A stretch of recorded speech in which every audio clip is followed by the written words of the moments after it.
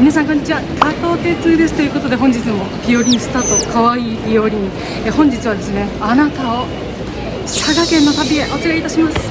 佐賀県といえば2024年魅力度ランキング47位、なんとも不名誉なランキングつけてくれたなっていう感じなんですが、その気持ち悔しいでしょ。佐賀県のあなためっちゃわかります。私も。なぜならば我が出身県群馬県もワースト1位47位取ったことがあるからなんですね。そんな不名誉なランキングを覆すために、ここは同じ気持ちを分かっている加古鉄が現地へ出向くべきなのではと思いまして、今回佐賀県の旅あなたとさせていただこうと思います。よろしくお願いいたします。スタートは毎度のごとく名古屋なので、これから新幹線で博多向かいましょう。ということで新幹線ホーム行きましょう。博多から名古屋までだいたい3時間20分ぐらいあるんですけれども、グリーン車がね割引効くんですよ。早割みたいなやつで結構お安く乗れるので、今回もグリーン車の旅 N700S のぞみでいいのかなで向かいたいと思います。本日はですね11月3日3連休の中日ということもありまして、まだ午前中なんですけれども、名古屋駅にも人が多いと。で、佐賀県はですね毎年この期間に佐賀市では佐賀インターナショナルバルーンフェスタ、そして唐津では唐津くんちが開催されているんですね。佐賀二大祭りが開催されているんですけれども、2024年ね、なんと残念なことにバルーンフェスティバル中止になってしまいました。初日だけ31日の初日だけ開催されたみたいなんですけれども、台風が来ていてその大雨の影響で、開催場所の河川敷が冠水してしまうということで、事前に中止の案内が出されていましてですね、残念なんですが、そんな中でも楽しめる場所絶対あるはずです。絶対ある。それを見つけるために、お前はそのために YouTube やってるんだろ加護鉄っていうことで、バルーンフェスティバルが中止された現場はどんな感じなのかっていうのと、それでも楽しめる場所いっぱいあるでしょってことで、カメラ回していきたいと思います。昨日はですね九州だけでもなく関東東海地方でも結構な雨が降りまして、昨日予定が狂っちゃった人の出入りが激しいためか、新幹線の窓口も結構混雑してますね。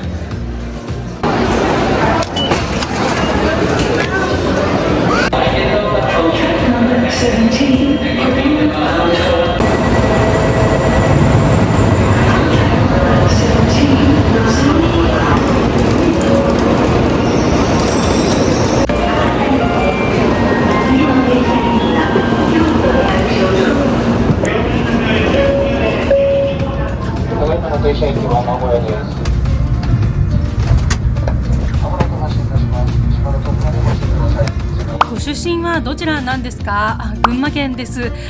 いつもねランキングで下の方に入ってる県ですよね。うるさい何回も聞いたその言葉、もう耳たこですわってな感じで、本日も群馬県民私加古鉄元気に怒りをパワーに変えて、名古屋駅出発いたしました。皆様どうぞ今回の旅も何卒最後までよろしくお願いいたします。もうテンション上げようとね、新しいお靴で今日もルンルンと旅に出たのに激なえする一言冒頭から申し訳ございません。でもここで立ち上がるのが私 YouTuber ですから、47位なんて関係ない、魅力度なんて誰がつけたんだってことで、佐賀県もう魅力を爆発させる旅にあなたをお連れしようと思います。ちょっとイラついてしまって頭にカルシウム行き届いてなかったかなと思ったので、モバイルオーダーでこちら新幹線すごく硬いアイスバニラ牛乳でカルシウムチャージしていきたいと思います。何卒よろしくお願いいたします。魅力度ランキングっていつから言われるようになったんやと思いません？なんか知らないけどいつの間にか世間で騒がれるようになってましたよね。この歴史についてアイスが溶けるまで少し調べましたのでご説明したいと思います。事の始まりは2009年、民間調査会社の株式会社ブランド総合研究所というところが地域活性化に活用してほしいということで始めたものなんですね。開始以来16年連続1位は北海道、そして47位を取ったことがある県は北関東、群馬、栃木、茨城、そして九州の佐賀県。調査方法はインターネットによるもので、魅力度について5段階数字で評価してもらい、その総合点が高い順に順位がついていくそうです。回答する人数は毎年およそ3万5,000人、年代は20代から70代、男女別、各年代別、地域別、それぞれほぼ同数の回収を得ているそうです。そうして集めた3万5,000人に1人につき15から16都道府県について点数をつけて、それを集計しているそうなんですが、実は調査項目には89個もの項目がありまして、魅力度はその中の一つにしか過ぎないんです。その他には観光意欲度とか食品購入意欲度、認知度とかいうのがあるんですけれども、魅力度ランキングは魅力度その1問のみで構成されています。この調査結果に対し北関東、そして佐賀県の知事らは調査の信憑性に欠けるだったり魅力度だけを抜き出すのは納得できないと苦言を呈していますが、そりゃそうですよね。これはもう個人の捉え方次第なんですけれども、正直ちょっとバカにされているような気分になってちゃう時がある。このランキング出始めたぐらいの時はまだ群馬県に住んでいまして、まあ群馬なんもないしなぐらいに住んでいる身としては思っていたんですけれども、いざ外に出て群馬出身っていうたびにランキング下の方だよねってね言われることが本当に増えたんです。このランキングのせいで。最初の頃は謙虚にね、そうみたいですよね、なんもないですからねみたいな感じで言ってたんですけど、何回も繰り返されるとちょっと腹立ってきますね、やっぱり。でこの間もう16年連続第1位、北海道様素晴らしいとこですよ、大自然。北海道行った時にちょっとマッサージを受けに行ったんですよね。そこの整体師さんに出身どこですかって聞かれて、いつものように群馬ですって言ったら、47都道府県の下の方ですよね、群馬って本当になんもないんですかって聞かれたんですね。カッチーンみたいな、大人の対応はしましたけれども、これ北海道民の方全員がそうって言ってるわけではないですからね。でも相手方はネタとして一種のいじりというかネタとして言われたことなんだけど、ちょっとイラッとしちゃったんですよね。人間の勝手なところで自分で自分のことをそう思ってるのは別にいいんだけど、他人から言われるとイラッとするのはあるじゃないですか。もう一人でも過去鉄と同じような気持ちをする人には減ってほしいという一心で、本日は2024年度魅力度ランキング最下位の県佐賀県を目指します。そして11月3日文化の日、自由と平和を愛し文化を進めることを趣旨に設定された国民の祝日です。平和を願って佐賀県にレッツゴーってことで到着しました。博多3時間20分、勉強しながらとかアイス食べながらだとあっという間ですね。ここからは特急に乗り換えて一気に佐賀向かいたいんですが、まず鳥栖で下車します。鳥栖までよろしくお願いいたします。3連休中日ですけど、多分大雨の影響で予定変更された方が多いのかな。案外空いてますね、新幹線ホーム。そしてなんで一気に佐賀へ向かわずに鳥栖に行くかというとですね、やっぱり佐賀に行くからには柏うどん、鳥栖駅の駅うどん食べたいですからね。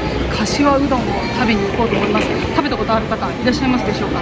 めっちゃ美味しいんですよ。私 YouTube 開設当初に一度だけ食べたことがあるんですけれども、あの味忘れられません。鳥栖うどんリベンジしに行きましょう。博多駅発見機もめっちゃ混んでるな。すごい並ぶ。なんでこんな並ぶんだろう。日本の一大観光都市の一つ博多にしては珍しく、今日は構内ガラガラだったのに、緑の窓口には40分以上待ちの出る長蛇の列、発見機にも5分以上並ばないと順番が来ませんでした。どうしたもんかなと思ったら、こちらも大雨に伴ってその支払い作業とかされる方で混雑していましたね。無事自分の番が来たので、事前に JR 九州のアプリから予約しておいた切符を発見いたします。発見しています。切符をお受け取りください。受け取りました。博多から鳥栖まで特急ハウステンボスで向かいます。これ特急緑と連結されてるやつなんですけど、緑は乗車率9割ぐらいだったんだけど、ハウステンボスガラガラだったんですよね。なのでハウステンボスを選んでみました。で、普段の博多駅と比べると駅構内は3連休なのに結構空いてるなって印象なんですが、緑の窓口は40分待ちでしたね。すごいことになってた。多分この大雨で旅の予定変更された方が窓口にね押し寄せて、また旅のキャンセルされた方が博多来れなくなっちゃったんで、結構ねお休みなのに空いてるのかなという感じですかね。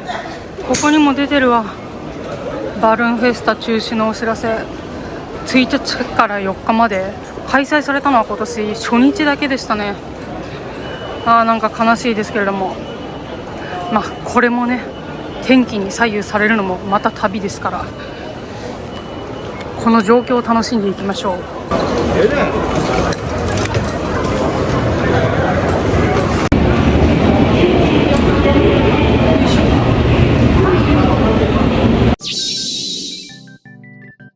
本当に空いてるな。博多にしては珍しいぐらい空いてる。海外の観光客の方も結構少ない印象ですね。これ佐賀案外空いてるんじゃない？やっぱりバルーンフェスタなくなっちゃったから、そんな時こそ一生懸命再生数回してお金落として貢献できたらいいなと思います。九州レールカンパニーハウステンボスです。何号車だ？2号車12番 A 席、2号車12番 A。 素敵。よいしょ。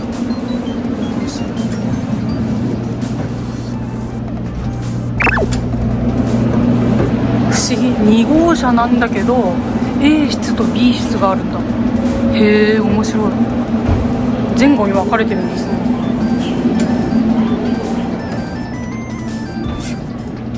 まるで芸能人格付けチェックを行う浜田雅俊先生のように特急ハウステンボス乗車いたしました。パチパチパチパチ。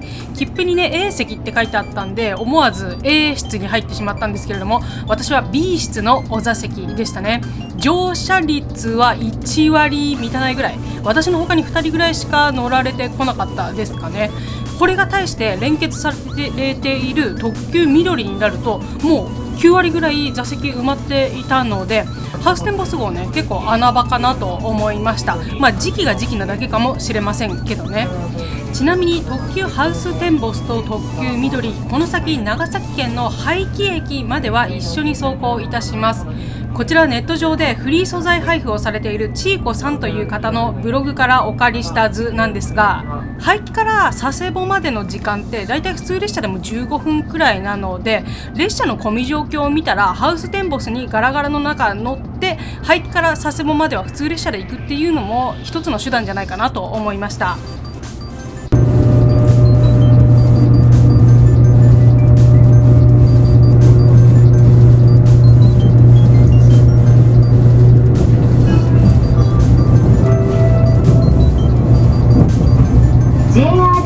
をご利用くださいましてありがとうございます。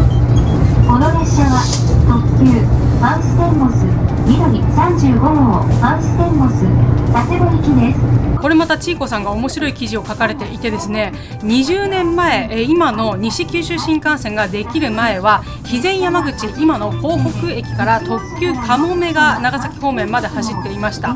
なのでかもめ、ハウステンボス、緑っていう3つの連結された特急列車が走っていたそうで、これで乗り間違える方かなり多くて博多駅バタバタしていたそうです。ちなみに廃棄から佐世保線まではスイッチバックで向かうそうです。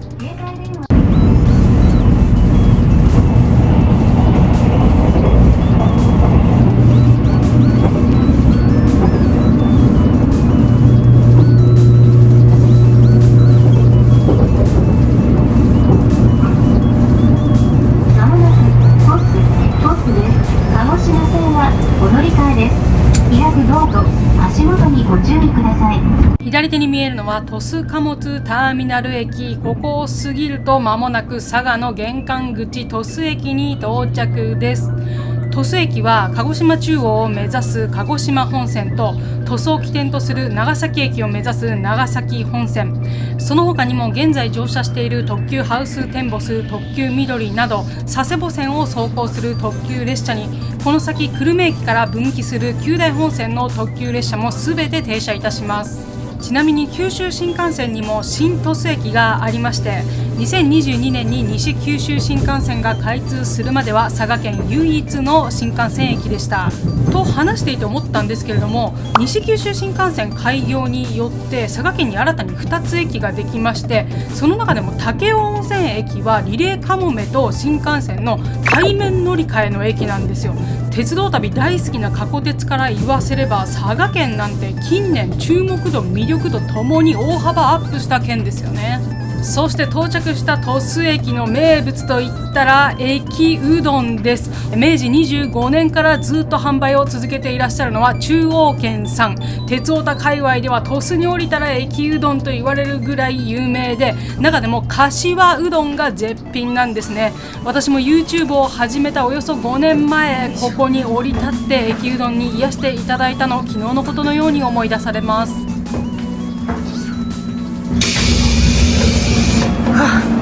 着きました。鳥栖で降りるのは実に4年、ほぼ5年ぶりぐらいですか。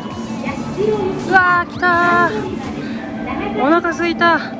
この鳥栖うどんのために朝昼抜いたようなもんですからね。アイス食べたけど。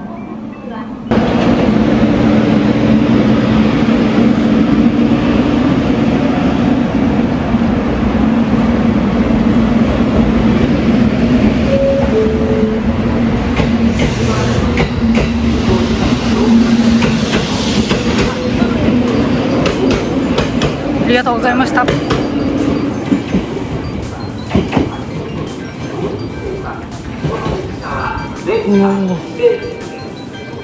すごい、何の鐘が鳴ってるんだろう。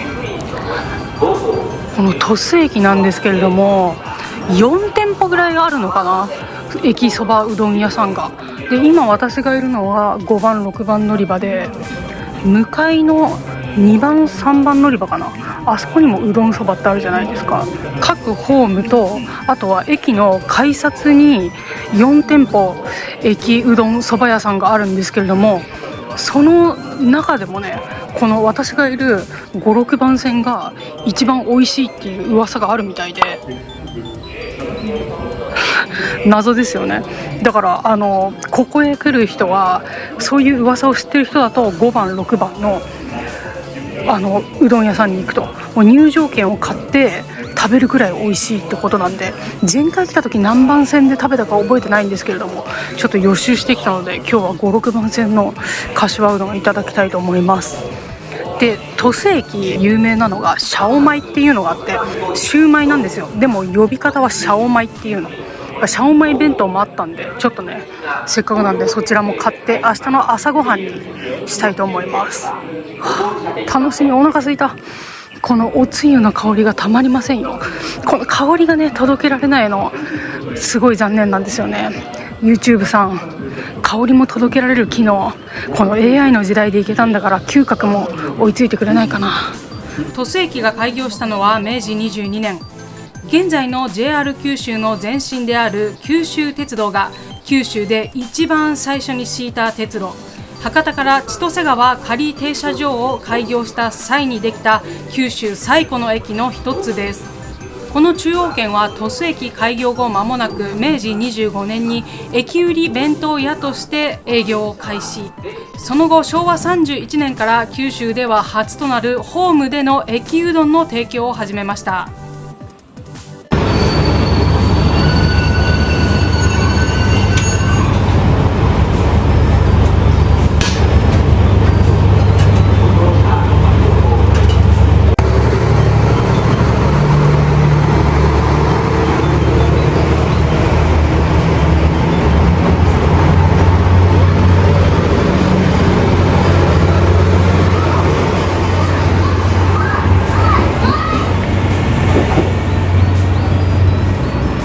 すいません、この駅弁一つと、あと柏うどん一つ。グリーン車は1号車です。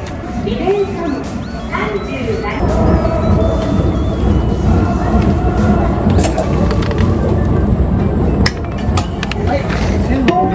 はい、2000円でお願いします。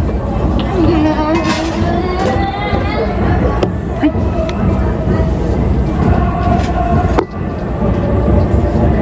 何の試合やってるんですかこれ。あ、サッカー。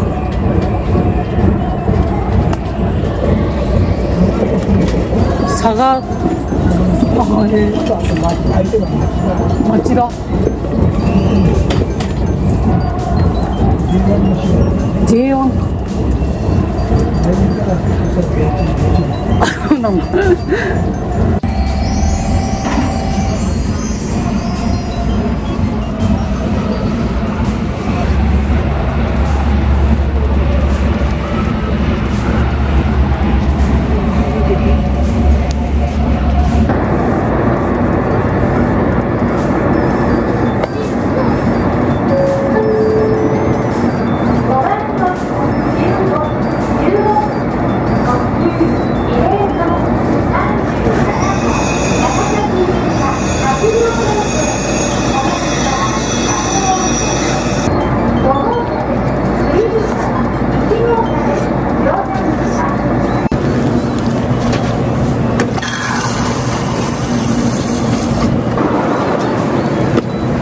熱々のかしわうどんをずるずるっとすすって汗をかいたら冷水で流し込む。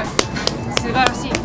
函館ミシュラン星5つ差し上げましょう。中央圏さんのホームページによればですね、こちらの一番人気かしわうどん、煮干し昆布2種類の醤油、酒、みりんで作った薄口のスープに甘辛く炊いた鶏肉の強い風味が味に奥行きを出しているということです。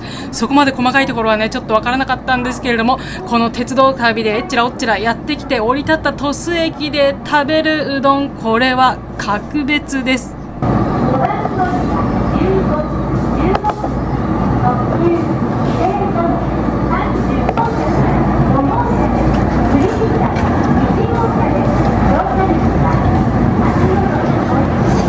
かしわうどんのかしわというのは上に乗っかっている鶏肉のことを指します。主に九州地方、あとは関西くらいまで使われる言葉かなと思うんですが、私出身群馬県だったのでこっちに出てくるまで知りませんでした。その言葉はなぜ鶏肉をかしわと呼ぶのかというと、この言われには諸説あるんですが、はるか昔に中国から渡来して日本で繁殖した日本在来種の毛の色が茶色い鶏のことをかしわと呼んでいたそうなんですね。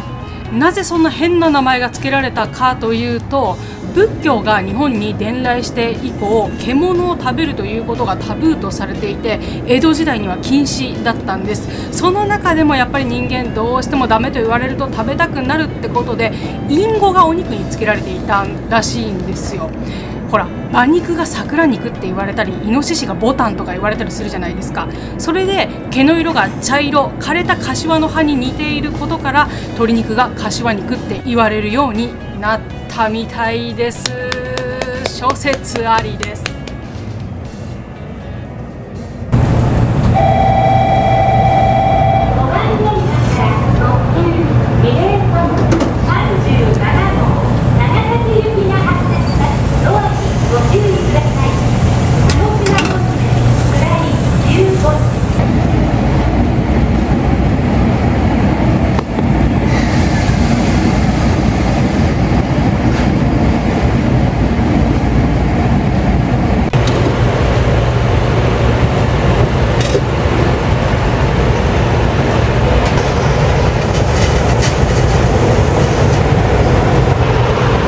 ごちそうさまでした。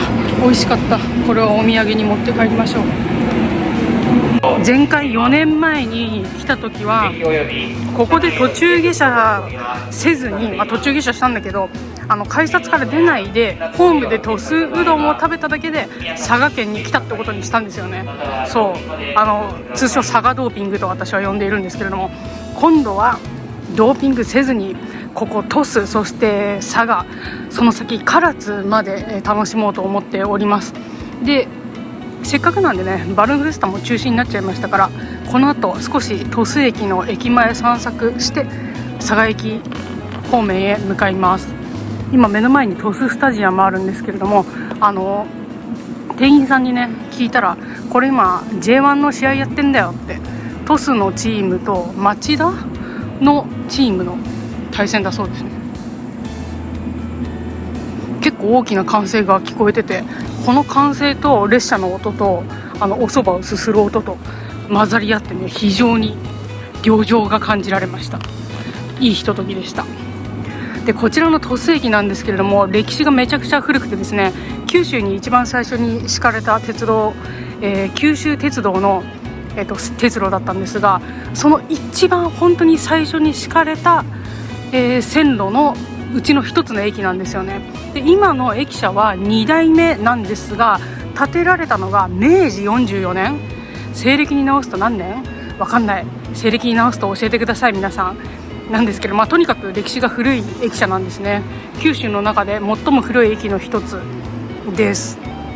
で、このホームも多分その明治時代から変わってなくて、ちょっとさ、この柱変わってない？このなんかぼっこりボコボコしてるじゃない？上の方もさ、なんかちょっと変わった作りですよね。これ実はレールが再利用されてるんですよ、この柱。そう、やばくない？これレールをああやってぐにゃって曲げて支柱にしてるんですね。しかもこれ使われているのがドイツとかイギリス製のレールなんだよね。まだ日本にレールを作る技術がなかった時に海外から取り寄せたレールを再利用して、かつてはね列車を支えていたレールが今は駅のホームの屋根を支えてるっていう、ちょっと面白い駅舎なんですよ。前回来た時はそれこそ4年5年前ぐらいだったんで、そんなことも考えず必死に黙々と柏うどんをすすっていただけなんですが、歴史的背景を調べてから来るとこんなにも旅の面白さというのは広がるものなのかと今ひしひしと実感しております。鳥栖駅です。ちゃんと鳥栖スタジアムのマークになってるな。九州のね JR 九州の面白いところは駅の標識に一つ一つこのイラストがあって面白いんですよね。なんかその駅を象徴するようなイラストが描かれてて、鳥栖は鳥栖スタジアムなんですね。でちなみになんで柏うどん、柏って鶏肉のことなんですけど、この九州地方では鶏肉のことを柏って言うんですよね。いろいろ諸説あるんですけれども、中国から伝わってきた鶏でこの毛の黄色い褐色をした鶏がいたんですが、その鶏肉のことを柏って、九州朝鮮半島も近いんで古来から行き来たくさんあったんで、そういう背景もあるんじゃないでしょうか。ということで鳥栖駅の地下道になるのかな、ここを通って、駅の外出てみましょう。結構深いなこれね。鳥栖って出口片方しかないんですよ。だから跨線橋はねあそこに大きくかかってるんですけど、一回駅をこっち側に出て跨線橋を渡らないと向こう側にスタジアムの方面行けないような作りになってるんですよね。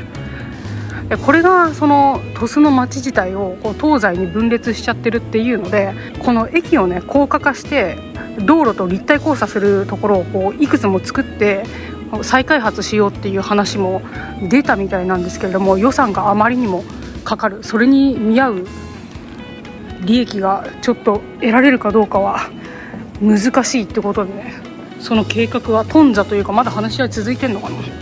未だに立体交差の構想というのは実現していないみたいです。鳥栖駅の歴史がずらっと写真でまとめられている。味わい深いな。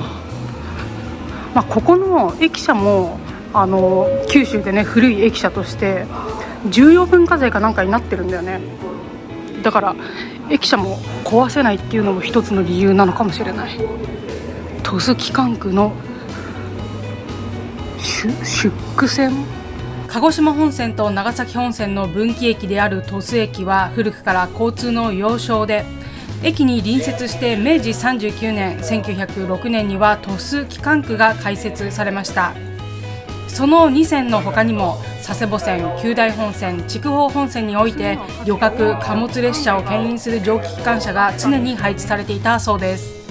昭和30年前後の最盛期で在籍機関車50両以上、東西に2つの扇形の機関庫を有する全国でも有数の規模を誇りました。現在鳥栖スタジアムが建っている場所、あちらも当時は鳥栖機関区の敷地内だったということで、どれほどの広大な面積を誇っていたかがよくわかります。鳥栖市は古くから九州における陸路交通の要衝として発展してきました。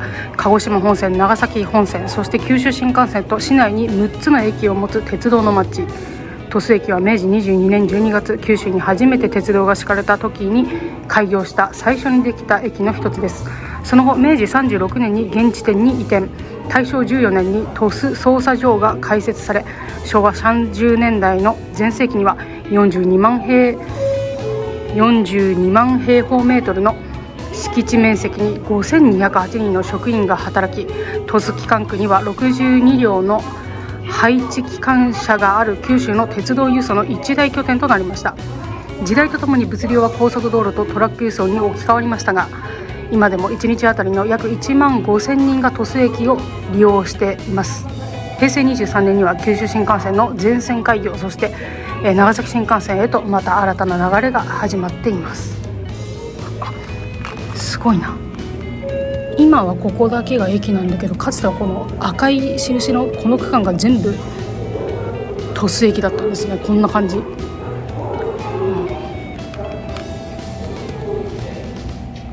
すごいね。線状車庫も置かれている。線状車庫ってんだっけ。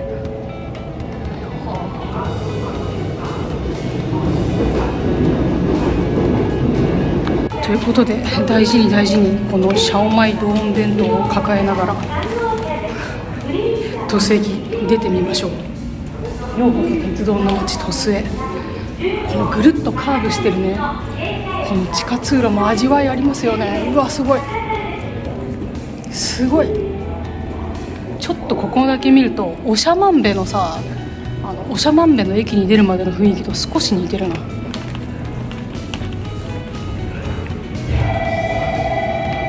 これ唐津くんちですね。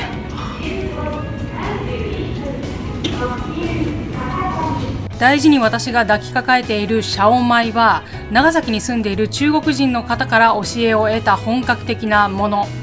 江戸時代の鎖国下では唯一交易を許された長崎の出島から江戸へ向けて長崎街道が敷かれ、鳥栖はその宿場町が置かれた場所。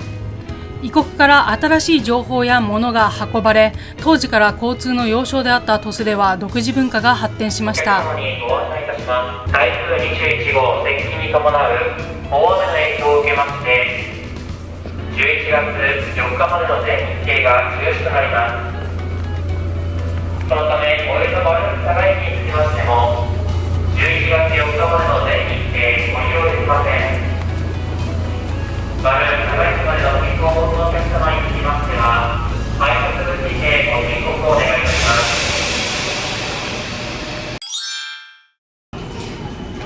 台風21号接近に伴う大雨の影響を受けまして、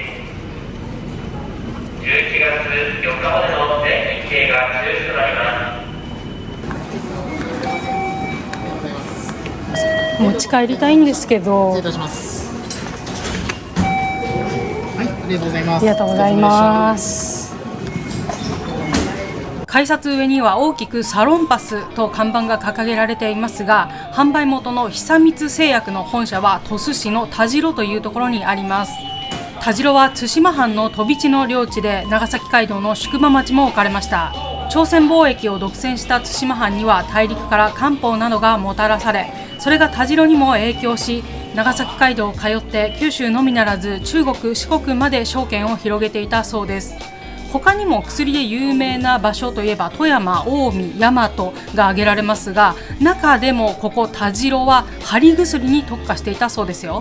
田代売薬についてね、ちょっと深掘りしようと思って YouTube で田代薬って検索したら、全く関係ない方の情報がたくさん出てきました。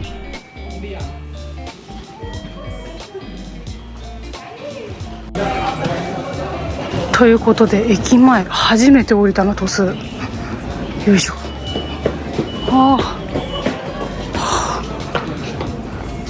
立派な駅だな。こちらが明治44年に建てられた2代目鳥栖駅舎。九州鉄道の時代に建てられたというのが感慨深いです。時代の生き証人として今に歴史を伝えてくれています。綺麗に管理されていて、修繕も繰り返されているので、建屋自体は古いんだけれども、パッと見新しく見えるのが不思議なところ。これ明治44年経った当時もこんな形で皆様にお披露目されたんでしょうね。鳥栖駅と朱色で塗られた字も素敵です。この薄いロイヤルブルーっていうんですか、結構こう上品な薄いほんのりとした水色に赤くかたどられた鳥栖駅っていう駅名がとてもシックでロイヤルな雰囲気がしますね。なんかそれっぽい言葉を並べてるだけですけれども、そして駅舎の中にはこんな素敵なパン屋さんですかね、もう併設されています。おしゃれ、本当に雰囲気が素晴らしいわ。サガン鳥栖。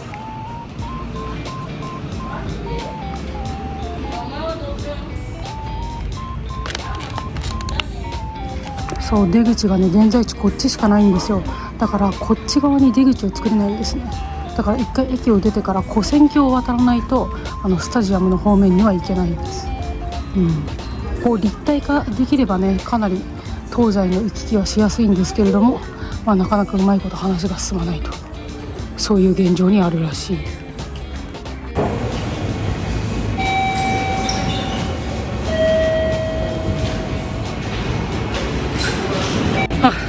ちょっと駅前のファミリーマートでお飲み物を買って一緒に袋に入れていただきました。あまりにも存在感ありすぎるんでありがとうございます。すごい、まだ公衆電話もあるんだ。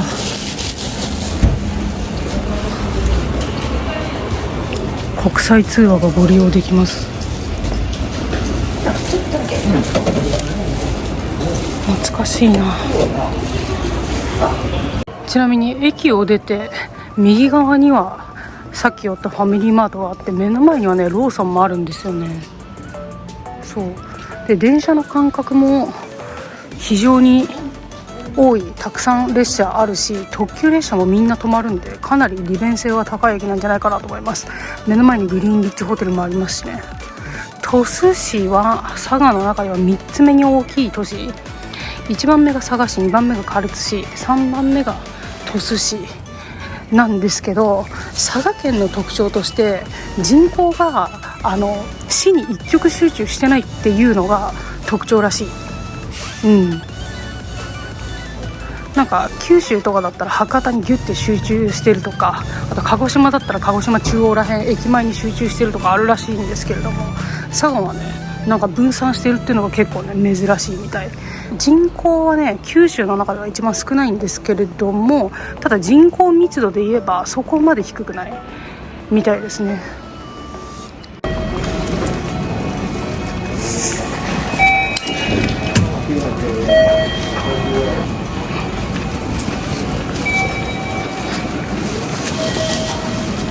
構内にはサガン鳥栖と町田ゼルビア J1 の旗が掲げられていました。鳥栖スタジアムはサガン鳥栖の前身である鳥栖フューチャーズのホームスタジアムとして1996年に建てられたんですが、この建設の際に元鳥栖機関区にあった線形機関庫を壊さなければいけないということで、反対意見もたくさんあったんじゃないかなと思います。ただ誰かの最低は誰かの最高であり、それを繰り返すこともまた文化。時代を経て令和の今日、サガン鳥栖の大声援を聞きながらすすった柏うどん、これもまた思い出の1ページに刻まれました。すごいな、結構駅舎、外出た駅舎だけを見るとポツンとこじんまりとした駅舎ですけれども、地下道を歩いてみるとかなり大規模な駅なんだなというのが分かります。だからこれだけの駅で東西にね改札がないっていうのもなかなか珍しいですよね。長神戸普通列車の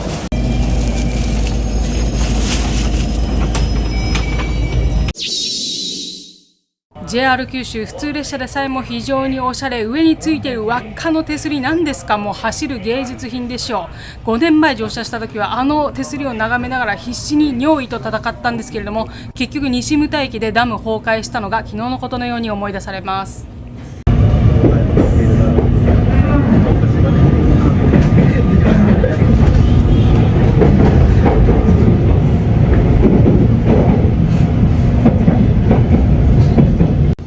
鳥栖駅を出発して間もなく新鳥栖駅に到着いたしました。在来線の上をまたぐように新幹線のホームが設置されています。そしてこちらにもしっかりと中央圏産時代を、そして文化を刻んでいきましょう。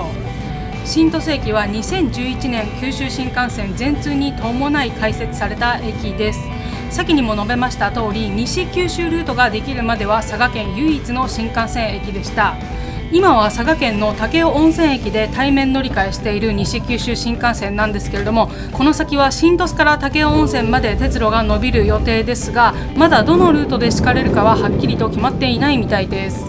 列車は中原駅に停車。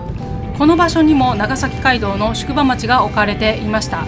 国土交通省の長崎街道の図を見てみると、佐賀を過ぎたあたりから複雑に街道が分かれていますよね。これは佐賀県の地形上、有明海から広く内陸まで低地が続いていることにより、川の氾濫によって街道が塞がれてしまうことが多かったそうなんです。なのでその時期に合わせてルートを変えていたみたいですよ。あと気づいたんですけれども、九州って原っぱの原を春って読む場所多いですよね。東国原元宮崎県知事もそうでしたね。お出口は左側です。開く方は足元にご注意ください。吉野ヶ里遺跡が発掘されたのは1986年。この広い土地に工業団地を建てるため事前調査を行っていたところ、出るわ遺跡の山。ただここを所有していた農家さんは、遺跡なんてどうでもいい、土地が高く売れればいいっていう感じだったんですが、その総面積は117ヘクタール、名古屋ドームに換算すると25個分。もうこれは国を挙げて文化財にしようという動きが生まれました。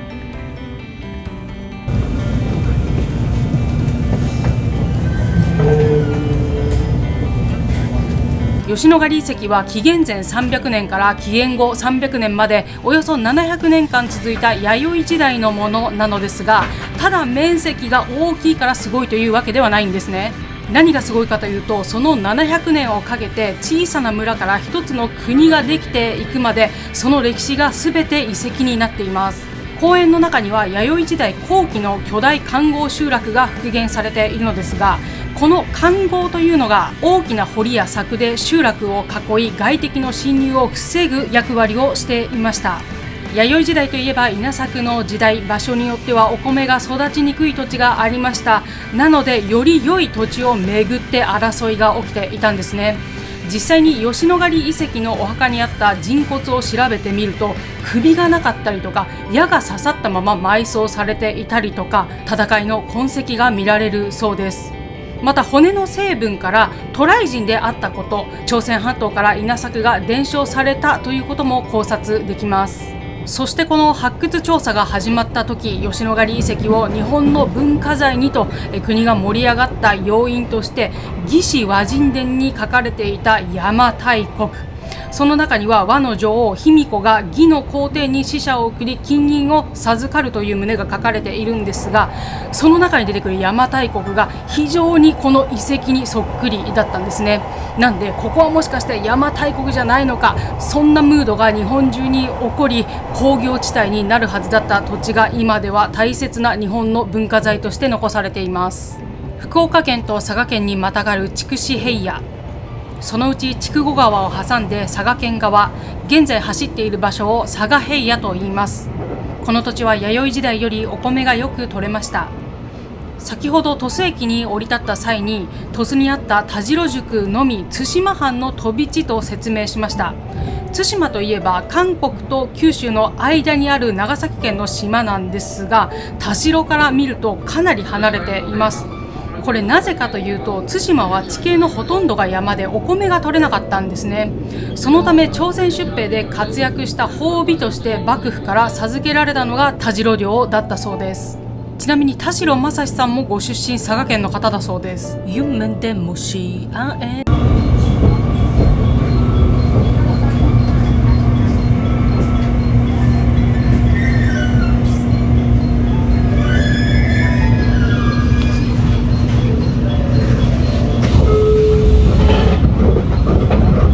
広大な佐賀平野をひたすら東に佐賀駅へ向けて走り続けます。この佐賀平野、なんと佐賀県の3分の1の面積を占めているそうです。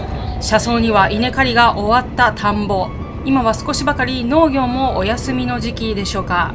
私が見ようとしていた佐賀インターナショナルバルーンフェスティバルなんですが、毎年11月の頭頃5日間連続で行われる熱気球のお祭りです。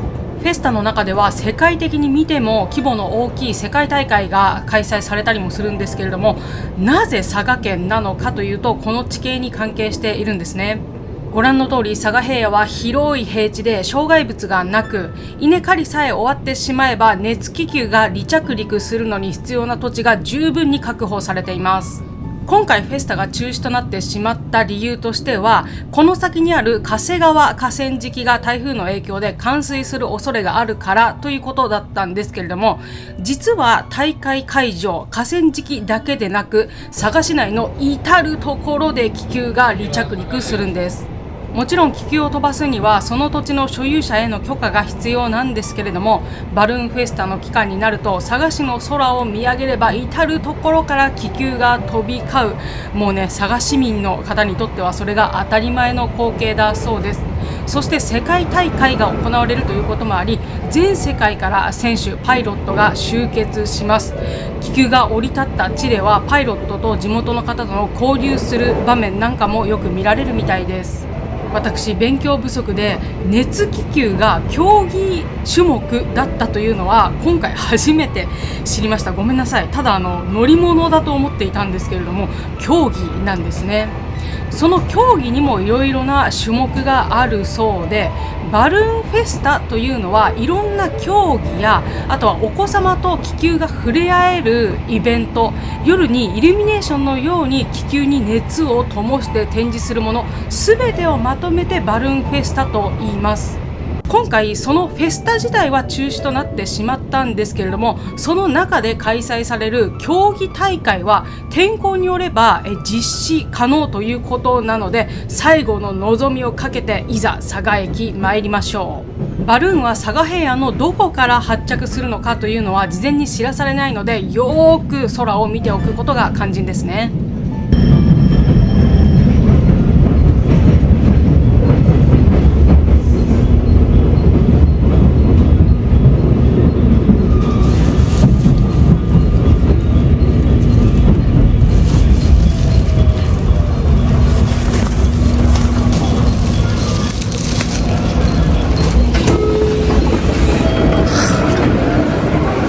着きました。佐賀駅、初めて降りる。あったかい。下半袖だけどジャケット羽織ってると暑いくらいだ。熱気球の街佐賀、まあ残念でしたけどね。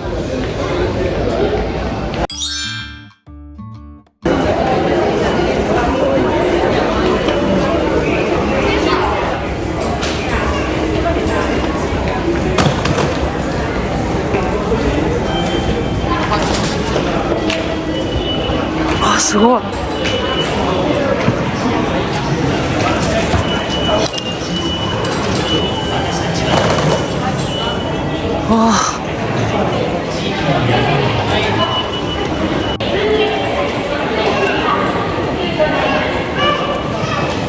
ということでやってきました佐賀駅。人生初。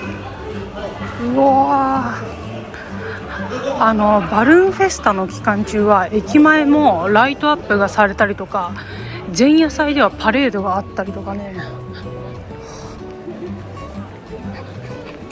なんか売ってるな。そう、いろんなイベントがあるんですよね。で、佐賀インターナショナルバルーンフェスタって全部をまとめてバルーンフェスタっていうお祭りなんですよ。だから中には飲食店、こう出店の出店とか、バルーンに明かりを灯して夜間停留してみんなを楽しませるイベントとか、あとはお子様向けにキャラクターの気球をこうずらっと並べたり、他にも競技大会が何個もあるんですよ、フェスタの中で。例えば世界選手権だったり、こうパシフィックカップみたいなやつだったり、ホンダグランプリみたいなのとか、何個も大会があるんですね。それらのイベント、大会、なんか全部をまとめてバルーンフェスタって呼ばれてるんです。で、そのフェスが11月1日から4日まで、イベントとか出店自体は全て中止になっちゃったんですけれども、中の競技自体は天候が良ければできるみたいなんですよね。実施時間の直前にツイッターで公式のサイトで、お知らせが入るんですけれども、今日11月3日は残念ながら午前午後とも中止となってしまいました。台風一過でね、強風が吹いてたんで。ただ11月4日、明日の朝7時から9時まではもしかしたら競技が実施されるかもしれないということで、通常であれば加瀬川っていうところの河川敷で一斉離陸をして、競技スタートになるんですけれども、それが今回はできなくなってしまったんですが、それぞれのねチームで決められた場所から飛ぶんで、もしかしたら運が良ければこの佐賀駅周辺の空を見上げていたら気球見れるかもしれないんですよね、明日の朝。なのでこれも競技が実施されるかどうかはもう天候とね運次第ですが、見れたらいいなっていう気持ちで、今日一泊佐賀でしたいと思います。よろしくお願いします。反対側の出口、南口に来てみました。開催期間に合わせてスイーツフェスタもね行われています。で、本来であればイベント会場である加瀬川の河川敷でたくさん飲食店が出店されるはずだったんですけれども、もう初日以降全部中止になっちゃったんで、食材とかがね余っちゃって大変なところが多いらしいんですよ。だから唐津くんちまで行って出店したりとか、臨時でいろんな場所で出店したりとかされてるみたいですね。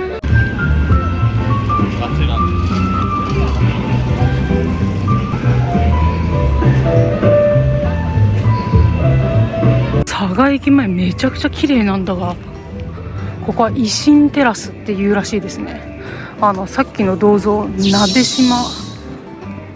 島さん、後でちゃんと調べよう。齢17にして佐賀藩10代目の藩主となった鍋島直政は、幕末の財政難であった佐賀藩の財政改革をはじめ諸改革に取り組み、藩校での士族教育や最先端の軍事技術も積極的に取り入れ、貧乏だった佐賀藩を幕末の有力な藩へとのし上げました。この駅前から前夜祭はパレードがずらーっと行われるみたいなんですけど、夜になったらねここも全部明かりがつきます。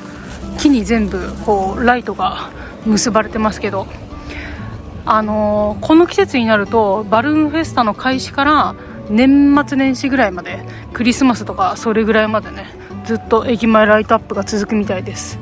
もう11月いよいよね、今年も終わりの期間に入ってきましたけれども、でも全然あったかいさが、この下半袖だけどちょっと歩いたら汗ばむぐらいの暖かさです。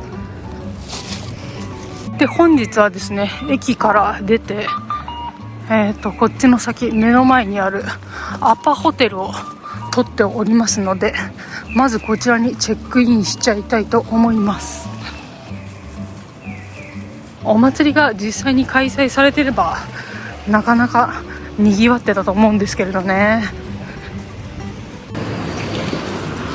よいしょ。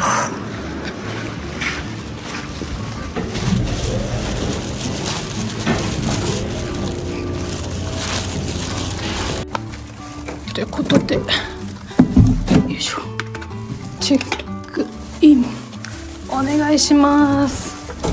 いろいろあったけどお疲れ様でした。アパホテルって感じの内装、これがいい。それだからアパホテル。よいしょ。外は駐車場ビュー、それでいい。これが旅ってやつだ。ということで、今夜一晩よろしくお願いします。ということでお疲れ様でした。何もしてないんですけど、佐賀駅無事初めてですかね、佐賀駅に降り立ったのは初めてです。楽しもうと思いますと言いたいんですけれども、残念ながらバルーンフェスタは中止。それでもいい、そんな時があってもいい、それが旅ということで佐賀の夜楽しもうと思います。で、佐賀バルーンフェスタ、さっきもね駅前でちょっとお話しさせていただいたんですけれども、全部を含めて出店イベントとか競技大会とか、あとは子どもたちを楽しませるねキャラクターの機器をたくさん横に並べて、楽しませるのとか、夜になったらそこに明かりを灯してイルミネーションみたいな形で楽しむとか、丸々5日間、今年は10月31から11月4日まで丸々5日、朝の7時スタートで夜の6、7時くらいまでぶっ通しで5日間ね、毎年あるんですけれども、全部を含めて佐賀インターナショナルバルーンフェスタという名前が付けられているんですね。ただそれが開催される場所が佐賀駅からちょっと西に車で10分くらいかな、歩いたら1時間ぐらいある場所に加瀬川というところがあるんですが、イベントが行われる場所はその加瀬川の河川敷なんですよね。競技の時に一斉離陸したりとかするのがその加瀬川の河川敷なんですが、2日にね、かなりの大雨が台風の影響で降って加瀬川が多分冠水するだろうということで中止になりました。そしたら実際昨日ですね、11月2日めちゃくちゃ土砂降りで冠水しちゃったんですよ。もうべちゃべちゃになっちゃってて、加瀬川の河川敷がね。だから本当に正しい判断だったというか、残念ですけれども、事前にそういう判断をしておいて、みんなの安全のために良かったかなと思います。例年であればそこ駅ないんですけれども、加瀬川の河川敷に臨時のJR バルーン佐賀駅というものができまして、大会が開催される5日間だけ泊まることができる臨時駅があるんですよ。そこもちょっと降りてみたかったんですけれども、今回は全部そこも閉鎖されてしまって、イベント会場も全て撤去されています。ただ大会自体は天候によっては開催される。今日長崎本線走ってくる時も結構田んぼが多くあったじゃないですか。あれで各チームで出発場所を決めて、そこから個別に各々で離陸して競技が行われるっていうことなんで、天候さえ良ければ空をねずっと頑張って見上げてれば、もしかしたら明日の朝バルーンが見れるかもしれません。だからそれをね願って、無事明日風も吹かずに開催されることを願って空をちょっと見上げておこうと思います。佐賀って佐賀平野があるんですけれども、福岡と佐賀県のこの県境に筑後川が流れているんですよ。その筑後川の西側、佐賀県側が佐賀平野と言われていて、長い低地が続いているんですね。でそこがちょうどバルーンを上げるのにふさわしい場所ということで、今国際的な大会が実施されているんですが、もう昔から氾濫してしまって水害とかも多かったみたいなんです。だけど近年は治水事業が進んで、そんなに大きく荒れることはなくなったんですけれども、やっぱり少し強い雨が降ると冠水してしまうっていうことで、これはもうね仕方ないですね。でこれさっきホテルのフロントでいただいたんですが、こんな感じでバルーンフェスタ前夜祭10月30ですね。10月30にはこの駅前の通りから県庁の方まで歩いて10分15分ぐらいの距離なんですけれども、ずらーっとパレードがね行われていました。これはちょっとね YouTube の配信で拝見しました。これだけでも無事に行われてよかったかなと思います。でこの通りにまた同じようにね、こういう形で今はライトアップ、イルミネーションのこういう感じであるので、少し夜この辺り歩きつつ、ちょっと地元の佐賀の名物をいただきつつ楽しもうと思います。で県庁の方に行くと佐賀バルーンミュージアムっていうバルーンに関する施設があるんですけれども、それもこの大会期間中は開館時間が長く空いてるんですよ。で明日も朝早く朝8時から空いてるので、ちょっとねそこも立ち寄ってみようかなと思います。佐賀城跡とかもあるから、ちょっとお散歩にはねいいんじゃないかなと思うので、引き続き楽しんでいきましょう。今5時過ぎたところなんですけど、ライトアップ始まりましたね。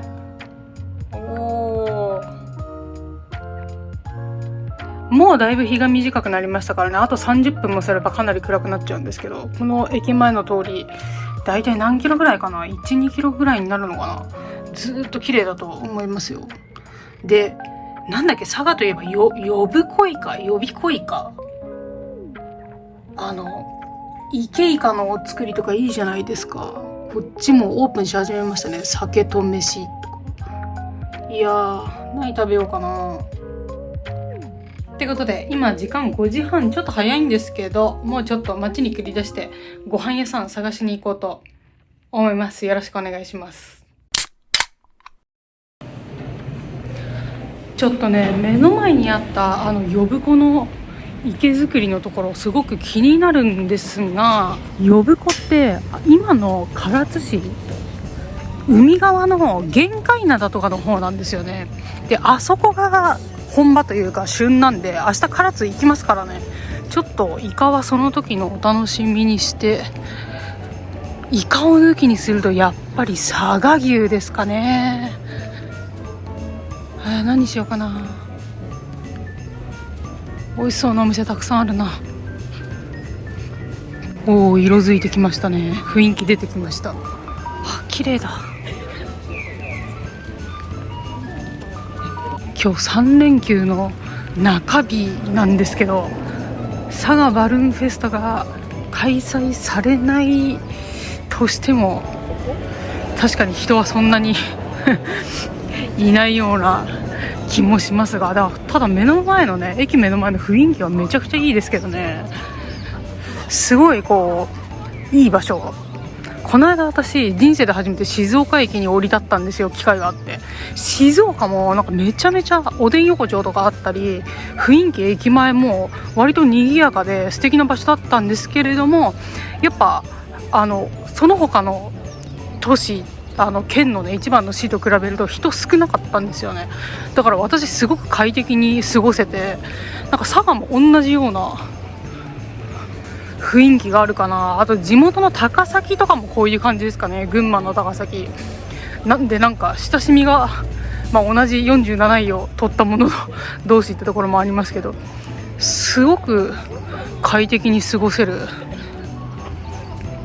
こじんまりとしながらも街は清潔感で溢れていて、治安もすごくいいし素敵なところですよね。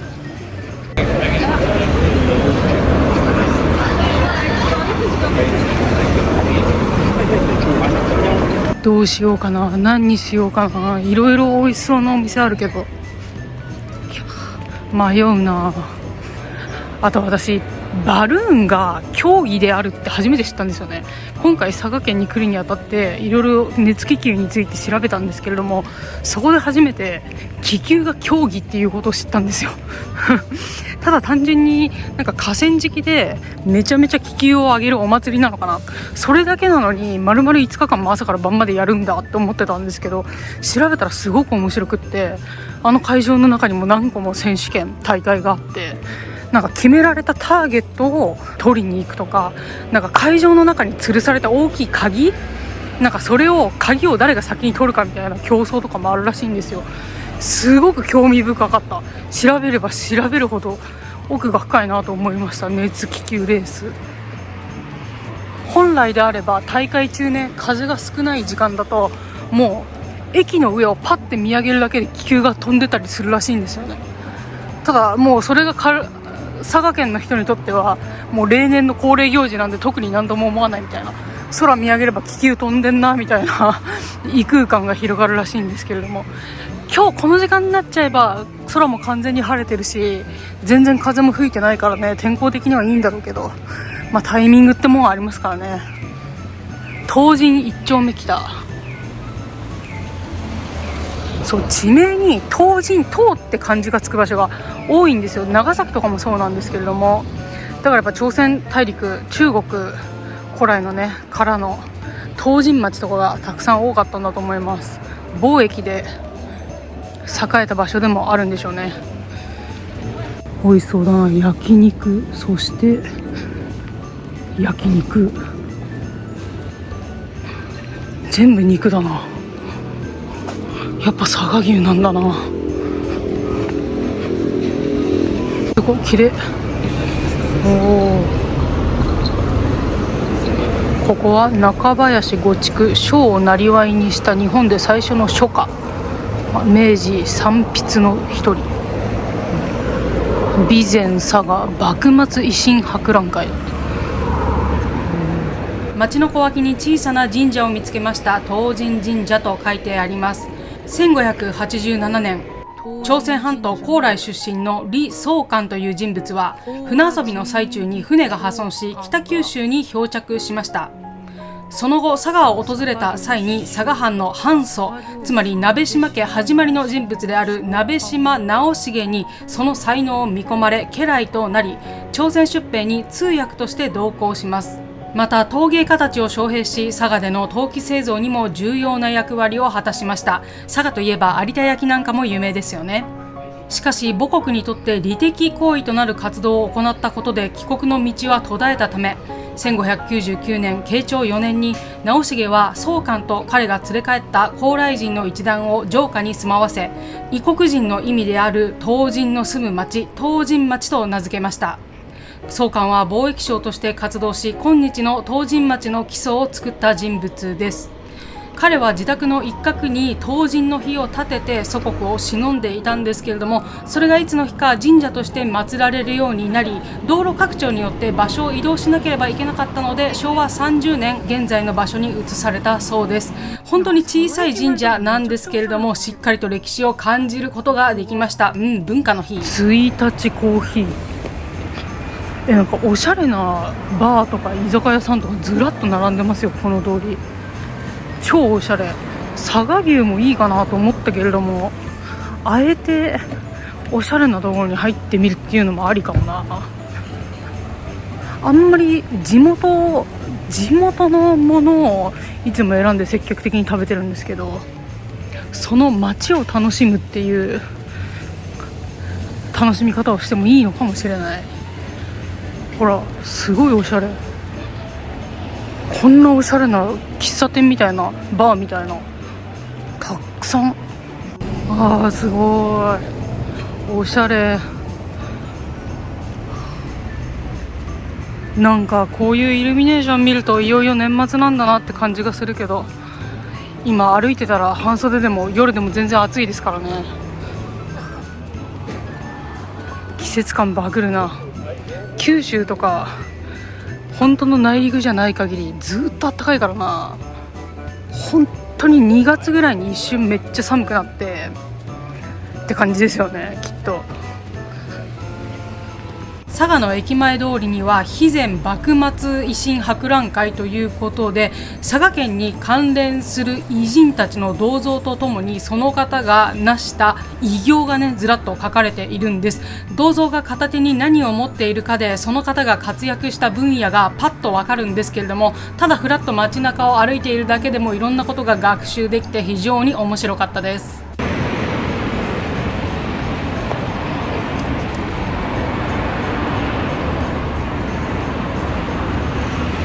歩くだけで歴史が学べる街、佐賀浮気調査すごい。ちょっとこっちのイルミネーションも素敵なんですが、奥にある商店街が非常に気になるということで、城山名店街無料 Wi-Fi 使えるらしいけど、これは夜になると開くのかな。日曜日はやってないだけかな。夜21時から朝5時まであって、だからディープじゃないですか。すごく。ここも移転しちゃうんだ。ここも何時から開いてんだわかんないけど、今日やってないのかな。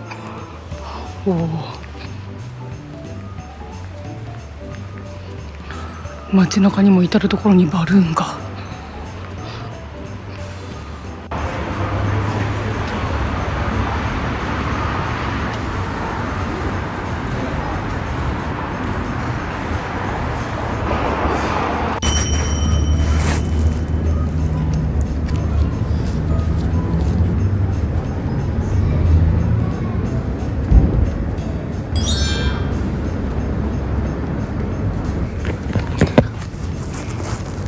ちょっとこのもみじさんいけるかな。よいしょ。満席だった。しくった。予約しとけばよかった。どっかないかな。何店舗か回ってきたけど混雑してますね。大丈夫かな。ここ行ける？どうでしょう。一人大丈夫です。周りがいっぱいで。マジでどこも空いてない。どうしよう。マジでね、3連休の中日全然お店開いてないですね。いやミスりました。ちょっとどうしようかな。ここは何なんだろう。頑張れ佐賀バルーナーズって書いてある。佐賀バルーナーズはバスケットボールですね。バスケットボールのチーム名で、サガン鳥栖がサッカーのチーム名なんだな。どうしようかな。なんか入れるとこないかな。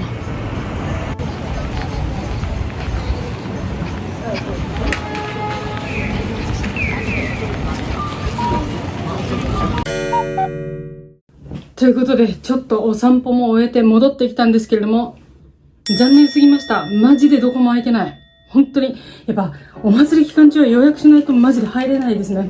ということで、ここで、鳥栖で買っておいた、この、柏飯にシャオマイドンなんてドガン。これ、明日の朝ごはん用に買っておいたんですが、これ買っといてよかった。マジめっちゃお腹空きました。これをもう、お夕食にいただこうと思います。まあ、これもね、すべてうまくいかない。はい。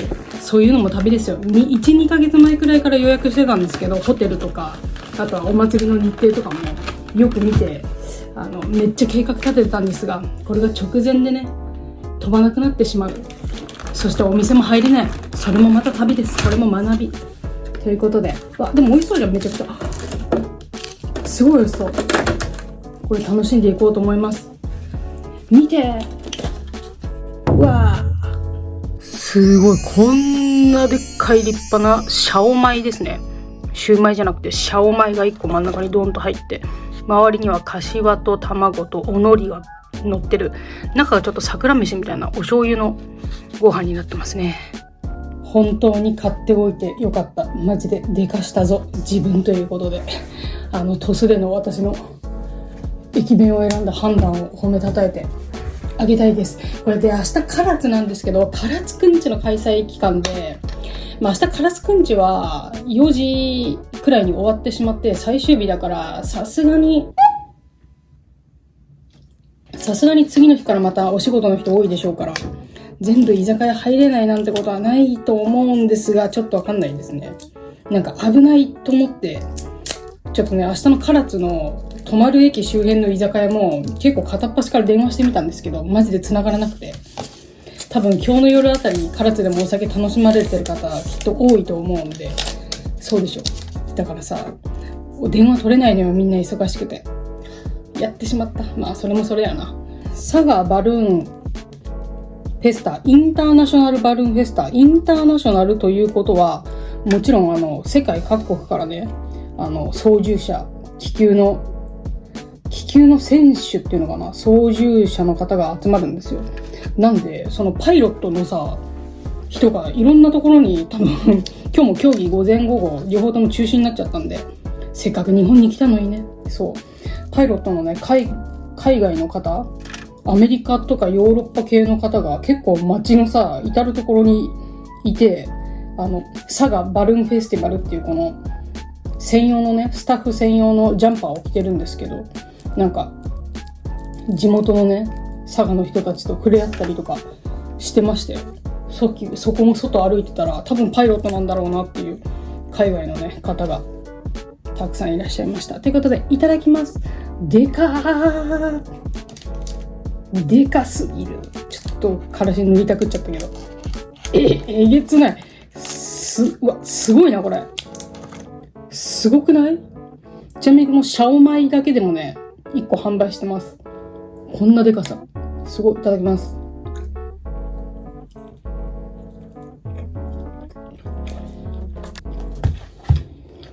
うますぎる。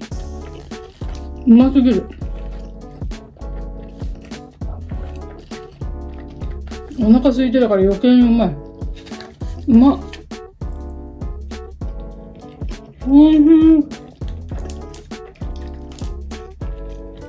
めちゃめちゃうまい。そして柏飯。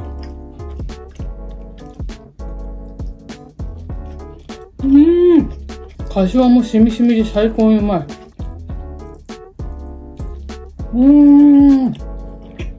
これはこれで明日になってご飯が硬くなる前に食べられたんでよかったですね。ということで明日もまた朝早く起きてバルーンミュージアム行ってみたいと思います。このシャオマイで気合い入れてよろしくお願いします。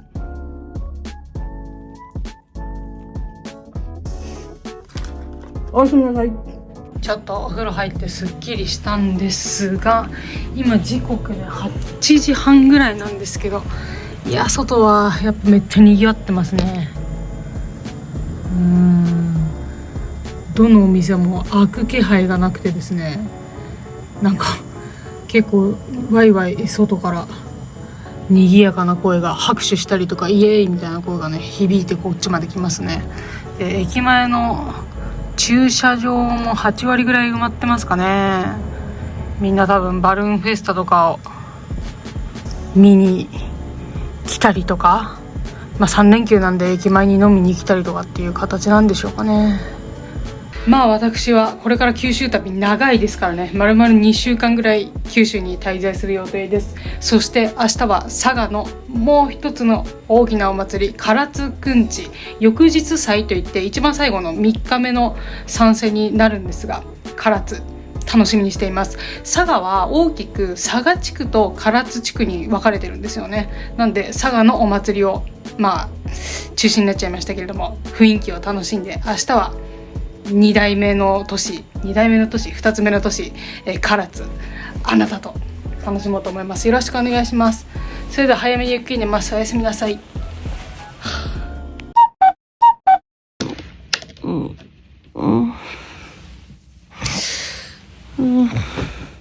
おはようございます。外明るい。時刻は6時20分なんですけど、バルーンミュージアム朝8時から大会期間中空いてるので、ちょっと散歩がてら歩いて20分ぐらいかけて行ってみようと思います。コーヒーでも片手に行きましょうかね。コンビニで買って。今日は高気圧に覆われた小春日和。暑いなぁ。佐賀と伊万里で出るんだ。なるほどね。暑いってよ今日も。ということで準備できました。出発しましょう。今日は無風です。なので河川敷の会場は使わないんですけれども、午前中バルーン離陸するということで最後のチャンスです。ちょっと空をねよく見上げながらバルーンミュージアムまで行こうと思います。歩いて20分くらいです。よろしくお願いします。時刻は7時半、朝のいい散歩ですね。今日は無事見れたらいいけどな、願うばかりです。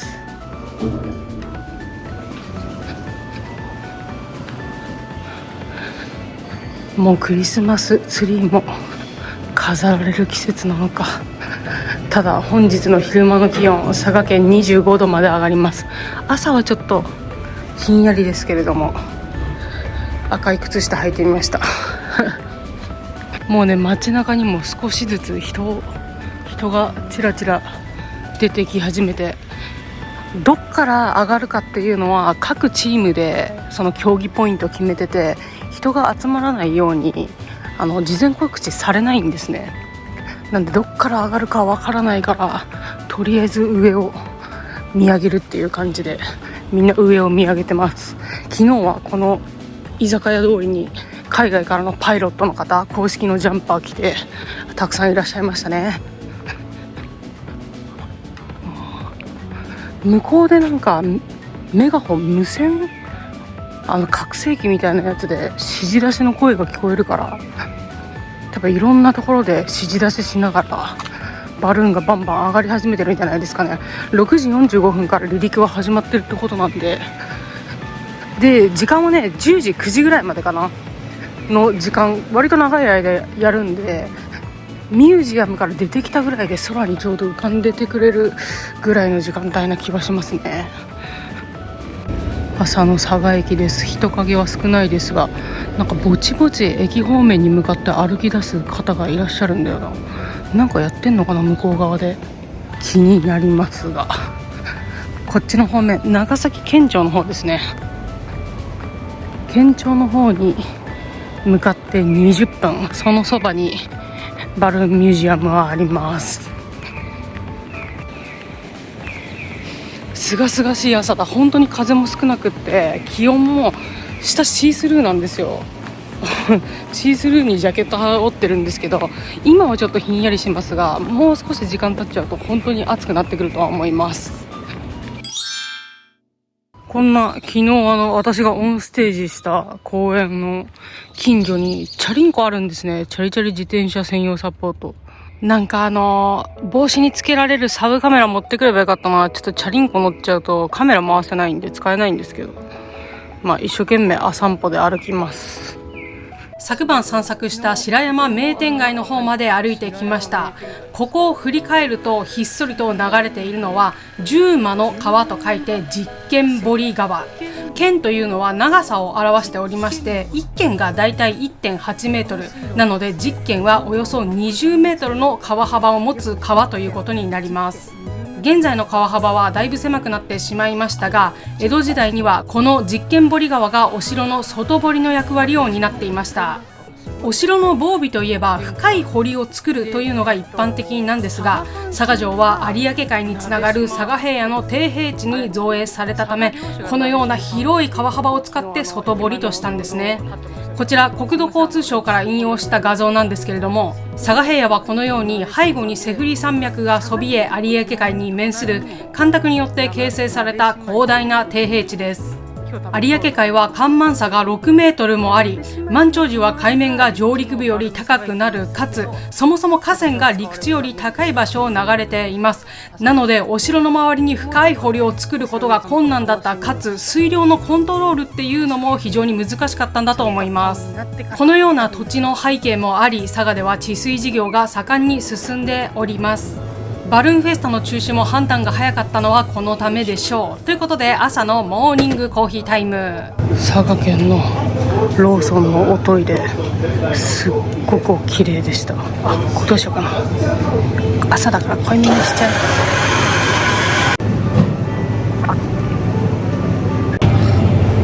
いただきます。濃いめにしてみました。朝なんでガツンと目覚まそうかなと思って。濃いめのカフェラテうめえ。あとここの佐賀の駅前のローソンめちゃくちゃ綺麗でしたね。おトイレもめちゃめちゃ綺麗だった。これが47位なんておかしすぎるわ。あと最近 iPhone16 Pro Max 最新機種に変えたんですよ。でそしたらなんかカメラの仕様がちょっと変わってて、撮りたい時にねスイッチこううまく押せない感じになっててさ、まだ慣れないですね iPhone16 Pro Max。 ここは何、紳士服だ。紳士服屋さんがオープンするらしい。今日は思わず全身ベージュになっちゃいましたね。全部ベージュ、靴下だけちょっと赤なんですけどこの内側も全部ベージュになっちゃいました。かわいいね。ちょうどカフェラテ飲んでるしちょうどいいかもしれないここもなんか多分お城のお堀の跡なんだろうな。松原橋って書いてあります。向こう側にも佐賀バルーンミュージアムはもうちょっと先かな。そして街中の至る所にね、こういう多分佐賀にゆかりがある偉人たち、中富三郎さん、市村清さん、偉人たちのねこの銅像、何像って言うんだろう、立ってるんですよね。リコーカメラかなこれは。こっちは何、スバンドサ、鎮痛、こっちから読むんだ、概要鎮痛剤、久光兄弟、現在の久光製薬の初代社長、鳥栖市出身なんですね。なるほど。こっちはリコー3階グループの、創業者、今のリコーですね。やっぱり宮城町出身。佐賀ってすごい素晴らしい偉人たち輩出してるじゃないですか。もう本当にね、街をこうフラッと散歩するだけでも割とこの歴史を学べるっていうのは旅好きには嬉しいですね。なんか地元を簡単にパッと眺めてよく知れるっていうのは外から来たものとしてはありがたいです。ただ私お城のこととか歴史好きなんですけどね、歴史好きなんですがほぼ忘れてるっていうところもありますし、あんまりなんか詳しいお城のこと、佐賀藩のこととか分かんないので、そこの辺は視聴者の皆さん補足していただけたら嬉しいです。勉強不足でごめんなさい。帰って一生懸命勉強してアフレコします。いよいよなんかお城っぽくなってきたな。大きいお堀が見えますね。で振り返って、ここは NHK の佐賀放送局。朝からね女神が微笑んでます。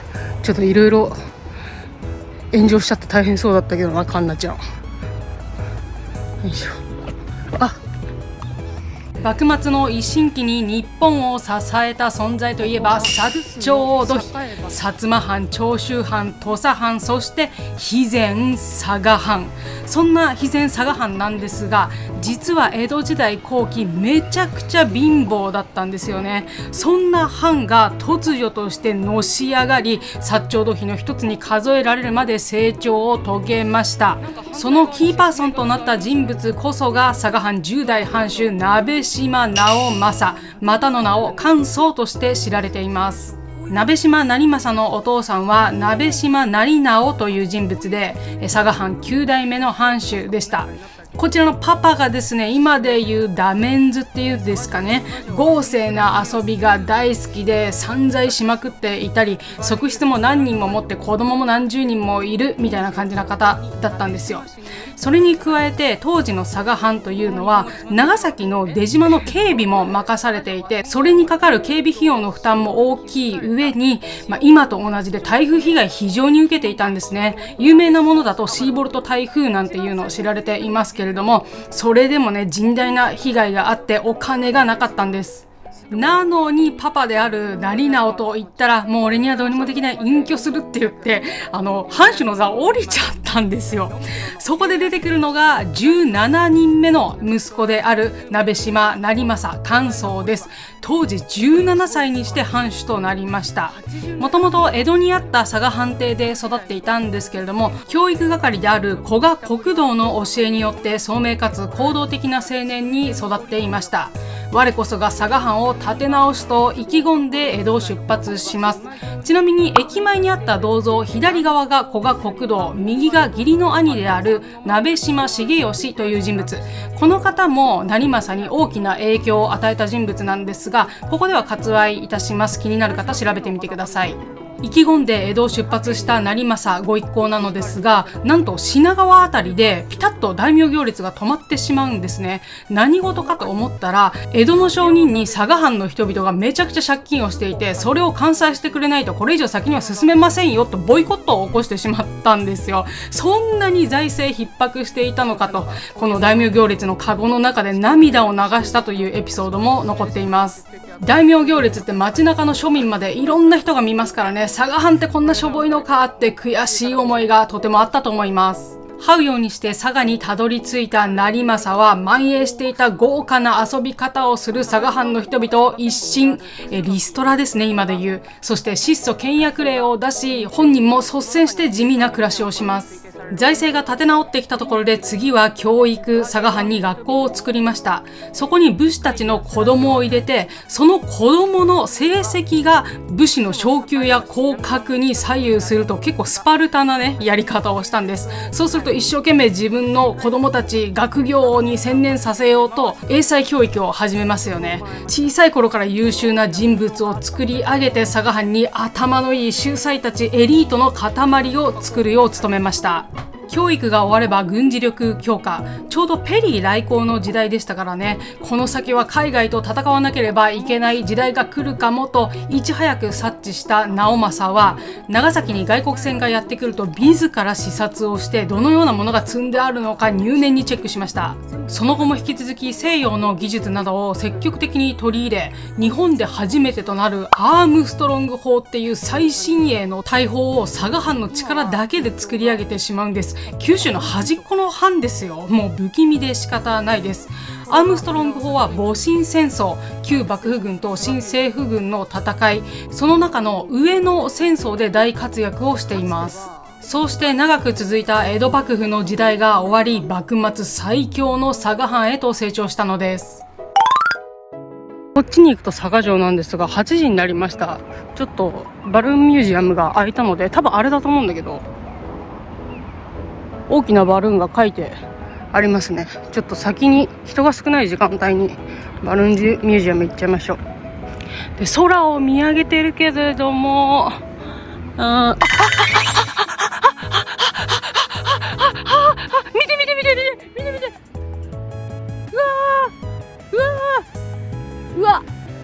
うわー、ちょっとめっちゃ感動してる。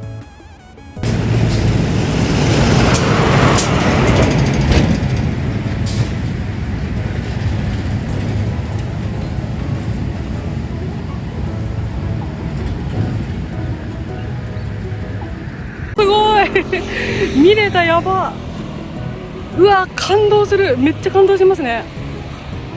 これもうちょっと待ってたらこっちの方来るんじゃない？うわ、すごい飛んできてるわ。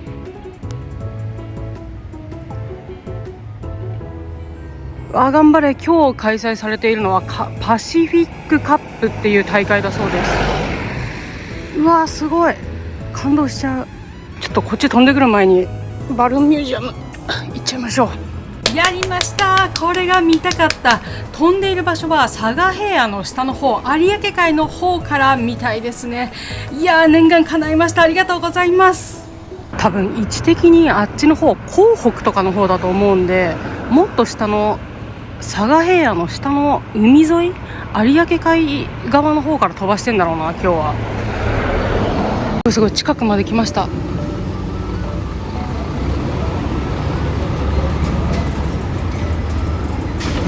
おー、佐賀バルーンミュージアムです。大会期間中は朝の8時から夜の6時まで開いてます。普段だったら10時から5時で閉まっちゃうんですけどね。もう入れると思うんで入っちゃいましょう。なんかグッズも売ってるな。よ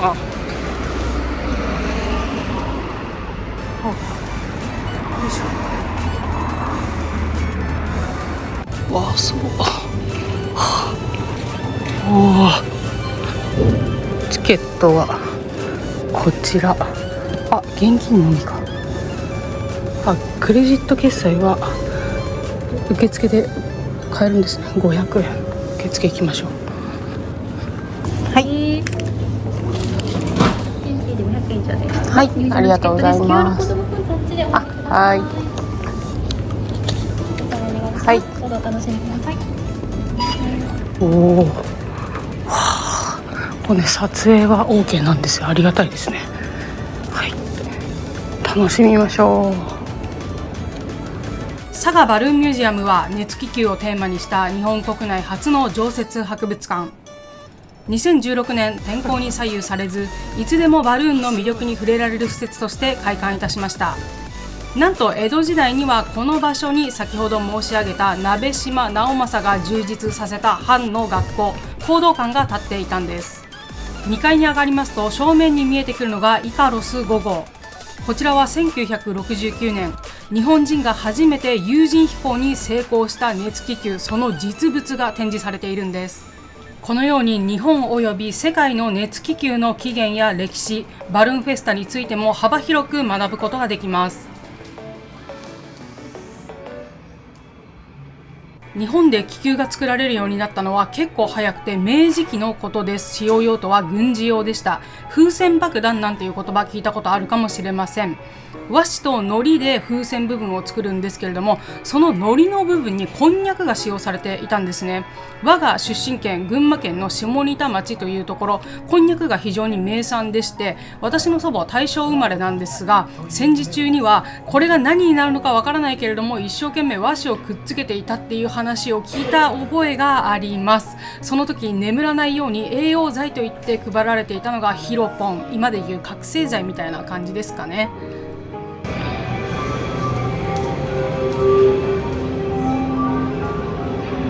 と話はされましたが、1969年京都の学生を中心としたイカロス商店グループと北海道大学探索部が共同制作したイカロス5号が初の有人飛行に成功。今のように世界中の情報が容易に手に入る時代ではなかったため、若者たちがさまざまなアイデアを出し合い手作りした熱気球だったんです。そこから日本熱気球連盟が発足。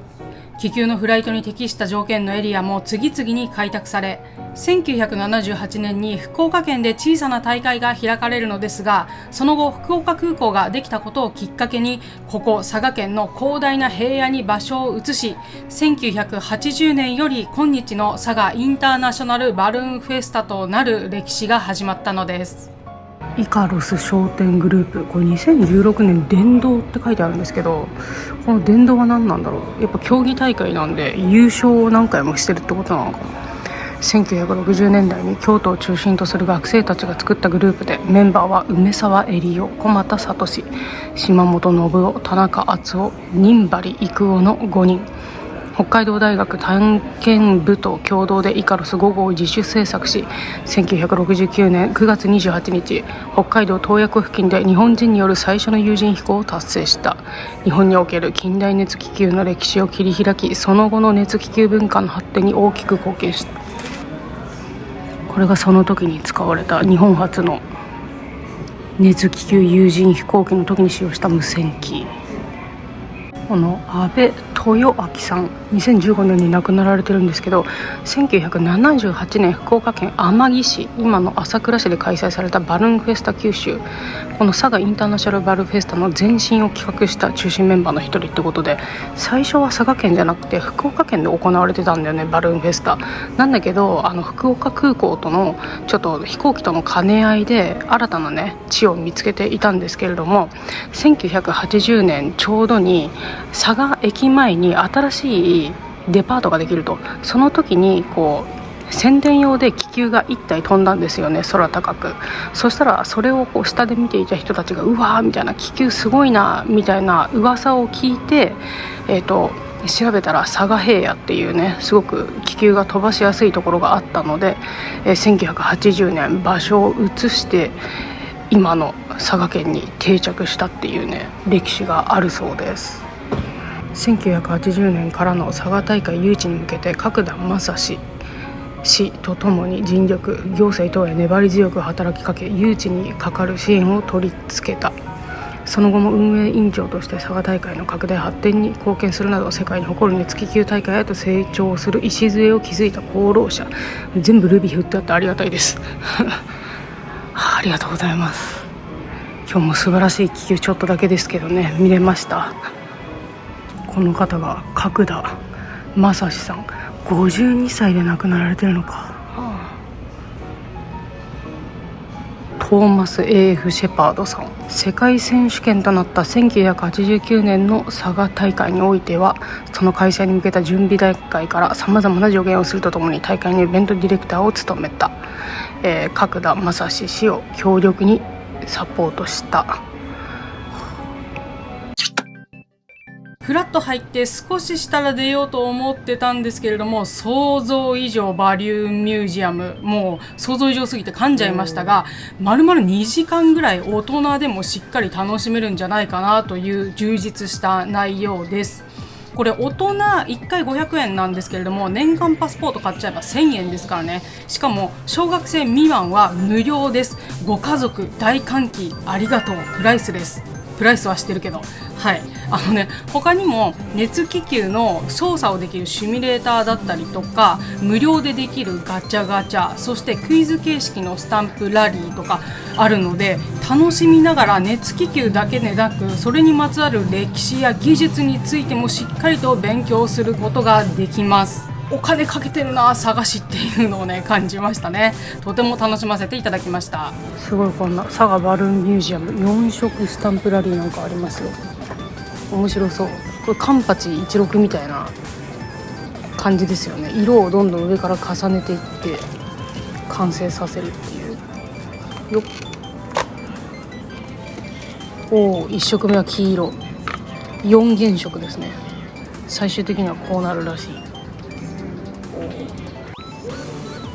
バルーンの世界大会ってこんなにいろいろ行われてるんですね。全世界で行われてるんだ。へえ。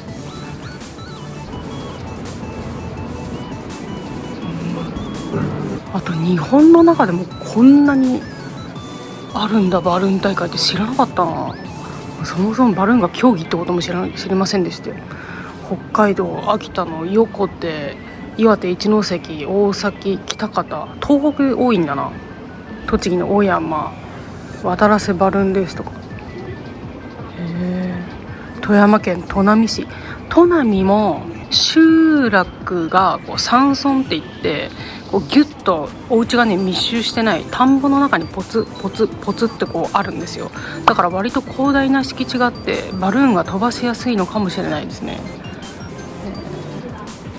佐賀も吉野ヶ里町でもあるんだな。都城もあるんだ。日向かぼちゃカップ。ちょっと都城ね今回行ってみたいなと思ってるんで。近所、うちの地元の近所で言えば佐久とかね、あとは鈴鹿の方でも東海だとあるんですね。そう、この熱気球ホンダグランプリっていうのがシリーズ化していて5戦ぐらいあるのかな。だから日本各地でホンダグランプリ行われるんですよね。それの一つが佐賀のバルーンフェスティバルでも行われると。で一関でもホンダグランプリの一戦に加わりました。東日本大震災復興支援としてって書いてありますね。栃木もホンダグランプリあるの。だからこの一連の大会を含めてホンダグランプリでナンバーワンを決めるって感じなのかな。見てみましょうか。どこにしようか。佐久、もう佐久近所でしたからね。私下仁田町出身なんで佐久隣だったからよく佐久のジャスコとか行ってましたよ。今もあんのか分かんないけど。昨日の夜はねこれが見たかったんですよ。モンゴルフィエ・ノクチューン、夜間渓流なんですけど、これをね見るためにホテル取ったんですがちょっと残念でしたね。普通のこういう気球とは違ってこうタコさんだったりキツネさんみたいなちょっと面白い形の気球もあるんです。で昼間にはバルーンファンタジアっていうイベントも開かれていて、これも変わったドラえもんなんかもいる。すごいね、こう変わった気球がね膨らむんですよね。佐賀ライトファンタジー、これ前夜祭で通ってきましたけど、昨日の夜イルミネーションをこう点灯式、上に地球はないけどバルーンの中の炎をバッてこう燃やすっていうイベントも去年の映像を見てみましょうか。去年は参加気球125機16カ国、観客動員90万7000人、すごいね。うわ楽しそう。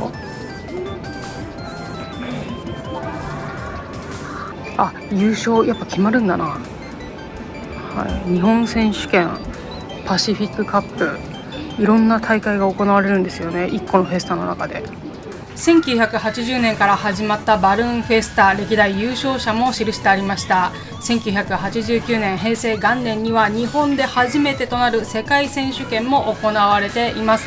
さっき説明書き読みましたが、これもトーマスさんや門田さんなど先人たちが作り上げてきた功績です。いまいちパシフィックカップと世界選手権の違いがわからないんですけれども、多分世界選手権っていうくらいだから気球界のオリンピックくらいの規模なんですかね。そして大会の期間中にはバルーン佐賀駅が開設されます。この時だけしか降りられない駅、今回は残念でした。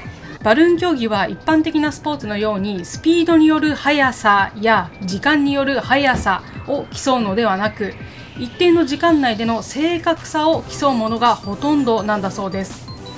ターゲットと呼ばれるゴールへ向かって数キロメートル先からバルーンで飛んでいき、マーカーと呼ばれる砂袋を投下することが競技の基本。そのマーカーを落とすゴールはバルーンフェスタの競技委員会が決めるものと、パイロット自ら事前に決めるものと2つ分かれています。バルーンは飛行機のプロペラや自動車のハンドルのように自由に機体を操縦できる装置を持っていません。唯一できるのはバルーンに取り付けられたバーナーを点火し、暖かい空気をバルーン内に送ることによる上昇と、バルーン内の暖かい空気を外に排出することによる加工のみであり、水平方向への移動は上空に吹く自然の風を利用するしかないんです。このバルーンミュージアムでは実際に熱気球の中でどのような空気の流れが起こっているのか、ミニチュアサイズの気球を使ってそのメカニズムを勉強することもできました。バルーンフェスタが開催される佐賀平野上空は日本でも屈指の競技エリアです。その理由として風向きや風速の異なる風の層が何層にも重なっており、それらが時間とともに変化するバルーン競技には絶好の条件が揃った環境だからでしょう。競技においてターゲットに的確に近づくためには上空に吹く風の性質を見極め、瞬時にその風に向かってバルーンを上下させる高度な技術が必要となります。また上空にてパイロットが得られる情報は限られているため、地上のチームクルーと密に連絡を取り合い、風の状況を細かく正確に捉えることが鍵となります。そんなパイロット気分になって実際にターゲットにマーカーを落としに行くシミュレーターがあったんですよ。これね、やってみたかったんですけど、めっちゃ人気でなかなか順番回ってきませんでしたので、ごめんなさい。前のお父さんの操作を後ろから一生懸命密かに応援しておりました。実際に操作されている方の話を後ろで聞いていたら、このバーナーを手でグッてやるとすぐ温められた機体が上に上るわけじゃないんですね。なんで上がりたいと思ったらちょっと早めに動作をしなければいけない。結構ね、ここら辺も難しいんだなと思いました。ちょっと2色目。おお、それでは3色目。よいしょ。お、残り1つでこれになるんだ。すごいな。最後の1色いきますよ。完成。どうや。わあ、綺麗。かわいい。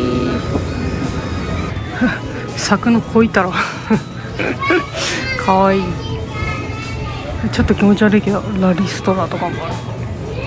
へえ。うわ、こんな形もあるんだ。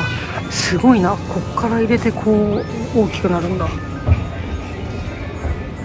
見てみたかったな。このメダルいただいたのでやってみましょう。苦手なんだよな。これ狙おう。あ、しくった。あ、何回でもできる。すごい。こんなもんか。いけ。おお。あ、来た来た来た。やった。やった。まさかのビギナーズラック。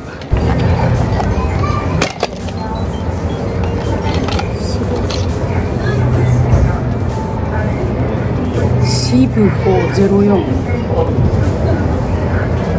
ゲットしました。いつ飛んだどこのバルーンなのかは分かんないけど、多分競技大会に参加したことのある記録とかが書いてあるの。これ記録なのかな。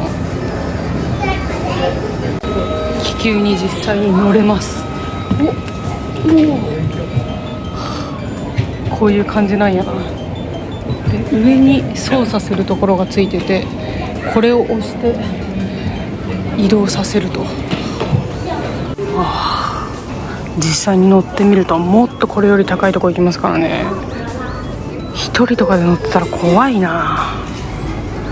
で、あそこバッテン印ありますけど、ああいうターゲットが決められていて、スレスレまで行ってポイントの紐をポッと落とすと。で、ターゲットにより近いところにそのね紐を落とせた人が勝ちっていう競技なんですね。飛んでる飛んでる。すごいすごい。で、なんかこのバルーンクイズっていうのがあって、入場券をこう入れると、こうスタート。中級問題。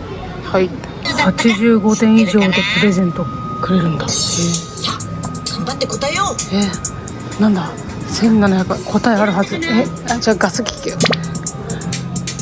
あ正解はどれかな。これ館内で勉強すれば、やったー。できました。3分の1当てた。次の問題だ。はい。上級問題。やばいな。熱気球大会はその開催される土地独特の景色があったりするんだ。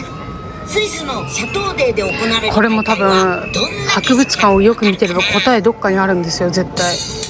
スイスでしょ。スイスは摩天楼じゃないでしょ。古城でもないでしょ。雪景色でしょ。終了だよ。シャトーデー、うわ古城かな。正解はどれかな。あーやった。正解だ。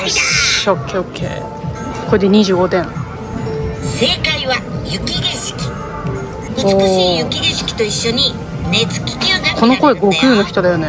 アルプス山脈野沢雅子さんだよね。冬の青空にお金かかってるな。わすごい工夫されてるなバルーンミュージアム。これで問題は終了だよ。25点。あと60点。さあ残りのクイズも頑張ろう。めっちゃすごくない？超工夫されてる。ただのなんか出し物出してるミュージアムじゃなくてすごくお金かかって作られてるなっていう感じがしますね。しっかりこの博物館の隅から隅まで見てればクイズの答えもありますからね。85点で何がもらえるのかが楽しみだな。これは1時間2時間じゃ足りないな。中級問題。はい。熱気球のパイロットになるために必要なものを次から選ぼう。全部当てずっぽうですからね。難しいかな。気球の購入、専門学校はいらないでしょ。ライセンスでしょ普通。ライセンスいるのかな。ここはこれでいこう。熱気球の購入。さあ正解はどれかな。ライセンスかな。いやそうだよね。いやちょっとひねってんのかなって思っちゃった。ここはまさかのライセンスいらなくて購入なんですよっていうのかと思った。パイロットライセンスを取得しないといけない。そりゃそうだよね。さあ次の問題だ。上昇するときパイロットが取るべき、これは熱力学を考えればいけるでしょ正しいものを頑張って答えよう。ガスの元栓を閉める。バスケット内のものを捨てて軽くする。上空の気球のじゃあこれ残念。1個のクイズ機で25点なんですよ。それが5個あるから125で85点以上だから間違えられるのが、40点分しか間違えられない。中級問題。ヘアハンド気球の競技の一つ。ヘアハンドハウンド。の別名は次のうちどれ？頭とハウンドってなんだ。難しいかな。キツネ狩り。猫とネズミ。猫とネズミだ。アンドがあるもんね。さあ正解はどれかな。絶対そうやろ。いや残念。正解はウサギ狩り。これ次間違えたらもう無理じゃない？気球を追いかけるこれで35点。あもう無理じゃん。みたいな競技だよ。ウサギ役の熱気球が着陸した地点がゴールになり、そこにマーカーを落とす競技なんだ。外れまくってしまいましてプレゼント獲得することはできなかったんですけれども、こんな感じでいろんな競技についてもお勉強することがあります。問題に出てきたヘア&ハウンズっていうのは前の気球を追っかけてその気球が落としたターゲットのところにマーカーを落とす競技なんですって。他にも簡単なもので競技の種類はざっとこんなにあるんですね。奥が深いです。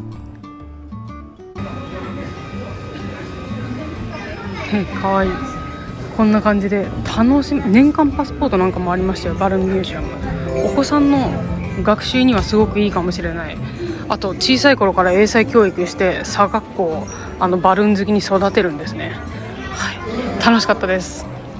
景品もらえませんでしたけどやっぱしっかり勉強しないとダメってことですねありがとうございました。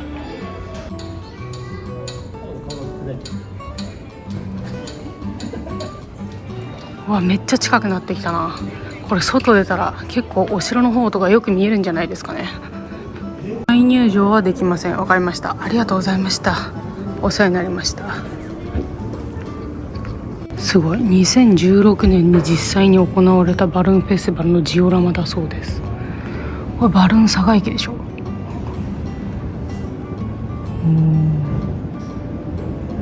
ちゃんと加瀬川って書いてある。バルーン佐賀駅降りてみたかったな。ここにね臨時で駅ができるんですよ。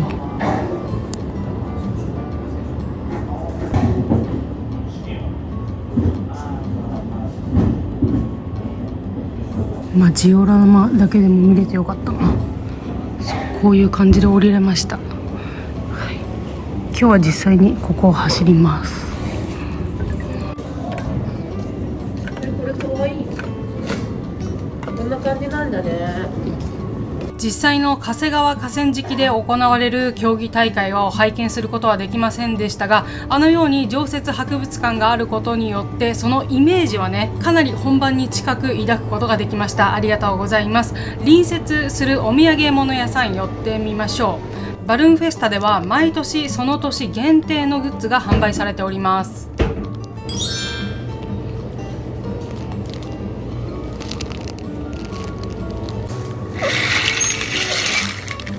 後ろはですね、はい6等でポストカードになります。ありがとうございます。気をつけてどうぞ。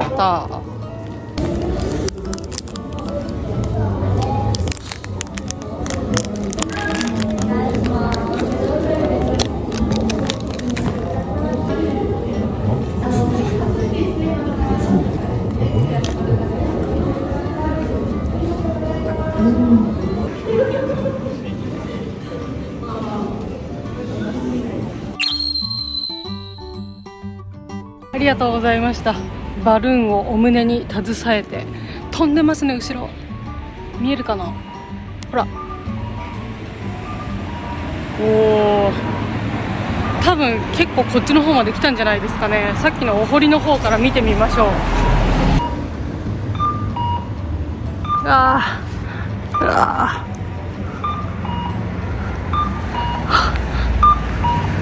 めちゃめちゃ飛んでるな。多分ね、方向的に佐賀空港とかの方なんですよね。あっちの有明海沿いの開けた佐賀平野から飛ばしてるんだろうな。で、佐賀空港の方から東北方面に向かって駅の方に飛ばしてる感じですかね。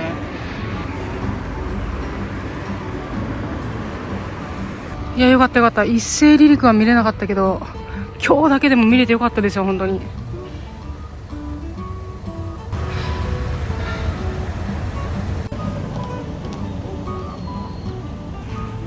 なんかバルーンの競技にもいろいろあって、バッテンのところのターゲットにより近づくポイントを落とすのとか、あとさっきお勉強しましたね、ヘア&ハウント。前にいる、別名ウサギ狩りって言われるんですけど、前を飛んでいる気球がターゲットで、その気球を追っかけてその気球にどれだけ近づけるかとか、いろんな種目があるんですね。知らなかった、そんなの。このお堀、目の前が佐賀県庁で、振り返るとアークスっていうちょっとおしゃれなショップみたいなところがあったりしますね。お腹空いたな。今午前9時を過ぎたところなんで、あともう少しで競技も終了かと思うんですけれども、ちょっとお腹空きましたね。この最中にもバンバン後ろを気球が飛んでいるんですが、そんな中、多分ローカル佐賀市民の方々はあんな気球に目もくれず黙々と歩いているね。もうこれが日常なんでしょうね、毎年の。で、空をパッと見上げた時に気球が飛んでいると、今年も気球が飛ぶ季節になったんだなと、気球で秋を感じる。多分それがね、佐賀市民あるあるなのかもしれません。県庁の方までお堀を渡ってやってきました。ホテルチェックアウトの時間があるんでそんなに見れないんですけど、さっとこの奥に佐賀城跡があるので、佐賀城を見てみましょうと思ったんですけど、すいません、結構時間がギリギリでした。歩いて割とかかった。ここからホテルまで20分ぐらいかかって、後ろ見てるとチェックアウトの時間間に合わなくなっちゃうので、これはね、また来いってことです。バルーンフェスタと合わせて佐賀城もまた改めて佐賀県に来てねってことなので、次回の宿題にして次の目的地へ出発しようと思います。よろしくお願いします。あっちが佐賀空港とかの方面で、こっちからも上がってるんだよね。今日開かれてるのがパシフィックカップなんですけど、どういう種目なのかわからないんですけど、ターゲットが定めた各々の出発地点から飛ぶんですよね。面白い。もう至る所から飛びまくってますね。どういう競技なんだろう、今日のは。不思議。いろんなとこから飛ぶから。調べたんですけど、パシフィックカップは大会期間5日間の中でどれだけポイントを取れたかっていうところでチャンピオンを決めるみたいです。あとは1日の中でどれか1つの競技が行われるってわけじゃなくて、いろんな種目が混ざり合ってるんで、出発地点もバラバラなんですね。銅像かと思った。かわいい。お利口だ。いっぱい。島義成、佐野常民、枝吉信用、大隈重信。あれ、大隈重信って総理大臣だよね。佐賀市水ヶ江生まれ。暑い。もう下シースルーですけど、めちゃめちゃ暑い。ちょっと歩いただけで暑いです。ということでホテルチェックアウトします。電車の時間まで1時間半くらいあるんですけれども、かなりもう朝から歩き回ってお腹空きましたので、佐賀駅の中で軽く食べましょう。お願いします。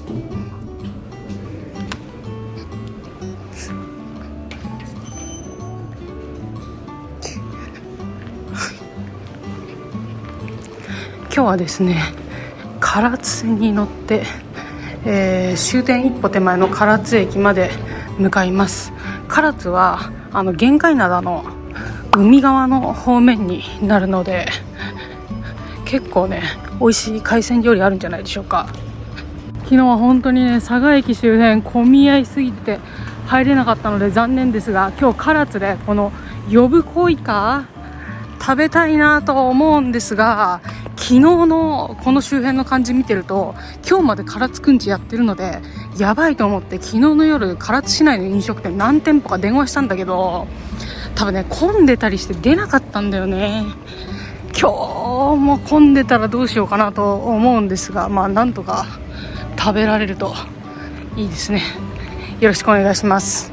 そして佐賀といえばこのイカの他に佐賀牛有名なんですけれども、お昼間から佐賀牛空いてるお店があんまりないので、ここはもう一つ佐賀というか九州といえばのシアトルズベストコーヒー。私スタバファンなんですけれども、九州に来たらシアトルズベストコーヒーということで駅中の店舗をお邪魔しようと思います。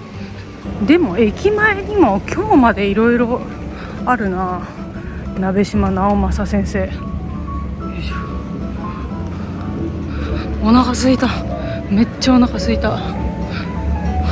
甘いものしかないのかな。スイーツフェスタですね。佐賀このコムボックスっていうお店、コンビニ何なんだろう、スーパーなのかな。コムボックスってそこら中にあるんですよね。ご当地店舗なんでしょうか。そしてこの駅町1丁目の中、ちょっと入ってみましょう。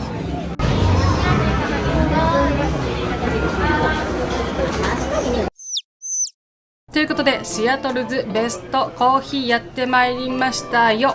タコ鉄初めての来店でございます。今回の旅で密かに楽しみにしておりました。いつもスタバがあるとそこにスッと入ってしまうんですけれども、今回はシアトルズベストということでメニューさっと覗いてみたんですけれども、安い。スタバよりベース40円ぐらい安かったでしょうか。ちなみにサイズはショート、トール、グランで、ここはねスタバと一緒なんですね。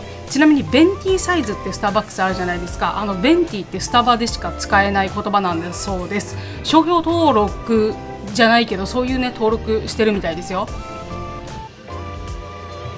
本日朝のメニューを特にやってるんですけど、もし11時からでしたらお昼のガラリと変わってパスタとかもあるんですけど、あと1分したらじゃあ、モーニングの、すいません、レタスドッグ、オーダーレタスドッグです。はい、あとドリンクってどこから選べばいいの？ドリンクはこちらからですね、お選びいただけます。わかりました。じゃあアイスのコーヒーで。アイスのコーヒーですね。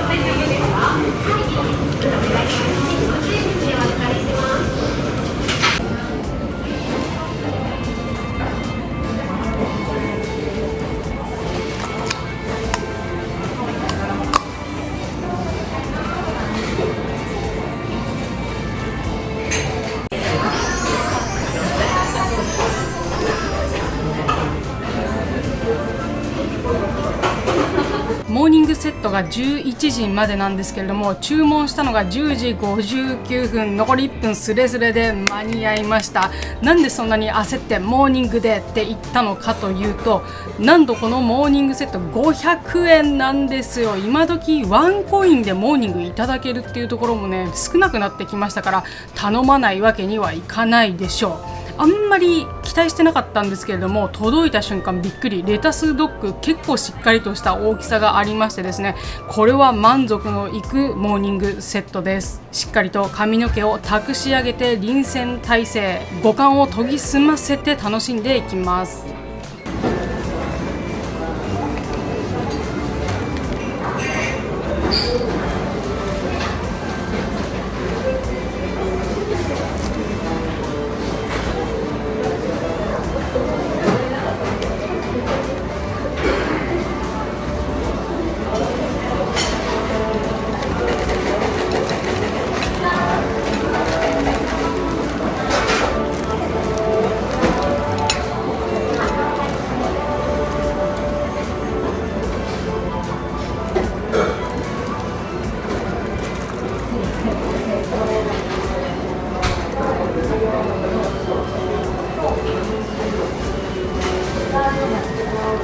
いや、予想以上のクオリティで、これセットで500円かとちょっとびっくりしましたね。おそらく注文が入ってから一つ一つ調理されているので、めちゃくちゃ美味しかったです。ごめんなさい、それ以上の言葉が見当たらないんですけれども、シアトルズベストコーヒー、なんで九州に来たらこことなったのかというと、 JR 九州の子会社が主にフランチャイズ経営してるんですよね。全国的にあるんですけれども、特に九州に多いんです。関東だと4店舗しかないので、なかなかお目にかかれないんですけれども、九州の中に40店舗あるので、やっぱりスタバよりここに入りたかったですね。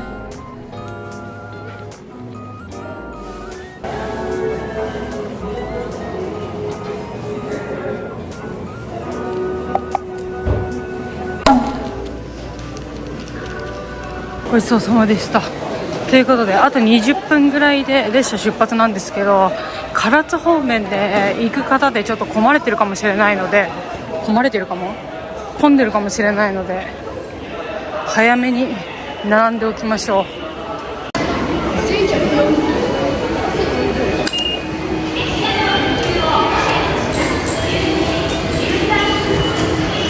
21分の西唐津行きです。もう来てました。すごいキハ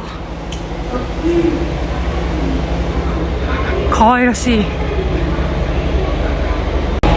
JR 九州加賀駅をご利用くださいまして。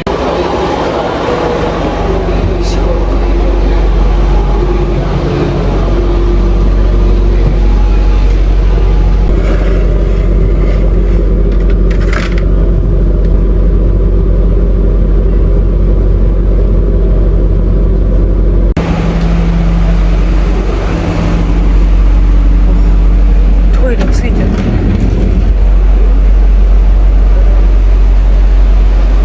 和式トイレだ。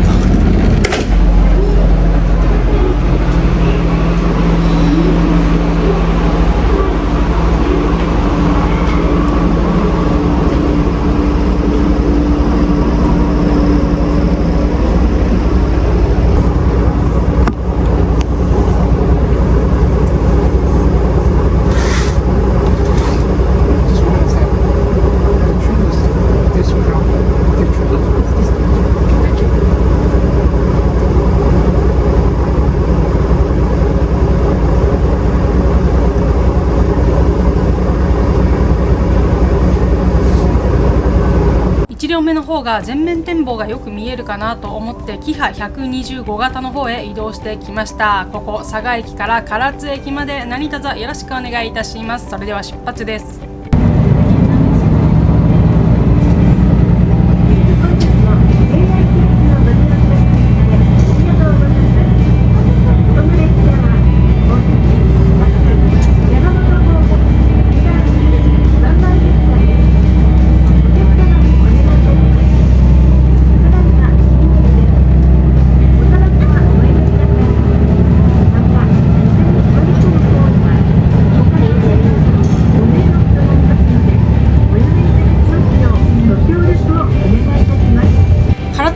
開業は1898年。唐津丹田から取れる石炭を唐津の港へ運ぶために建設されました。なので佐賀からではなく唐津側から佐賀方面へ伸びるように鉄路が敷かれたんですね。ちなみに起点はこの先の久保田駅となっておりまして、終点は西唐津駅 42.5km をおよそ1時間ほどで結ぶのですが、久保田から佐賀までの間は長崎本線を直通運転しています。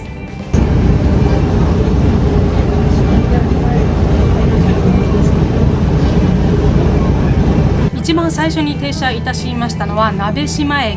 こちらはまだ長崎本線の駅ですね。佐賀県に来ると至る所で鍋島という文字を見かけます。佐賀県にとっては鍋島家って幕末の大ヒーローですからね。続きは携帯電話の電源をそれ以外の場所ではマナーモードに設定の上、通話はご遠慮くださいますようお願いいたします。唐津線との分岐となる久保田駅までは広大な佐賀平野をまっすぐ一直線に進んでまいります。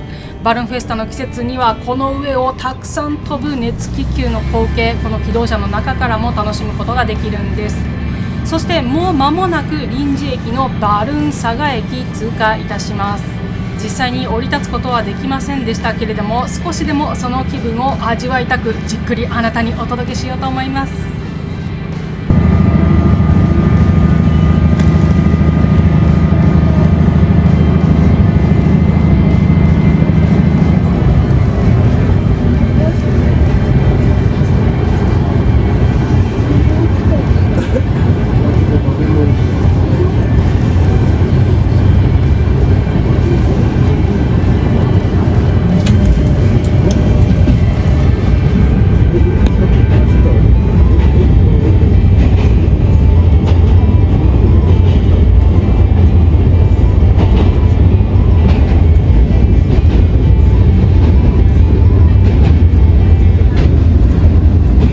土手の上にずらっと並べられた仮設トイレ、どこか物悲しさを感じてしまいますが、これも仕方ない。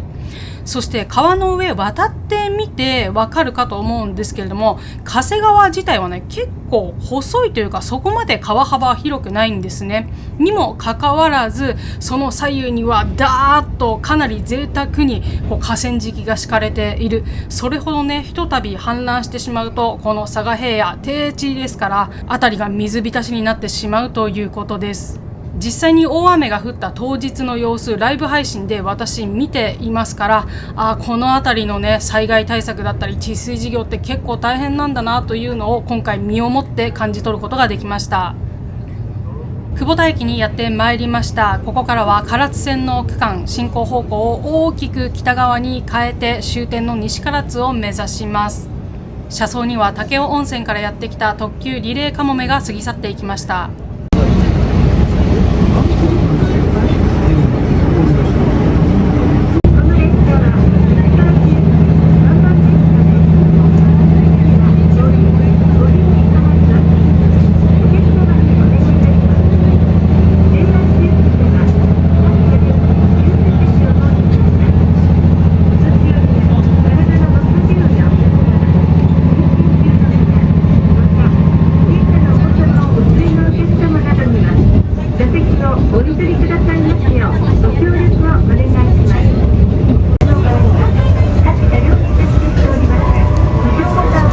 唐津線は終点の西唐津駅から唐津駅までの区間以外すべて非電化です。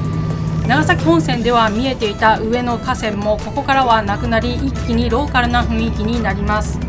かなりきつい右カーブを書いて進行方向を一気に北側へ、側面の車窓から見てもうわカーブしてるなというのがわかるくらいです。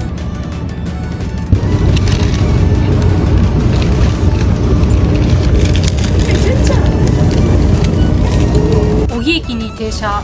駅標識にたくさんの桜が描かれていたので、春は桜が綺麗な場所なんでしょう。駅構造は珍しい構内踏切を有する2面2線。なんとこの駅舎は開業当初120年前のものがずっと改修工事をされつつ今に残されているそうです。もうバーが下がってしまっていたんですけれども、こちらの列車に乗りたいお客さんをワンマン運転なので、運転手さんが運転席から降りてバーを上げてどうぞと促していました。お優しい。こちらも海外のお客さんでしたかね。小木駅を出発、上り方面佐賀行きの対向列車になんだか不思議な柄が描かれているんですが、あちらはロールプレイングゲームロマンシング佐賀と佐賀県のコラボ列車とのことで、スーパーファミコン時代から始まったロープレゲームらしいんですけれども、詳しい方教えてください。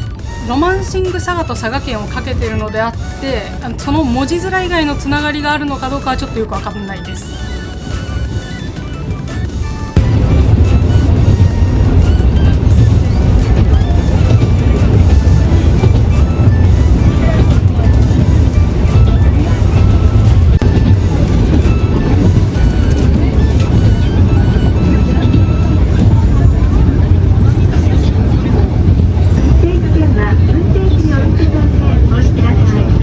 列車は佐賀県の中央部にある多久市を走行、東多久駅までやってまいりました。多久市は四方を山に囲まれた盆地の地形をしております。人口は1万7000人程度とそこまで大きな市ではないのですが、なんと駅が3つもあり、その間隔もポンポンポンとあまり空いていないんですね。冒頭に唐津船は唐津丹田から取れた石炭を港へ運ぶために敷かれたものと説明いたしましたが、かつてここ多久市にもたくさんの炭鉱があって多くの石炭が運ばれていました。その名残もあってこれだけね、短い間に駅がたくさんあるのかもしれません。中田区駅は昭和39年にできた3つの中で一番新しい駅、中山拓也くんとかいたらね、送ってあげたくなる駅標識なんですけれども、1個前の東田区から次の田区までそこまで距離離れていないのに、さらに間に中田区駅を作ったってことは当時めちゃくちゃ需要があったってことですよね。現在でも1日360人程度が利用しているそうです。そしてあっという間に着きました。こちらが田区駅です。田区くんって友達いる方送ってあげてください。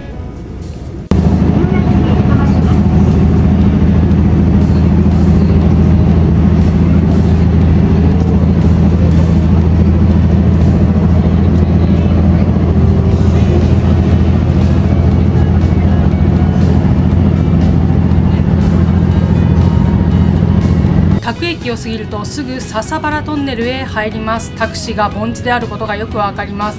ちなみにこちらのトンネル、唐津線で唯一のトンネルなんです。唐津線はそのほとんどを佐賀平野や川沿いを走ります。43キロほど路線長あるんですけれども、その中でトンネル450メートルしかない、起伏が少ない場所を走っているというのもよくわかります。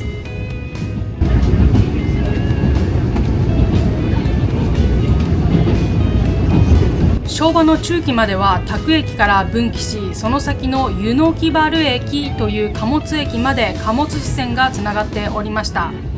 そちらでも付近にある炭鉱から大量に石炭を積んで港へ毎日運んでいました。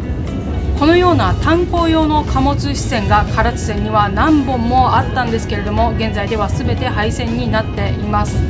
そのため線路脇をじっくり見ていると当時の遺構なんかも見れたりします。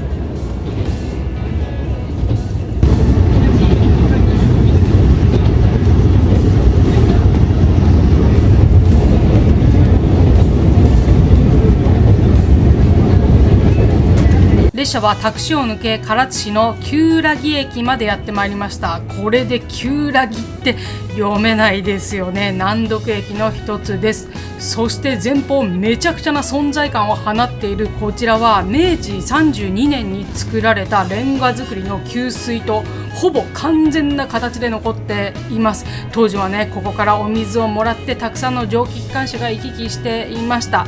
ちょっと向かいには貨物船に使われていたんだろうなという用地が不自然に残っています。正面に生えている木、桜ではなさそうですが、この木にわーっと花が咲く頃、給水塔と並んですごくいい雰囲気でしょうね。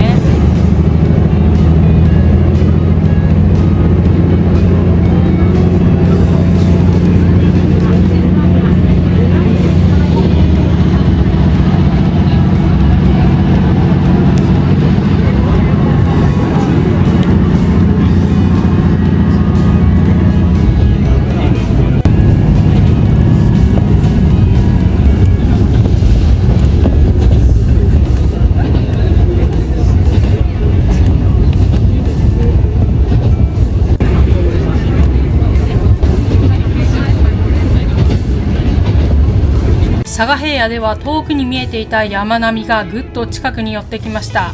この辺り線路の下を蛇行したり並走する川は旧良木川と言います。先ほど車窓に旧良木温泉さよ姫の湯という文字が見えたので気になって調べてみたんですが、古墳時代松良さよ姫という人物がこの地におり、その恋人は大友の佐手彦という豪族でした。日本書紀によれば6世紀に朝鮮半島の仁和という国、事実上日本が支配していた国なのですが、そちらが同じく朝鮮半島の新羅から侵攻されてしまいます。その戦いのため朝鮮遠征しなければならなくなった佐手彦。大和の船が朝鮮に向かう日、さよ姫は現在の唐津市にある鏡山に登って当時の着物のヒレという部分を一生懸命振って悲痛に別れを惜しんだそうです。そんな言い伝えから鏡山は別名ひれふり山とも呼ばれているそうです。さよ姫の悲しい思いは万葉集にも歌として綴られています。列車は大内駅を出発。駅標識にアジサイの柄が描かれていたんですけれども、アジサイがね綺麗な場所があるんでしょう。駅舎もとても新しいものでしたが、1995年に建てられたもので、駅舎と併設してアジサイ館という町の憩いの場が設置されているそうです。大内駅も旧良木駅ももともとは東松浦郡大内町旧良木町という町のものだったんですけれども、2005年平成の大合併により現在は唐津市となっております。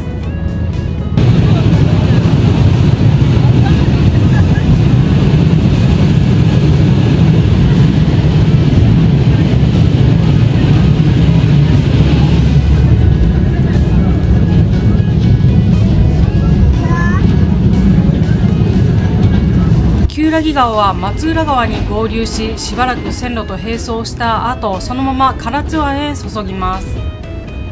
唐津線の本牟田部駅の手前一本の線路が見えてきました。あちらは筑肥線の線路です。この図でいう青色の線路ですね。この車窓とは反対側の伊万里駅方面から伸びてくるのですが、本牟田部駅手前でクロスしてしばらくの間、筑肥線の起点となる山本駅まで4キロほど並走いたします。列車は本牟田部駅にやってまいりました。国道203号線にピタッとくっつく単式ホーム一面一線の駅です。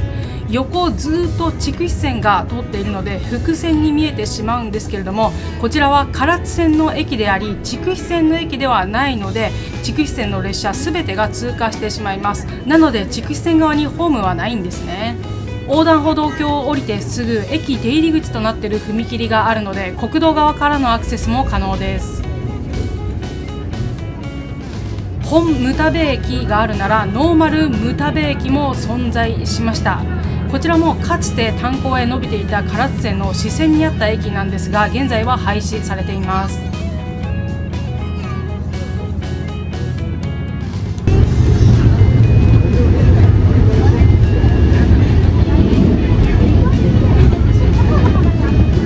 まもなく山本です。車のドアは開きません。左上の一番前の運転席でございます。列車は間もなく山本駅に到着。およそ4キロほど長く連れ添った筑肥線は一旦ここでおしまいです。一旦ということはまた続きがあるんですね。こちら佐賀県の鉄道路線がよくわかる図なのですが、なんと筑肥線ご覧の通り山本駅でバツッと2つに分断されてしまっています。これなんでこんな形になってしまったのかというと、もともと虹の松原駅というところから北側にぐーっと筑肥線の線路が伸びて、昔の東唐津駅もっと港寄りにあったんです。そこからスイッチバックしてそのまま山本駅に入り伊万里まで1本でつながる路線だったんですけれども、1983年に筑肥線の上側のみ電化高架化されて終点が唐津駅となり、唐津から山本までは唐津線単独のものとなりました。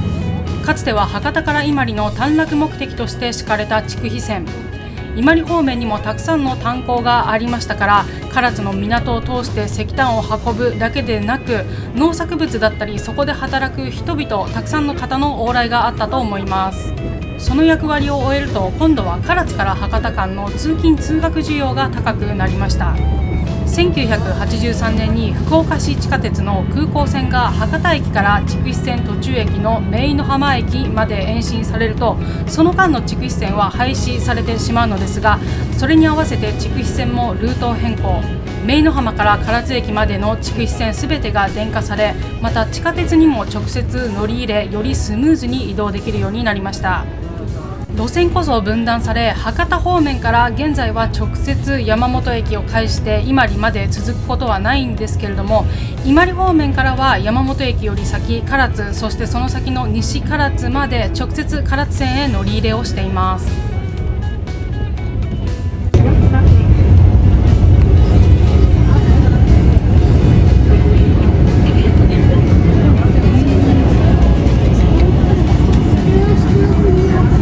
湖にぽっかり浮いているように見えるこちらの駅は鬼塚駅、目の前を流れるのは松浦川、もうすぐそこに唐津湾が待っているので、かなり川幅が広くなっていますね。そして正面にこれまたぽっかりと浮いている台形のお山、あちらが鏡山、別名ひれふり山です。さよ姫はあの山の頂上に登って旅立つ我が恋人サテヒコを泣きながら見送ったんでしょう。ちなみにこの松浦川って多分松浦さよ姫の松浦名字から来てるのかなと思います。地名が先か人物が先なのかはちょっとよくわかんないですけどね。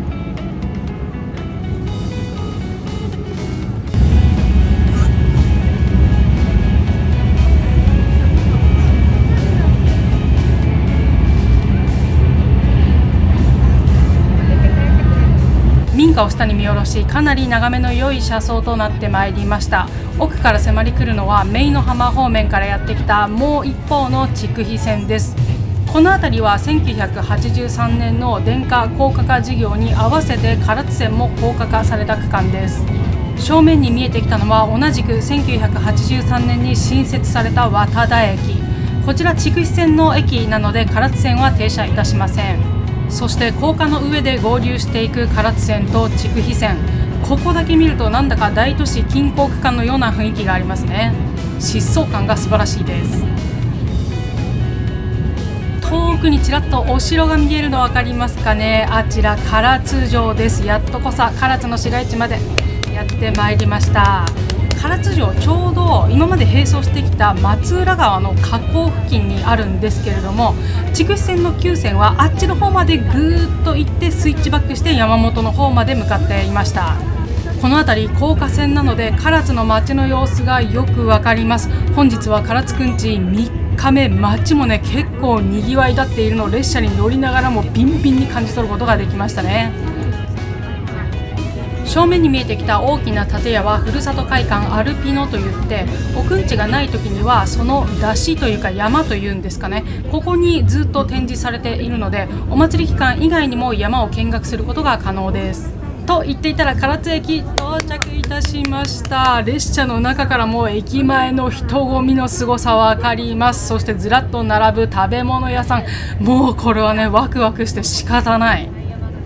運賃は駅改札口へお願いいたします。お近くのドアよりお降りください。帰りはああいう状態ですね。一番最後最初の逃して次に乗るぐらいで帰ってくる。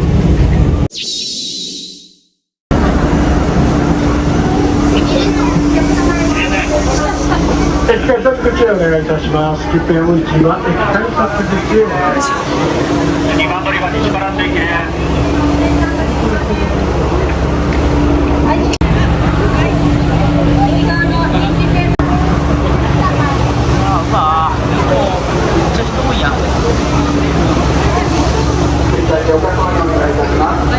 右側の臨時生産所へお越しください。それの自動改札では通過ができません。えぐい人だ。佐賀唐津間 IC カード使えないんですね。知りませんでした。切符買っとけばよかった。すごい、いやすごいな。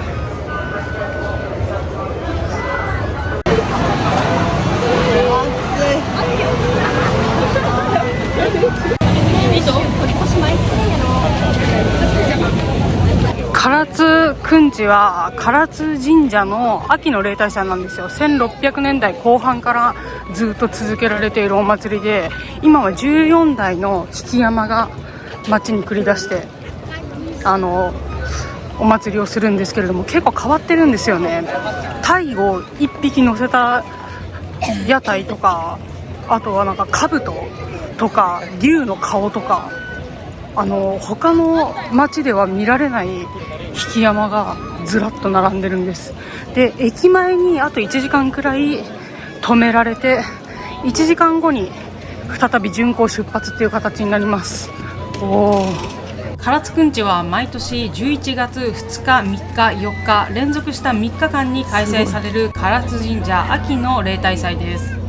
1980年に重要無形民族文化財へ指定、さらに2016年にはユネスコ無形文化遺産に登録されています。エンヤーという掛け声とともに14台の山が旧城下町を巡行する唐津の一大イベント。曳山って動画の中で言っちゃってるんですが、曳山と書いて山と読みます。この呼び方も地域によって山、曳山と言ったり、屋台と言ったり、出汁と言ったり、東北に行くとねぶた、ねぷたなんかが増えてきますが、あなたの町のお祭りでは何と呼びますか教えてください。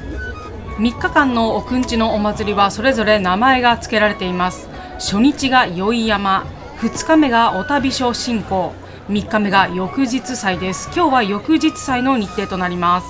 1日目の宵山では夜7時半から10時までずらっと並ぶこの14台の山に提灯によって明かりが灯され、幻想的な世界の中、街を練り歩きます。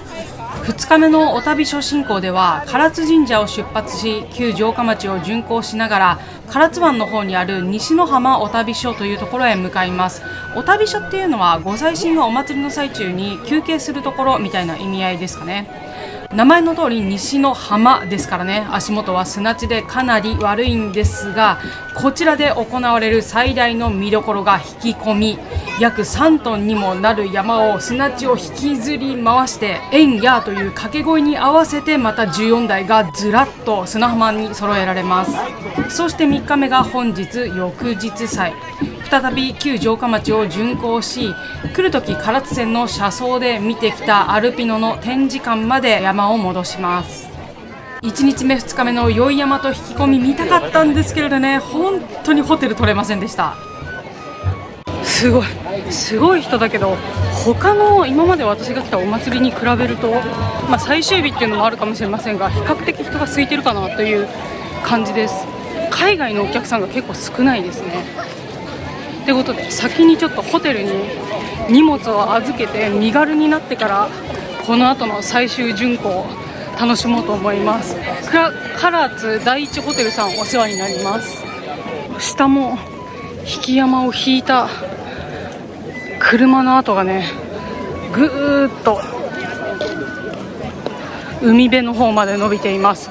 唐津のなんか一番の見どころは1日目の宵山、綺麗に明かりが灯って夜巡行する宵祭りもいいんですけれども、2日目に西の浜っていうこの先の唐津神社の少し先に海岸があるんですが、その砂浜に出汁ってじゃないか、曳山を練り込ませながら、砂ぼこりを上げながらお祭りをね、こう巡行で行うっていうのがかなり迫力があるんですよね。その砂浜の上をさっき見たタイの曳山とか走ってる姿、すごいかっこいいんですよね。巡行の時は上の鎧とかいろんなものがこう上下にカクカクっと頭を揺らしながら進むんですけれども、それもなんかね、本当にタイがピチピチ生きてるみたいで臨場感あってすごいいいですよ。もうこの時間からこの通りにずらっと座ってる方多いんですが、多分1時間後ここの道を通るんでしょうね。だから場所取りしてんだろうな、みんな。で、私が泊まるのはあそこ、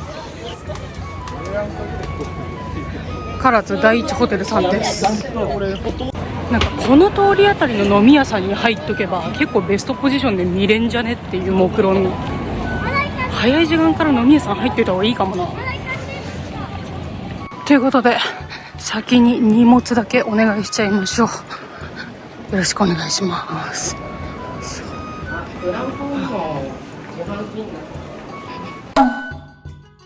荷物預けました。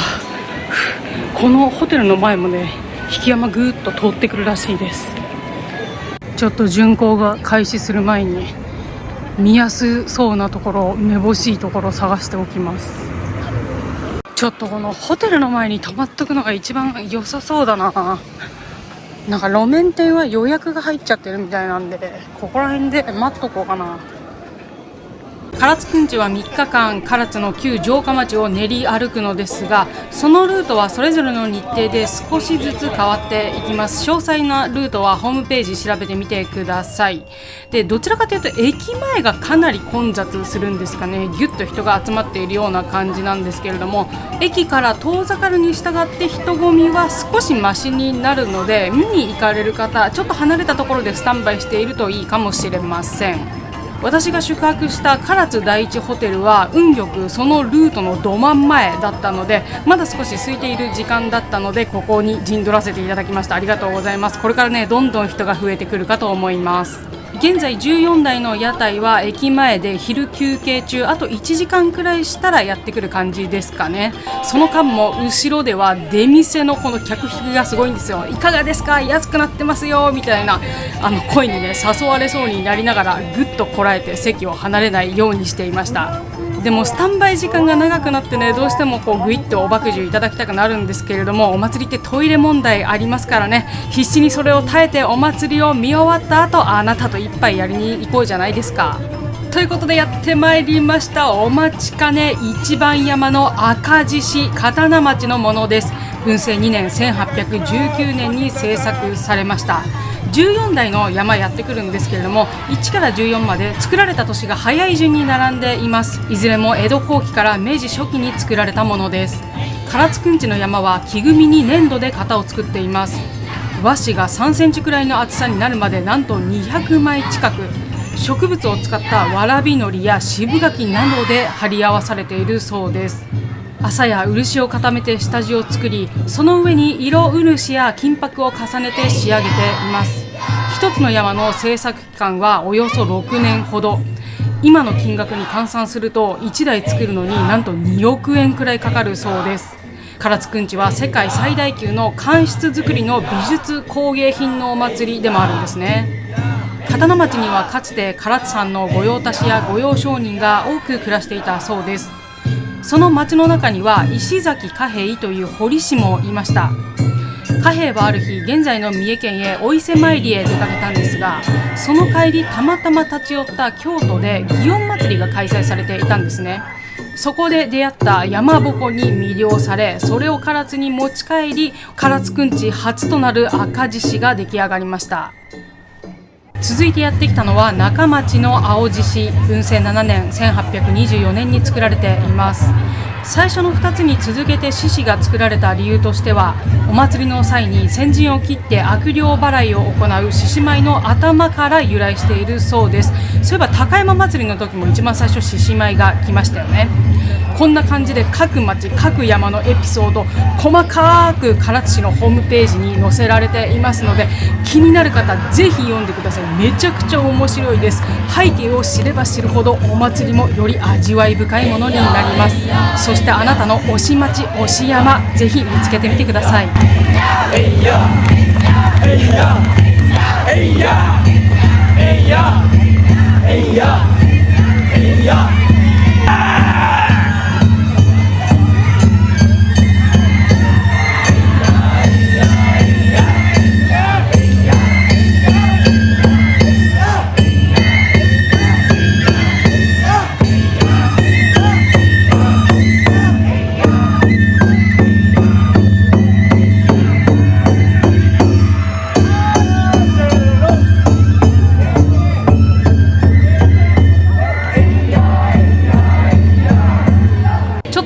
私の解説もうるさいかなと思いますので黙っておきます。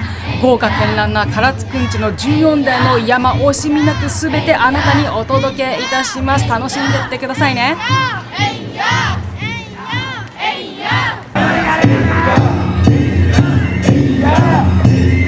Hey,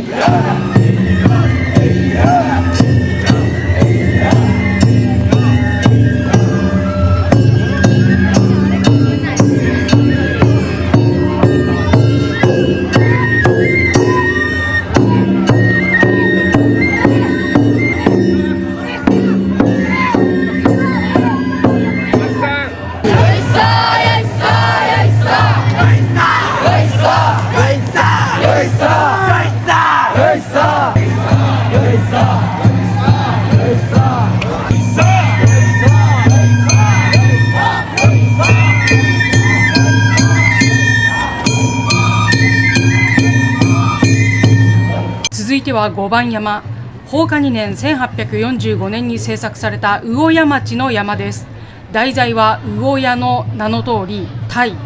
まるで目の前の道路が川になったんじゃないかと思うくらいド迫力のタイがこの尾ひれをパタパタとしながらこっちに迫り来るんですね。まあタイは川魚じゃないんで川って表現はおかしいのかもしれないんですけれども、一生懸命泳いでいるようにも捉えられるし、ちょっと上の方に目線をそらすとね、空をタイが飛んでいる風にも見えます。唐津くんちと聞くと一番最初にこのタイを思い浮かべる方も結構いらっしゃるんじゃないでしょうかね。帰りにお土産物屋さんで唐津くんちの何か記念になるものを買って帰ろうと思って探していたらですね、14台のこのピンバッジが販売されていたんですけれども、こちらのタイだけ完売でした。それほどやっぱりインパクトもあるし、結構可愛らしいんで人気があるんでしょうね。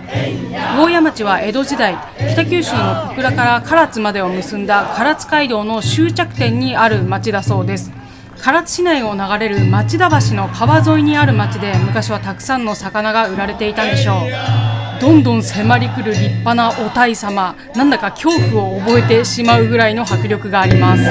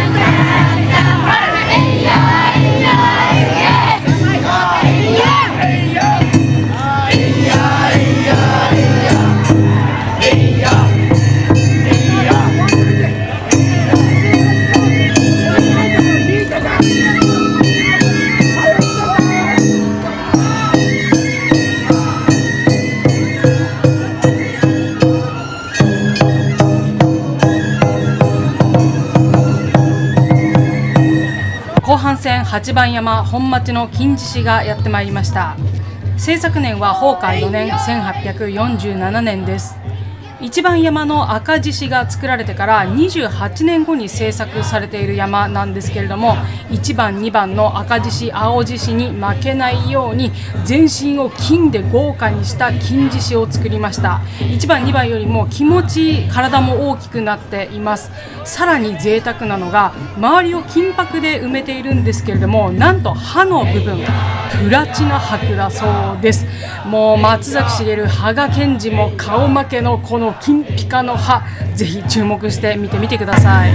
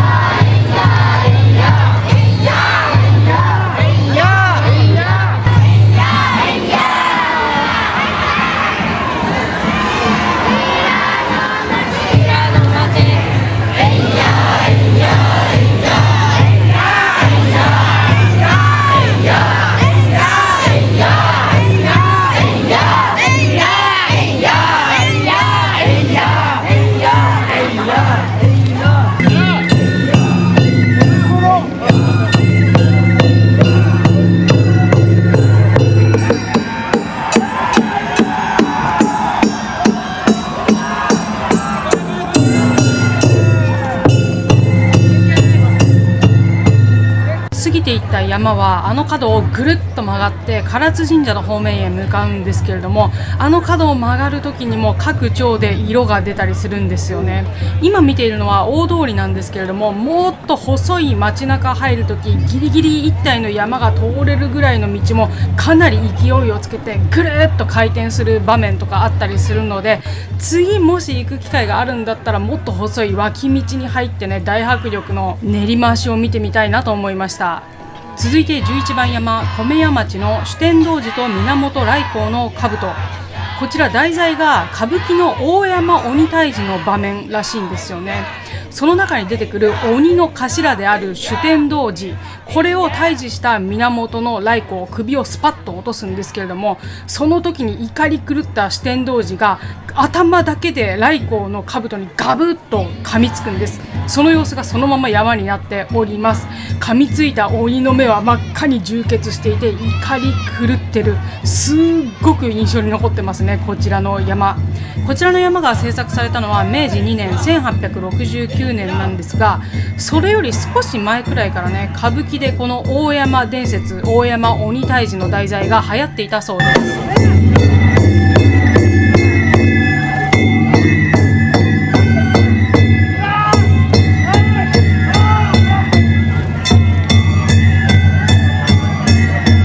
続いて12番山、京町の玉取獅子の前にこの京町の子供たちがね、キャイキャイキャピキャピしながらタタタタとかけていく様子、すっごい可愛くって、そちら先に目がいってしまいました。そしてこの山の玉取獅子もね、可愛いんですよ。ちょっと見た目は2番山の青獅子に似ているんですけれども、玉取の名の通り下に球体があって、そこにちょこんと四つ足で乗っかってるんですよ、この獅子さんが。顔こそ迫力があってこわもてなんですけれども、後ろ側ぐるっと回った時の姿見てみてください。本当にね、なんかワンちゃんみたいな感じでプリティで可愛らしいんですよね。コーギーのお尻見ているような幸せな気持ちになります。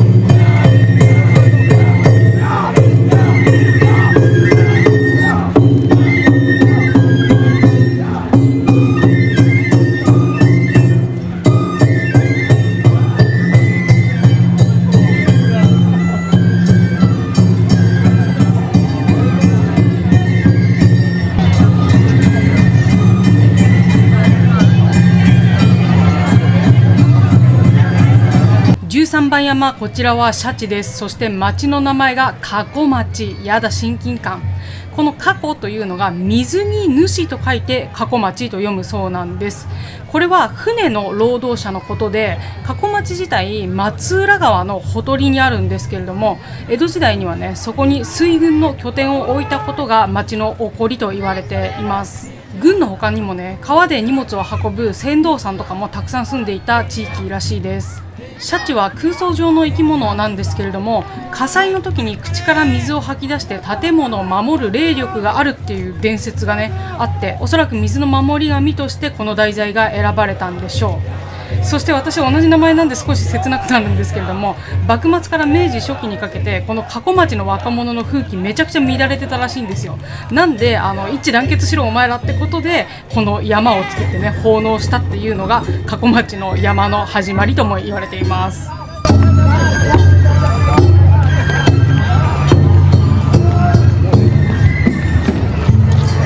そうして大鳥最後14番山、江川町の七宝丸です。タプタプと優雅に船の屋根を左右させてこちらへ向かってくる七宝丸。あれ上で屋根左右するのも結構一日やってると筋肉痛になっちゃうだろうななんて思いながら見ていました。ちなみにこちら作られたのが明治9年1876年で、一つ前のシャチと同じ年に作られているんですよ。なのでこの順番どっちが先かでめちゃくちゃ加古町と江川町で揉めまくったらしいんですよね。でさっきも言ったんですけども、加古町若者の風紀があまり良くなかったということで、かなり激しい戦いが繰り広げられていたみたいなんですけれども、それだけこの唐津くんちにかける情熱がものすごかったということでもありますよね。こんなに素敵なお祭りならそれも仕方ない。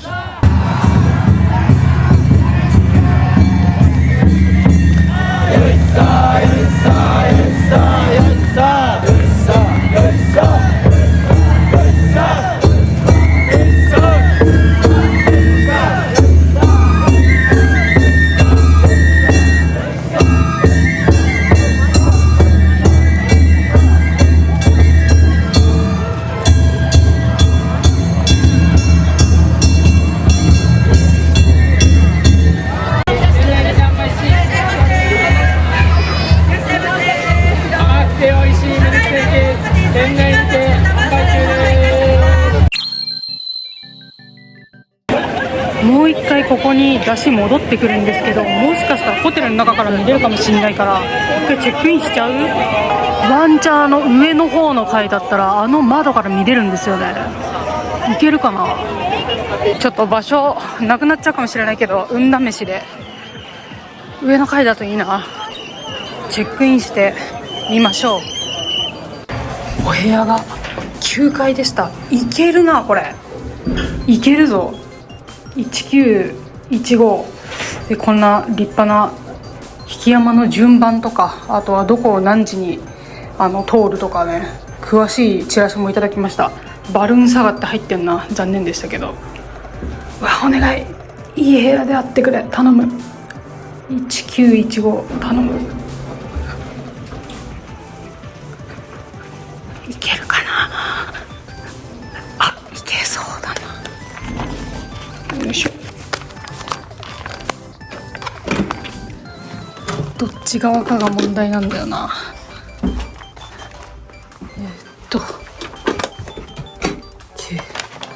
荷物事前に預けたやつ置いていただきました。ありがとうございます。電気はここ？あれ？電気はついた。OK。頼む。どうだ？うわ、ちょっとこれは価値格じゃないの？これ価値格じゃない。うわー、これは最高すぎる。これ価値格ですよ。うわ、こんないいポジションある？さっき私が見てたのがあそこですよ。うわ、ありがとう神様。これね、今行った出しが引山がそこの角をねグニって曲がったんですよ、右に。でこっちにぐーっと一周してまた向こうから帰ってくるんですよね。同じ道通ります。うわ、これは大歓喜の瞬間。あと30分くらいで来るので、ちょっとねのんびりここで待っておきましょう。よかった。ここラスイチの部屋だったんですよ。うわ、バルーンサガはちょっと残念でしたけれども、そう、さっき下で見ながらこの向かいのマンションの方たちはすごい綺麗に見えていいななんて思ってたんだけど、これはありがたいです。ありがとうございます。そしてお祭りってなるとどうしてもついて回るのがトイレ問題なんですけれども、のんそんな心配はいりません。なぜならば私は価値格のホテルを予約しておいたからです。ここでゆったり過ごせます。で順番なんですけども、こんな感じ。獅子と兜はね結構多いんですよね。赤獅子がいて、青獅子がいて、金獅子もいるし、玉取獅子っていうのもいるんだな。この青獅子が2回出てきたのかなと思いましたけど、違いましたね。はい、全部で14個。うわありがたいですね。今私が泊まっているのがちょっとねこの辺りですね。この辺りに唐津第一ホテルあるので、16時14分だから30分くらいにバンバン目の前通るって感じですかね。16時半で、今の時刻がよいしょ、あと30分40分くらいで来るのかな。わあ楽しい。なんかちょっと買いに行こうかな。ご飯食べながら見るっていうのもいいですよね。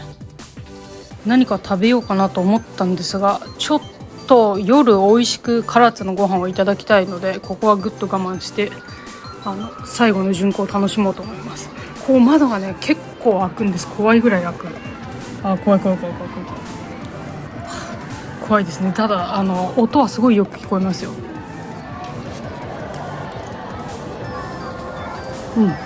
素晴らしいロケーション。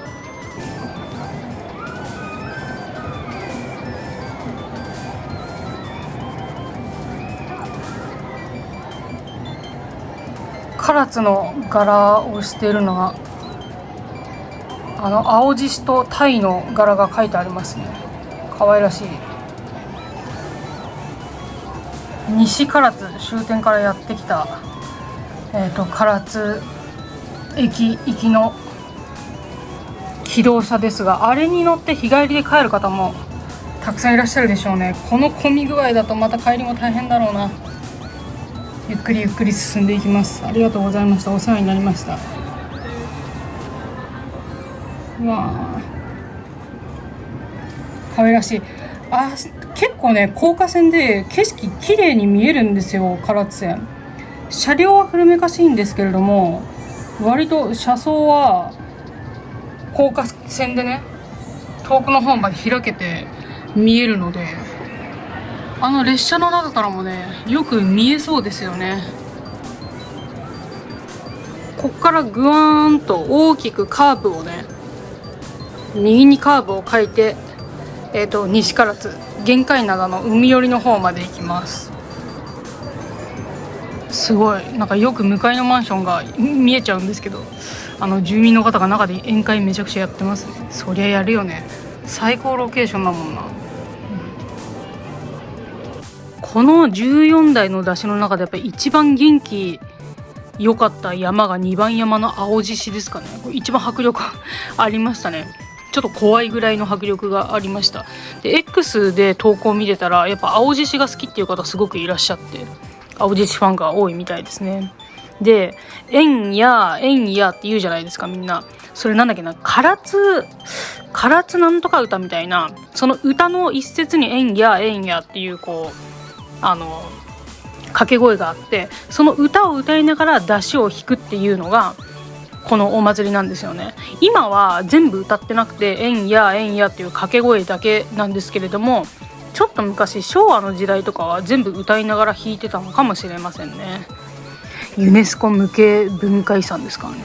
はい、唐津神社秋季例大祭、明日唐津神社の方まで行ってみて、今日3日目最終日なんですけれども、2日目には西の浜っていう砂浜の方を引いているので、その多分出汁の跡とかが見えるでしょうから、唐津神社行って砂浜の方までちょっとお散歩して出発しましょう。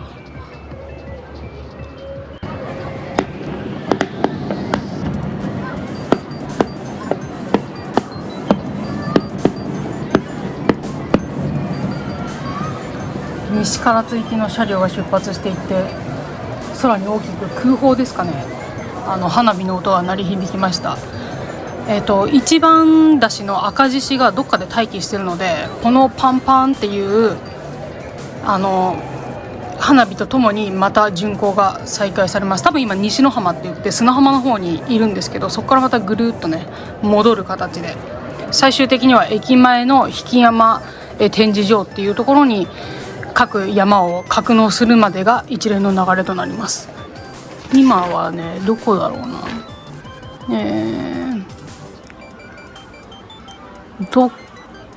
今15時、さっき角をね15時に回ったんで、どこら辺で待機してんのかな。この西畑町あたりで待機してんのかな。でここからぐーっとまた戻ってきます。はい、で駅前に行って車窓から見た曳山展示場、そこに入る形ですね。明日改めて曳山展示場も見に行きたいと思います。唐津神社と曳山展示場見える、遠くにちょっと見えますね。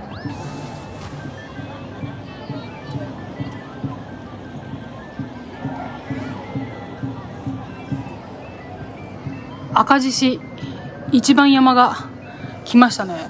あそこからぐーっとこっち下通りますよ。折り返しの一番山赤獅子が見えてきました。唐津くんち、なぜくんちと言われるようになったかというと、諸説あるのですが、唐津神社が建てられた日が旧暦の9月29日だった。それがなまってくんちになったという説だったり、古代に中国から徴用の節句という無病息災や子孫繁栄を願う風習が伝わってきて、そちらも旧暦の9月9日だったこと、その日を備える日と書いてくにちと呼んでいたことから、それがなまってくんちになった説だったりたくさんあるみたいです。唐津くんちには山囃子が複数あり、今巡行されている時に演奏されるのが競り囃子、同じ曲なんですけれども、各町によって演奏の仕方かなり特徴が分かれます。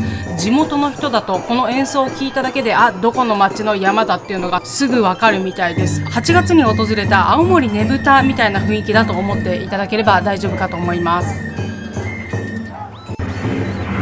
いや面白い。本当にお祭り好きなんで、私もう全然見てて飽きないなっていう感じですね。ずーっと見てられますね。早い早い早い早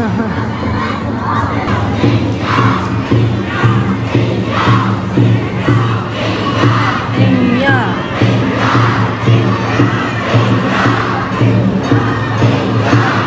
このそれぞれの山を引く人たちのことを引き子というんですけれども、もうお気づきかと思うんですが、引き子女人禁制なんですね。じゃあ女の人たち今は何しているのかというと、この引き子さんたちのためにたくさんの料理をお家で作ってもてなします。ちょうど今私が宿泊している部屋が高層階で、向かいのマンションの下の階をこうやって見下ろすと部屋の中がね少し見えてしまうんですよ。ちょっと中を撮影することはできないんですけれども、たくさんの方が1個のテーブルを囲んでお食事する様子が広がっていました。今の時代はもうわからないんですけれども、ちょっと昔はね、もうどこの町も訪問者も誰でも構わない、来た人が全員飲んで食ってくれみたいな大盤振る舞いのお家がそこら中にあったみたいです。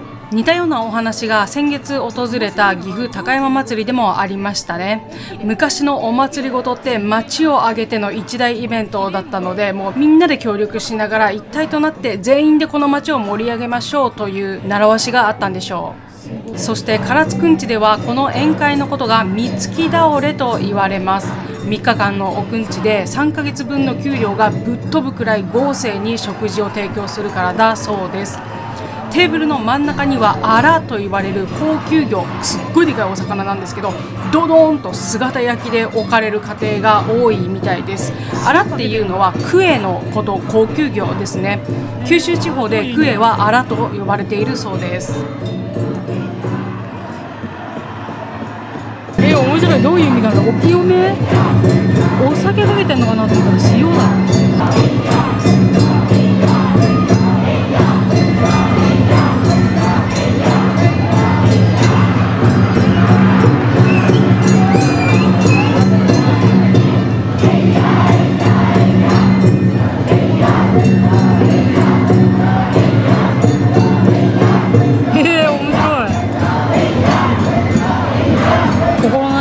さんがすごく喜んでいるように見えます。海と関係してるから塩めっちゃまくのかな。お酒撒いてる感じもありますけど、奥がまた攻めてきた。一歩後ろは鳳凰ですかね。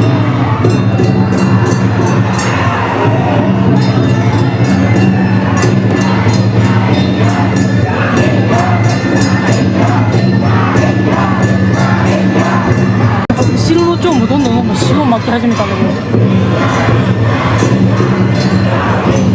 ど、なんで塩まいてんの。お、すごいすごいすごいすごい。なんかみんな一定位置に止まって各蝶がバンバンバンバン塩をまき始めて、何をしてるんだろう。すごい楽しそう。なんかちょっとクラブみたいになってるクラブみたいな。あそこも楽しそう。いいなぁ。なんか高校生とか多分学生さんの同級生ぐらいの同い年ぐらいの男の子たちが集まってワーワーやってる感じですけど、いいなぁ。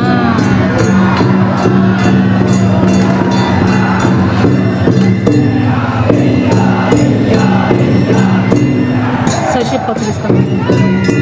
出発です。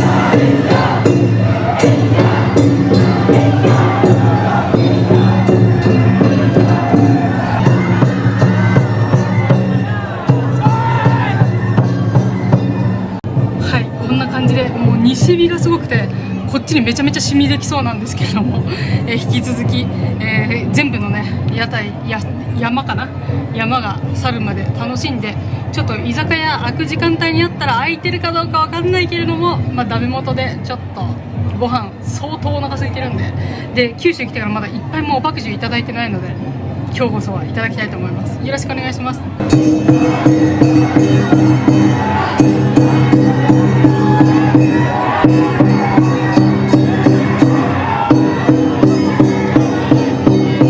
あっちにね海が見えてるんですよ。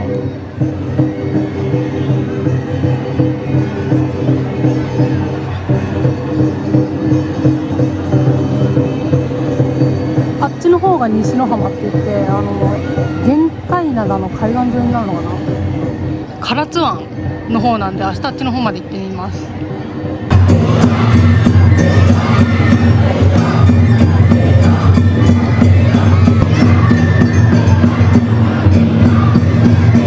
ありがとうございました。まだ巡航続いてるんですけど、結構お腹が空いてしまったので、ちょっと早めに、もう5時なんで居酒屋さん探しに行こうと思います。めっちゃお腹空いた。よろしくお願いします。よいしょ。賑やか賑やか、空いててくれるといいんだけどな。どうだろうな、お祭り期間だから閉めちゃってるお店も多そうなんだよね。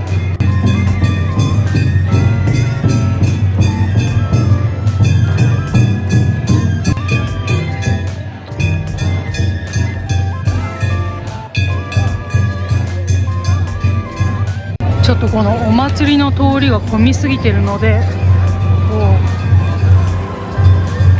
めっちゃ混んでるから、この道沿いのお店に行きたいんですけど、一本奥まった駅方面に歩いて内側を通っていきましょう。今日フランクフルトしか食べてないですからね。あっちがホットドッグ、マジでお腹すいた。この一本奥まったところも順路だったんだな。すごい、あ、やばい、一本奥まったとこ来たけど当たっちゃった。どこ行っても混むな当たってしまった。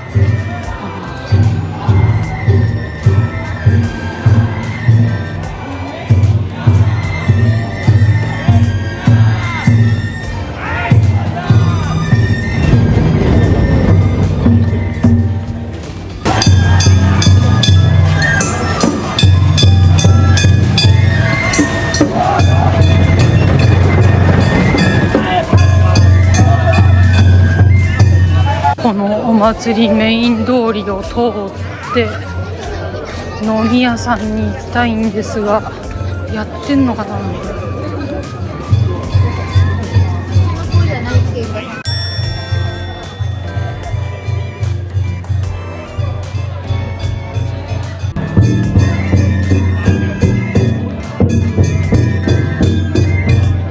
ちょっとね、やっぱお祭り会場の道沿いのお店は全部お休みですね。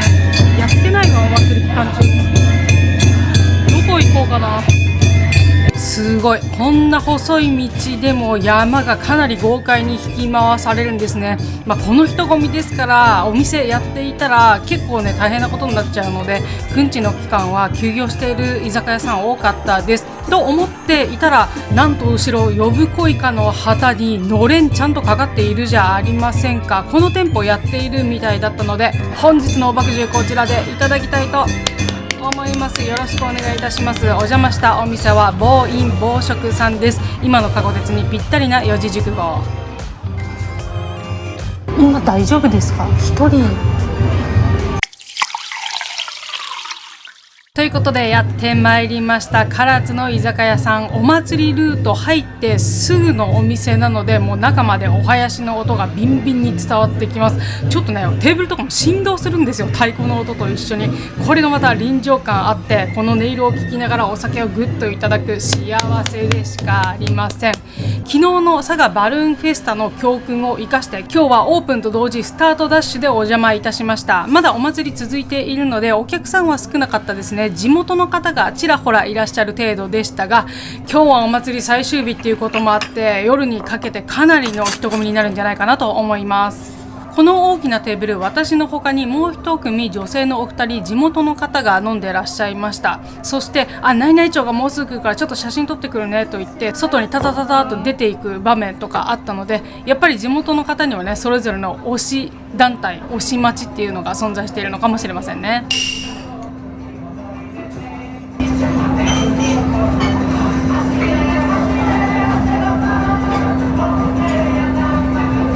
追いつけ追い越せ引っこ抜け、走れ走れ走れ走れ走る巻き場を本命種馬引き抜いて、ちょっと歌詞違うような気がしましたけれども、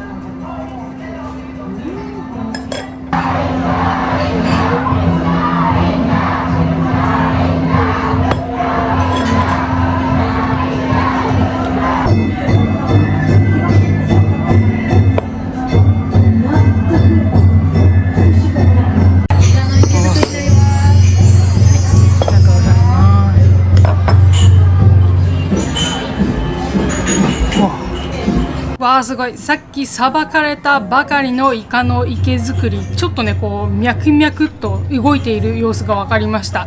まるで外のお囃子に合わせて温度をとっているようにも見えてしまいましたが、ここはおばくじと一緒に角立が踊り食いさせていただきます。ありがとうございます。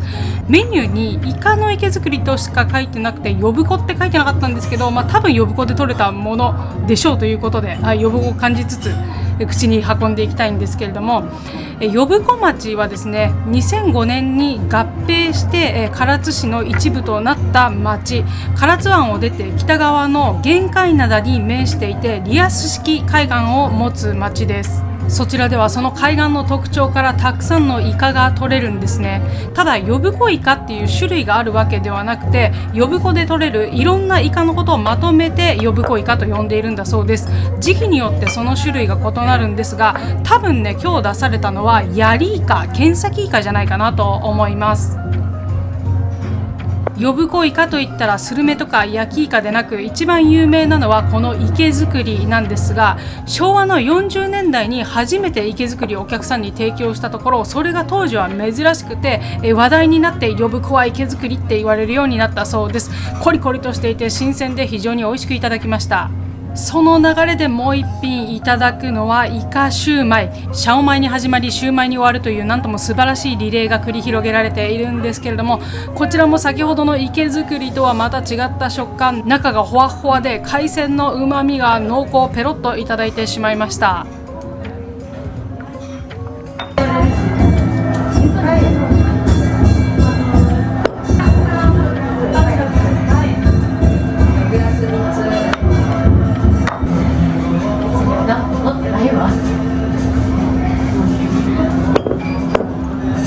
やばい、佐賀の飯がうますぎてどんどん酒が進んでしまうってことで、2杯目は最近覚えました日本酒いっちゃいましょう。鍋島って言葉にね見慣れちゃいましたけれども、ここは唐津の滝特別純米酒。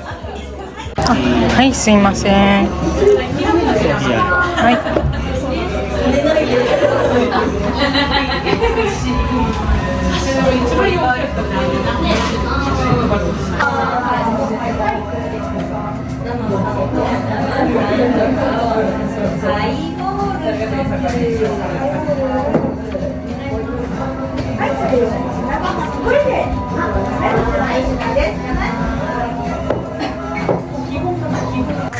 しみる。さらっとしていて癖がなく透き通るような味わいです。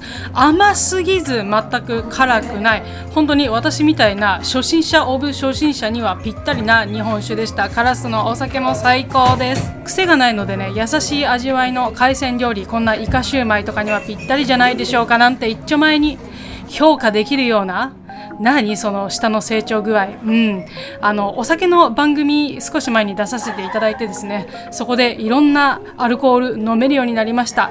どんどんチャレンジしていった方がいいな、人生はと。知らないで死んでいくよりもいろんなものを経験したいなと思います。池作り、まだかすかにイカさんがうねうねっと動いているんですけれども、もう切り身の部分がなくなっちゃったんで、これで終了かと、全部食べたいななんて思っていたら、これ残った部分天ぷらにできますけどお姉さんどうしますかって言われたので、そんな贅沢なことできるんですか、ぜひお願いしますということで、カラッと揚がってまた一風違ったイカ料理堪能します。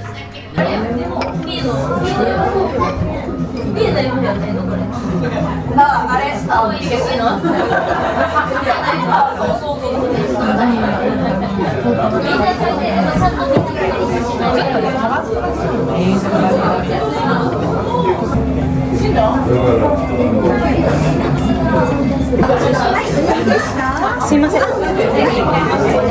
鍋島特別純米酒。水一ついただきます。はい、すいません。はい、すいません。ありがとうございます。どちらからですか？今日名古屋から。見たくてずっとから見ました。楽しかったです。ということで3杯目日本酒に次ぐ日本酒ということで鍋島いただきましょう。佐賀県鹿島市のお酒だそうです。唐津が佐賀県の北側玄界灘に面する土地なんですけれども、鹿島市は逆側南側の有明海に面する場所です。先ほどの唐津の滝と比較すると結構香りや味わいがしっかりしていてですね、甘い香りが鼻から抜けていったような気がしました。ごめんなさい、正直もうあんまり覚えてません。まあいいんですよ、記憶なんでね、鮮明に覚えていなくても楽しかった、その事実が頭に残るだけ、それだけで十分なんです。あとはもうその場で全力で楽しみましょう。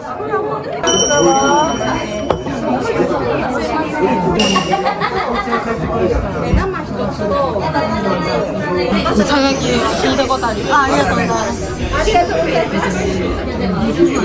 完全に酔っ払いの出来上がりです。もうこの辺りから記憶ほぼありません。結構高かったんですよ。佐賀牛のサーロインステーキなんですけれども、もう勢いでここまで来たんだったら名物食べるほかないでしょってことで頼んでしまいました。いただきます。そしてもうおなじみなんですけれども、詳細なお味はほぼ覚えていません。ごめんなさい。非常に高級な味がしたということを心に刻んでおこうと思ったことは覚えています。その意識があったことは覚えている。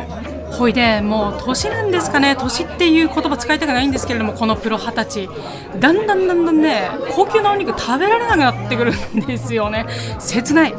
パンシロンとか持ってくればお薬に頼ればよかったんですけれども、生身の自分で勝負していきたいんで、ちょっと胃に負担をかけたくないって思ったところ、お隣をねこうチラッと見たらピチピチ唐津ギャルがいるじゃありませんか。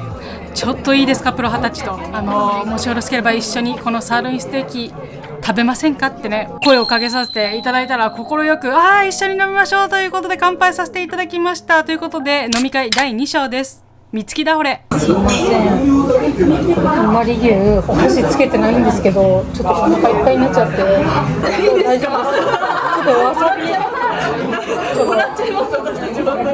乾杯だけしてもいいですか。すいません、いただきます。すいません、佐賀こっちの福岡、名古屋から来たんですよ。一人で来てできてお酒飲んでたら可愛い子来たなと思って。お酒飲まれます？お二人飲みません。一杯ですごちそうするんで。美味しい。すいません、ありがとうございます。ゆきさんとゆりなさん、かわいい。ゆりコンビでやらせてもらって、かわいい。出身は名古屋。出身は群馬県なんですけど、ピンとこないですよね。私でも3年ぐらい茨城で働いてるんですよ。同じようなもんですね。そう、同じようなもん。そう、同じようなもん。魅力度47位取ったことありますよっていうつながりで今日佐賀に来たんですけど。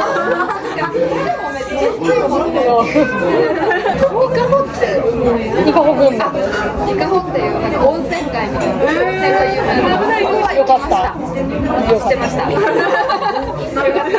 なる。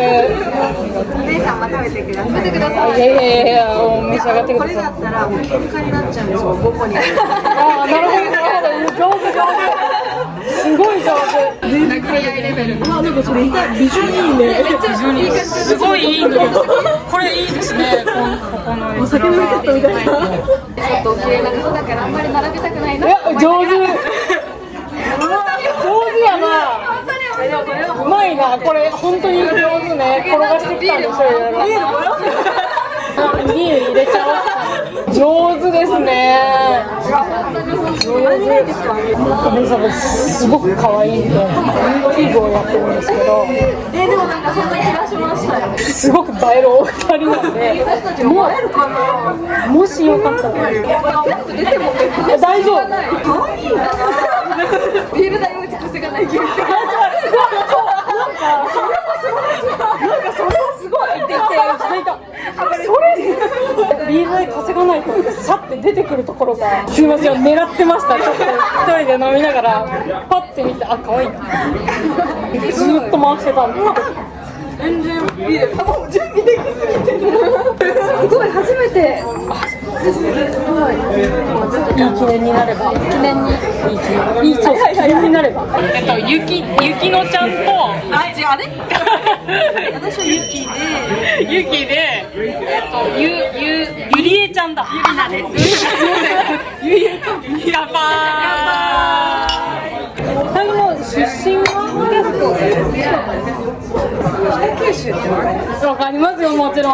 小倉です。小倉の人とは付き合ったことあるんだけどさ、小倉やばくない？ダメですよね、北九州の男やばくない？なんかさ、すごくて、なんかびっくりしたんだよ。なんか一回東京で知り合って一回付き合ったことあるんだけど、俺様がやっぱ九州男児そうですよね。関白。しかも北九州特に小倉って強くない？小山悪いんで、なんかそれがちょっとかっこいいみたいなのがあるかもしれない。小倉の男と付き合ったことがあるんですけど。すいません、その説は。いえいえ。視聴者大歓迎。私の定番エピソード、小倉の男っていうのがあるんですけど。小倉の男っていうのが定番エピソード。小倉の男っていう定番エピソードがあるんですけど。欲しい人とかには、レポートでついてこいみたいなのが好きなの。ああ、確かにそういう人にはいいかもしれない。どのぐらいですか？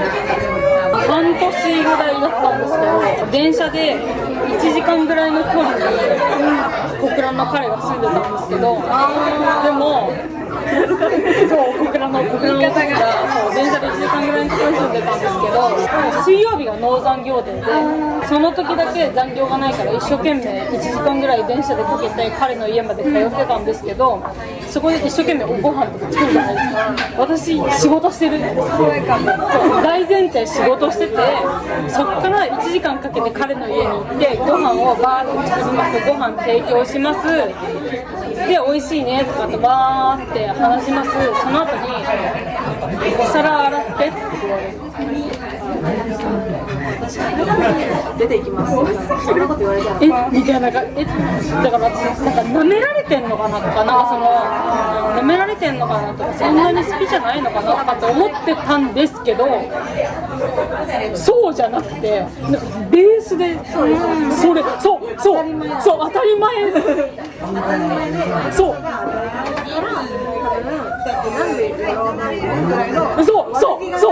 悪気がなかった。それでだから私のことそれぐらい存在に扱うのが好きじゃないんだなと思って、じゃあもうってなったらもうめっちゃ追ってくるんで、なんで他に男はいるんだろうって、なんで国連の中でちょっと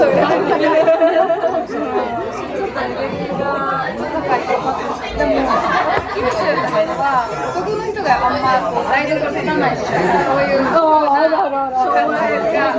すみません、こう YouTube 向けでちょっと声でかくなっちゃってます。大丈夫ですか？聞こえやすくて。じゃあもう別れて連絡取ってないんですか？もうそれが10年前ぐらい。僕らのところですか？最悪なあれに当たってしまいましたね。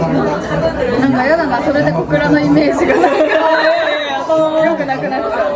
でも小倉すごくいいところなんですけど、それぐらいいいところなんだなって思って、なんかその当時の彼は小倉ってずっと言ってたんですよ。でも小倉は本当にいいところ。小倉は小倉ってどんなにいいところなんだろう。大したことないけど、いやでもいいところは結構強い気がします。毎年バルーンフェスタに来てたんですけど、今年なくなっちゃったから。でもバルーンフェスタやっぱ感動します生で。でも私遠くから見てもめっちゃ感動したんで。前で一斉離陸ね。あれがもうあれ見たかったな。すごい楽しかった。何がいやもう普段何飲んでますか？普段はでも日本酒とか飲むんですけど、普段何飲んでます？私は基本ビールをずっと飲んでて。じゃあビール飲みましょう。でも全部のお酒が好きです。なんか飲まれたんですか？地酒みたいな。いただきました。唐津の地酒と佐賀の日本酒鍋島か。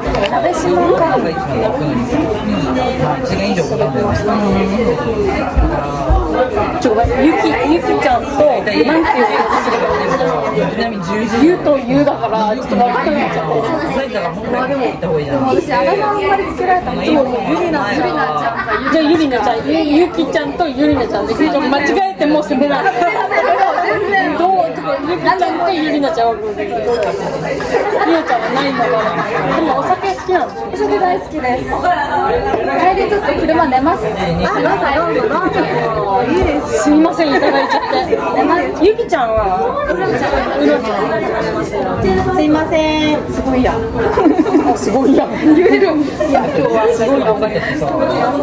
そののこみのおちょこ2つで私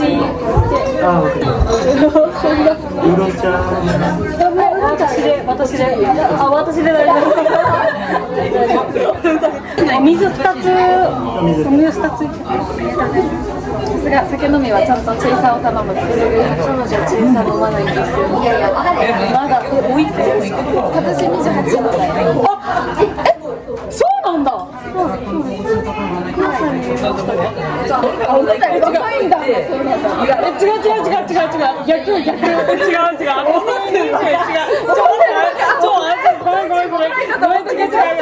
難しいですよね。女性ってなかなかなところがセンシティブなところがありますよね。もう感覚バグってきますよね。もう分かんないですよね。この辺のこともう分かんないですよね。本当にもう何も分かんないですよね。逆に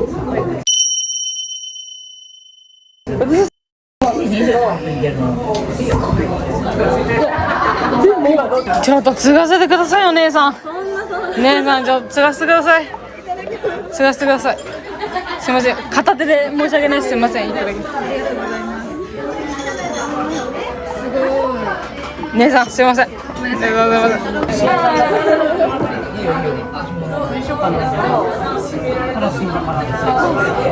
ちゃ飲みやすい。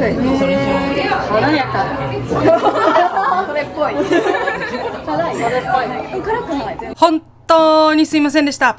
ゆきちゃん、ゆきのちゃん、この面倒プロ肌地にお付き合いくださいましてありがとうございます。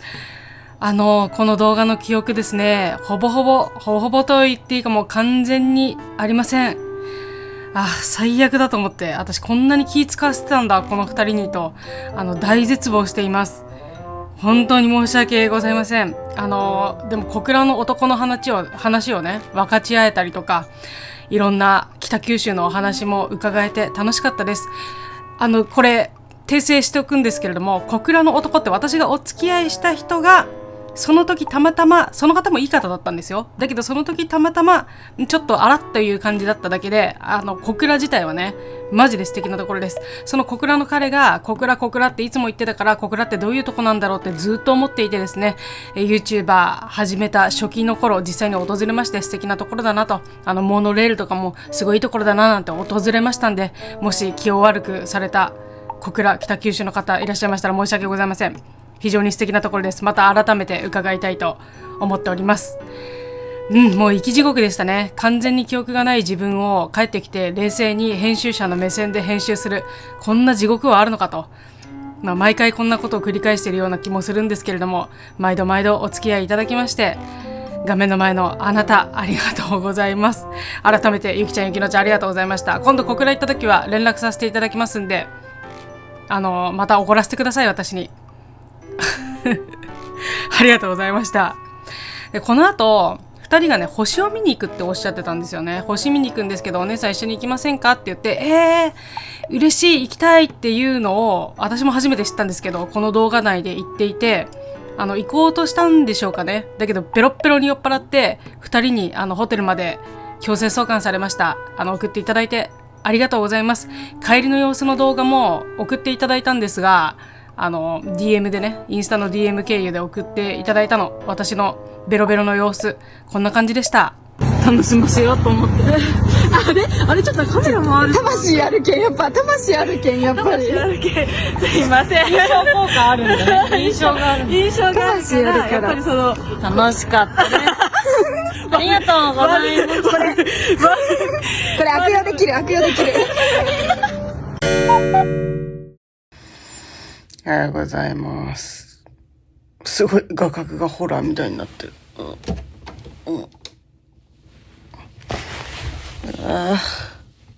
目覚めましたけど、記憶はマジでないけど、ただ一つ言えることとすれば、佐賀県は魅力度47位なんかじゃないってことです。今日は快晴、多分今回の旅そんなに雨に降られることないと思うんだよね。ちょっと夢で大雨降って今日の船が出港できないっていう最悪な夢見たんですけどまあ無事そうです。で、佐賀のテレビは NHKE テレ、佐賀テレビ、 RKB 毎日放送、FBS 福岡放送、九州朝日放送、九州放送、テレビ西日本、ピープル放送、チャンネル唐津、もう12ちゃんもあるんだ。面白いよね、こういうテレビ局も。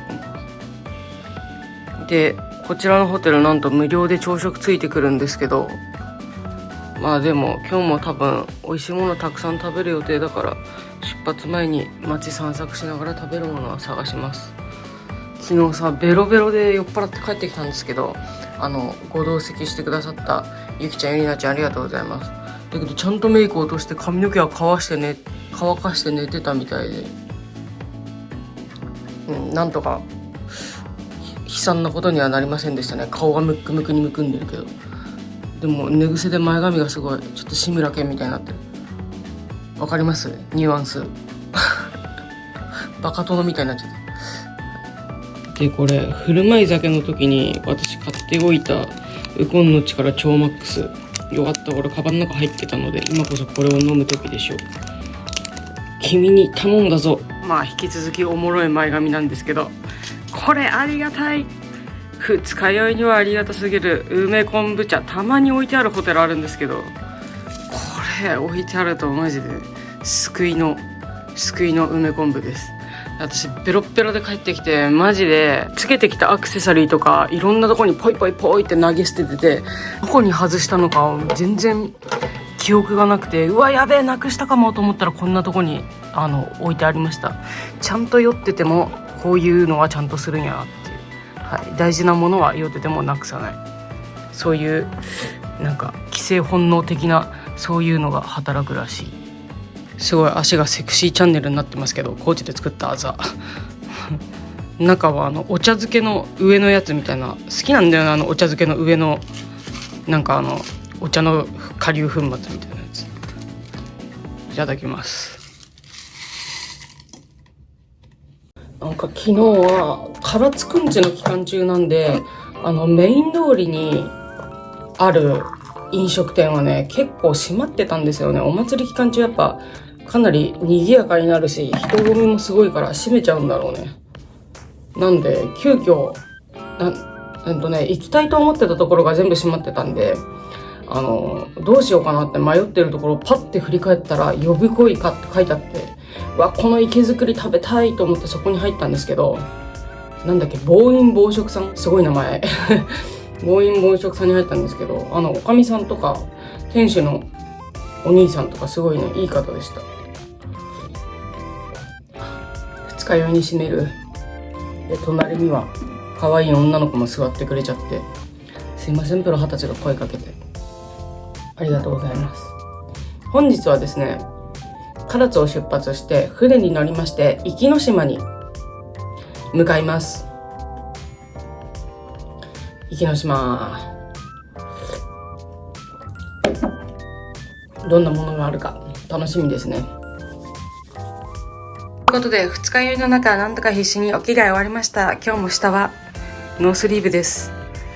これでも全然十分だと思います。最近買ったお気に入りのアグの厚底スニーカーに紫のパープルスカートとこのキャップかぶって、全体的にすごい可愛らしい仕上がりなんじゃないでしょうか。お腹空きましたね。二日酔いでも腹は減る。お世話になりました。唐津第一ホテルさん、いいホテルでした。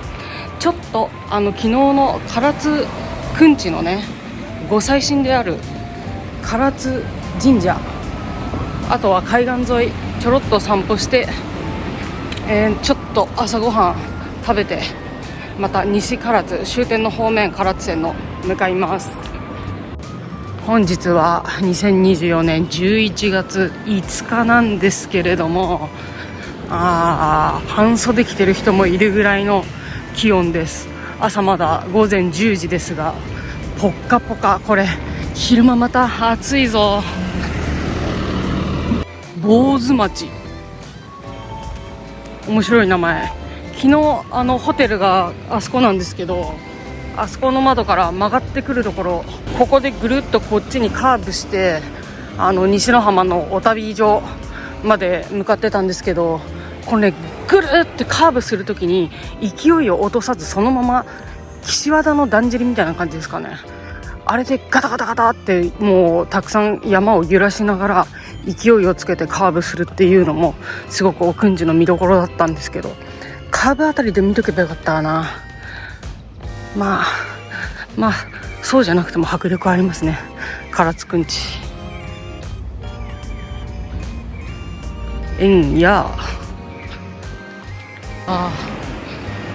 ここのお宅とか、この道沿いのお宅はね、こう軒先にベンチとか並べてお酒飲みながらたくさんおくんち楽しんだでしょうね。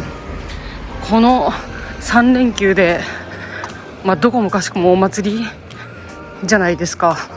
だから出されてる空き缶のゴミの量が半端ない。めっちゃお酒飲まれたんだろうなっていう。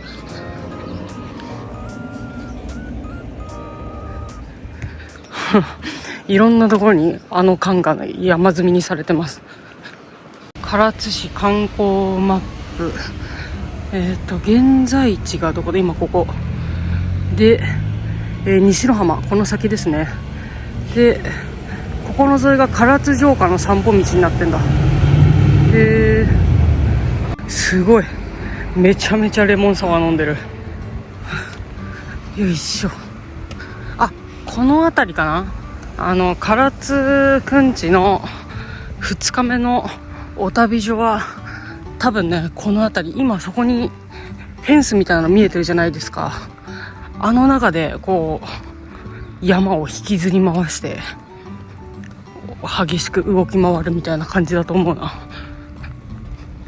これは秋葉大臣、最新金毘羅神社合掌、海上守護の神、海の神様を祀ってるんだって。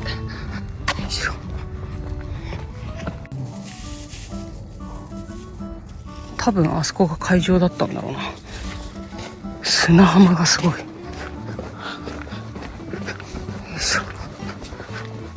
綺麗。海が見えてきました。にゃんと。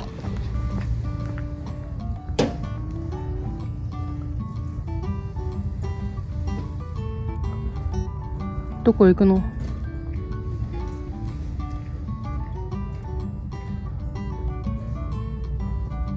はい、来ました。西の浜です。わあ、すごいな、綺麗。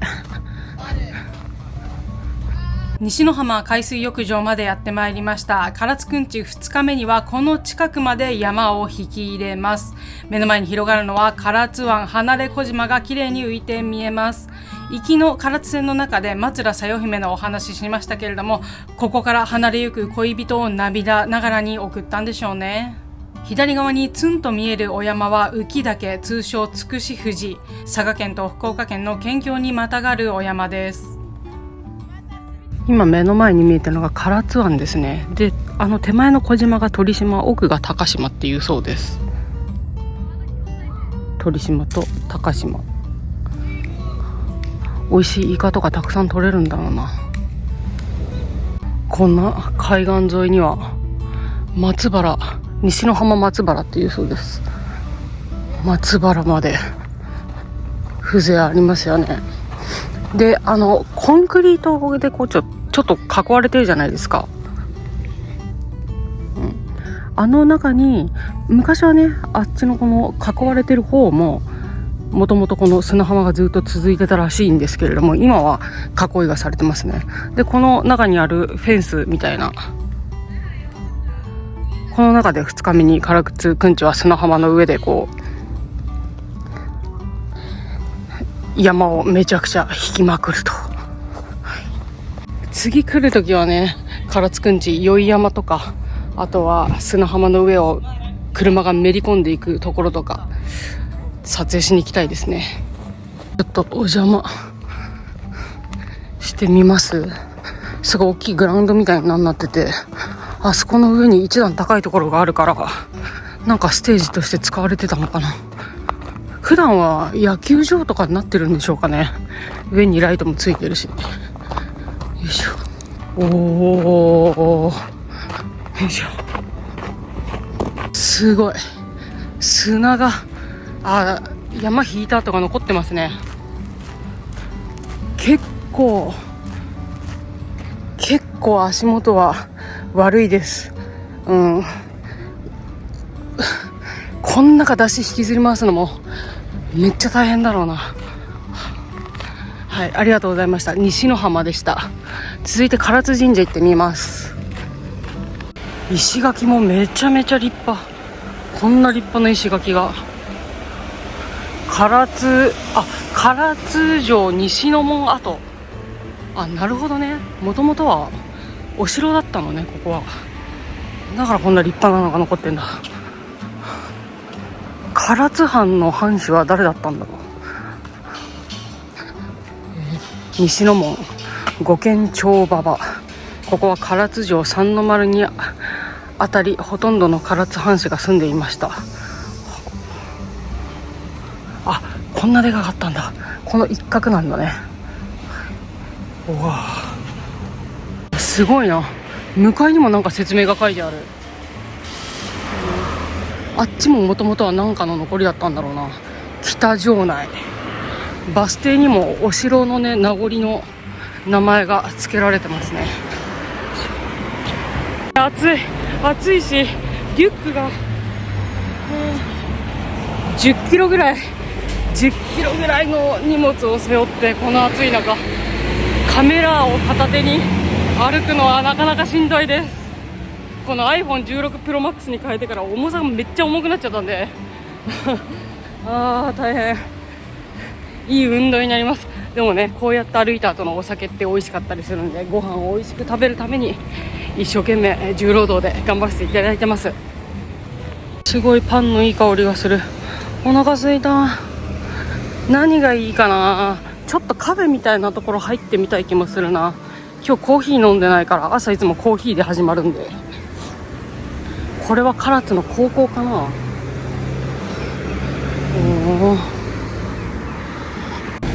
山の蔵。引く山って書いて、あれに2文字で山って読むんだ。唐津って唐津くんちだけじゃなくて、もう一個有名なお祭りがあるんですよね、確か。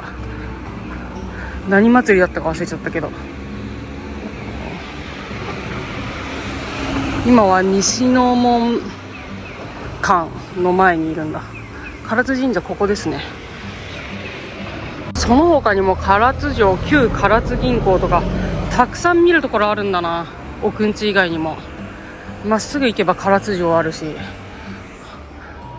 もうちょっとね時間に余裕があればいろいろ観光できたかもしれませんが、まあ、限られた時間の中でサクッと楽しむという旅もいいでしょう。小学校だ、唐津小学校。すごい、小学校までこんなお城作りの。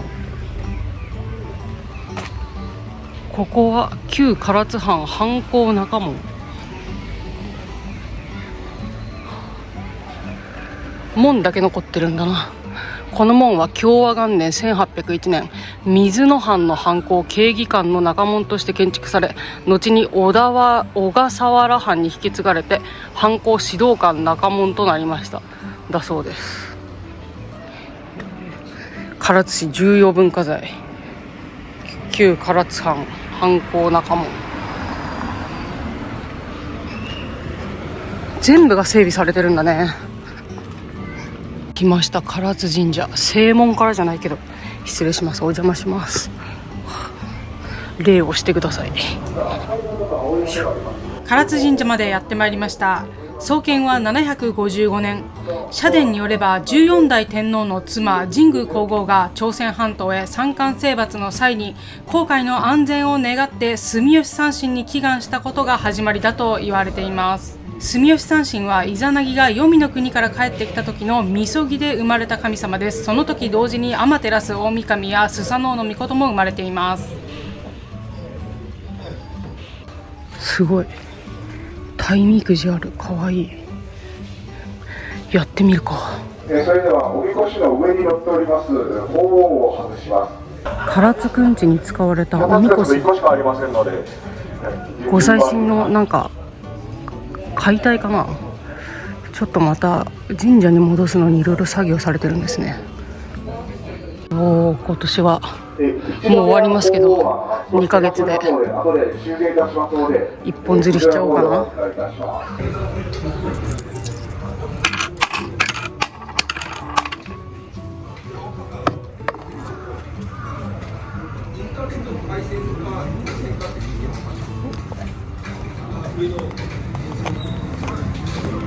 むずい。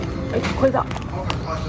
赤くなかった、ね、赤だと思ったの水色でした。二宮の方は、外した後にこれでいきます。これに台に乗せてもらっておみこしの中に入れます。頼む。なんだろう。さあ、これ持って帰っていいのかな。多分持って帰っていいんだよ。そうしましたらおみこしの四隅についている引き綱といいまして、この太い綱ですね。大吉でした。すごい。恋愛思いやりを大切にしか書かれてない恋愛。縁談、人の妨げあれど末永く思えば心の通りになります。やったね。何事も心を正直に強く持ち、物事に退屈せず、信心怠らず止めれば時至りて後には大いに幸せよくなります。騒がず時を待ちなさい。わかりました。騒がない。今年はもう2ヶ月おとなしくしてます。鳴滝酒造の太閤というお酒が奉納されておりました。昨晩いただいた日本酒滝を作っている酒蔵ですね。ちなみに太閤って豊臣秀吉のことなんですけれども、秀吉も朝鮮出兵の際に唐津にある名古屋城を拠点としておりました。もう九州を旅するんだったら朝鮮半島とのつながりはもっと深く勉強しないとなと痛感しましたね。なんか境内にたくさん、唐津神社の中にもたくさんお社みたいなのがあるんですよね。かなり大きい。ここに本殿かなんか一つあって、こう稲荷の鳥居があって、向こうにも小さい神社が何個かポツポツポツってありますね。今年の引山が絵柄がずらっと並んでるんだ。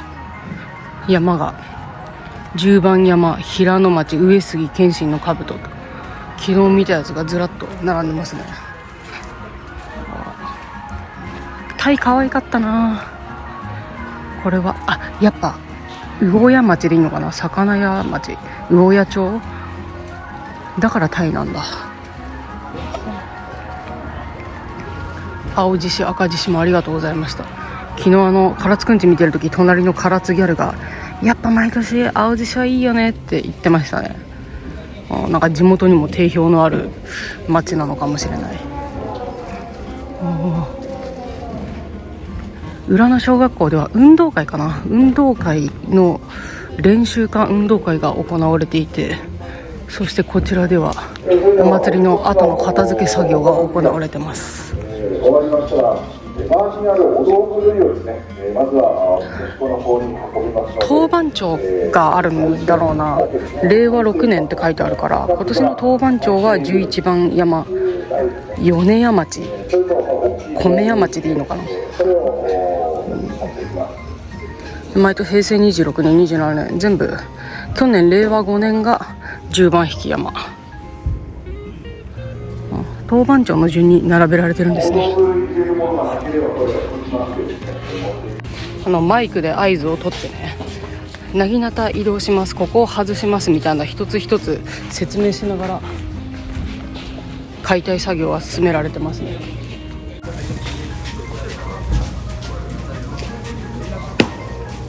ここにもお社が、鳥居が何個もあるんだよね。1、2、3、4、全部それぞれ違うご祭神が祀られてるのかな。お祭りの後のお掃除ですね。ちょっと中失礼してみましょうか。よいしょ、邪魔します。ここは水天宮、本宮は古来農業漁業業公開業者間に信仰が厚いのみならず、子どもの守護神安産の神にして、あるいは難病火災などの除災承服のお礼し高きをなんとかかんとかって書いてあるの。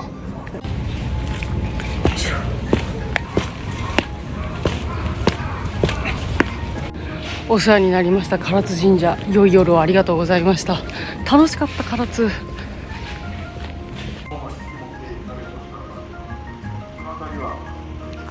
いしょ。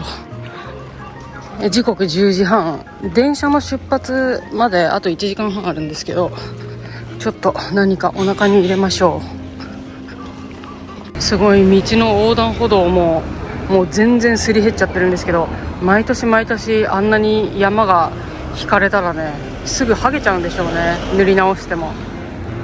街中の至る所に出汁の写真、あんな感じで飾られています。よいしょ。これ昨日通った道かな、もしかして。あ、そうだわ、昨日歩いて通った道。すごいね、駅と全然外れたこんな街の真ん中にバスロータリーというかタクシーの待機場みたいなのがあるんですね。不思議な作りをしている。昨日ここでちょっとだけカーブしていく出汁が見れました。1台だけでしたけど、それでもすごく楽しかったです。呉服の縁結び通り、呉服屋商店街、ここすごく整備されてて綺麗で、こう時間じゃないからまだシャッター閉まってるところ多いんですけど、ちょっとおしゃれなカフェとかありそうな感じだったんで、ちょっとここで朝ごはんいただきましょう。お腹すいた。この街中にも、ここはお寺かな、安楽寺。なんかしっとりとして、本当に外国人観光客の方少ないんですね。ちょっと古き良き日本の姿というか、唐津くんちもね、最終日だったからかもしれないけど、そこまでめちゃくちゃ人がいるっていう感じでもなかったので、割とおすすめなのかもしれないな。今のうちですね。これがまた人が集まっちゃうと、たくさんちょっと見にくくなっちゃうかもしれないんで、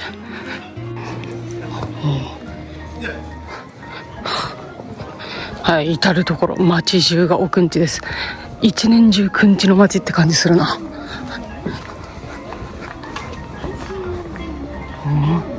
呉服の縁結び神社だって。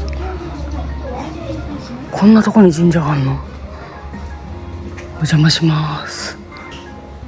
へえ、縁結び神社。あ、すごいかわいい。お金を30円でいいんだ。30円入れると動くとかそういう感じなのかな。ちょっと30円がなかったんで50円玉で、まあ30円か300円の間違いじゃなくて、よいしょ。はい、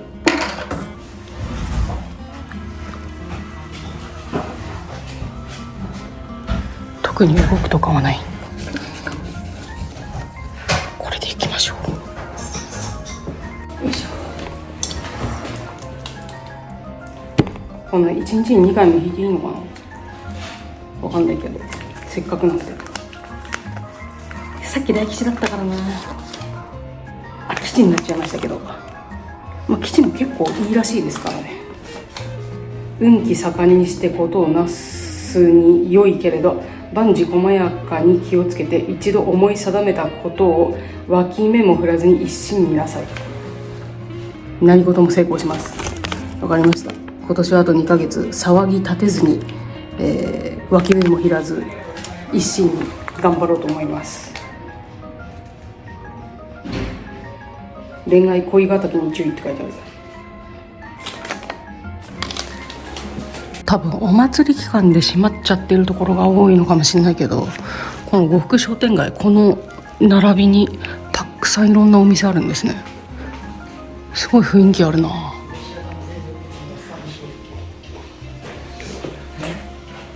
こっちにも、いい街。よいしょ。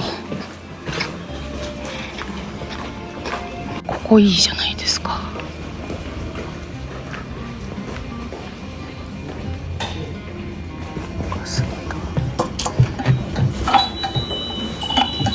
一人、はい。美味しそう。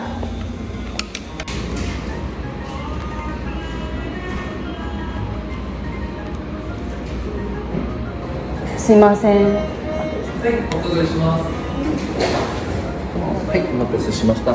栗とカシスのモンブランパフェの、ブレンドコーヒーのホットセットで、以上でよろしかったですか？はい、以上で。はい、お冷や必要でしたら何からご準備いただいてください。はい、ありがとうございます。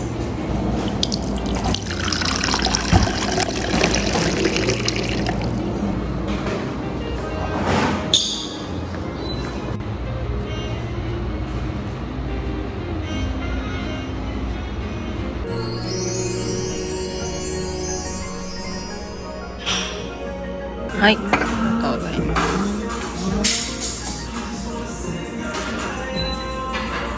うわー、こんなおしゃれなモーニングタイムいいんですかということで、カシスとモンブランのなんちゃらパフェみたいなのを頼みました。セットで2000円弱ぐらいだったかと思います。はい、物価高をひしひしと感じておりますが、旅に出た時は使わなければお金を落とすこそが私の使命だと思って、一生懸命いろんなものを食べて美味しく楽しんでいこうと思います。よろしくお願いいたします。本日11月5日、唐津くんちが終わった次の日ですね。今日はお祭り自体はもう終わってるんですけれども、さっき唐津神社でお祭りの片付けだったり、あとは次の年の当番長のこの交換の儀式みたいなのがあるみたいなんですよね。だから街はまだ片付けでちょっとざわついてて、バタバタしている雰囲気がありましたが、このカフェは案外お休みでもないですし、3連休終わったばっかりなんで、朝一結構人が空いててね、ゆったりくつろぎながら時間を過ごすことができました。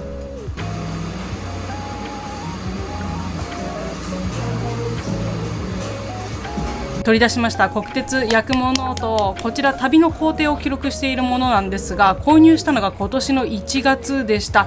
もう1年経ってしまうのか早いななんて思いながら、入念にこの先の旅の計画もしていきます。ごちそうさまでした。駅向かいます。ここなんか一帯がちょっと軽井沢みたいな感じになってて、飲食店が並んでるんですね。雰囲気すごいいいですよ。おしゃれなカフェたくさん。ここは中華料理。映画館あるんだ。すごくない？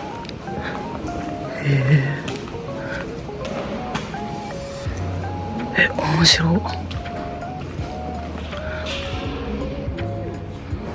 昔の作品も上映してたりするんですね。雰囲気めっちゃいいじゃん。僕が生きてる2つの世界、ちょっと面白そう。すごい、ここにもレンタサイクルがずらっと置かれていて雰囲気ある。山内薬局さん。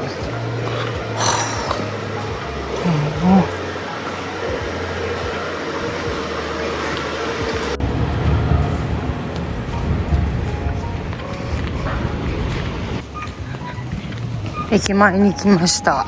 駅の中には駅町1丁目っていうなんかお店がたくさん入ってるところもあるし、松本清もあるんですね。私イメージしてた唐津ってもうちょっとこじんまりしたところなのかなと思ってたんですけど、かなり充実してますね。おしゃれな映画館まであってカフェもねたくさんありましたし、何より美味しいご飯屋さんもすごく多そうでした。で昨日はこの正面出てきて、ここの通りにずらっと山が並んでいたんですが、今日はお祭りを終えてちょっと静かですね。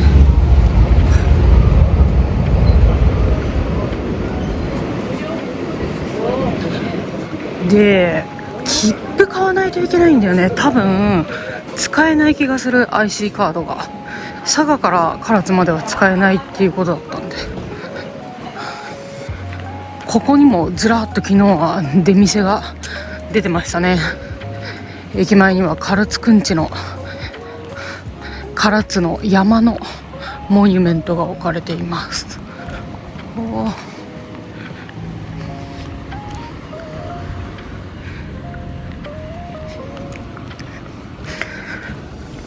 この唐津山像は400年の歴史を持つ唐津焼の伝統と技術を結集して制作したものです。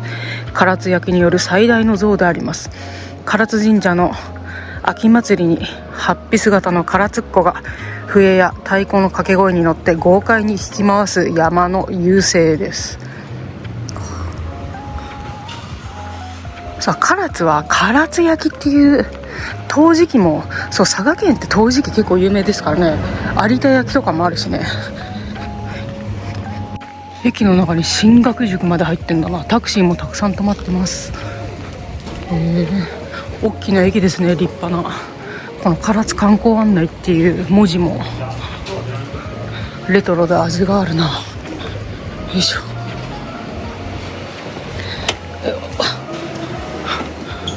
これも唐津焼なのかな。取っ手が唐津焼になってる。すごい。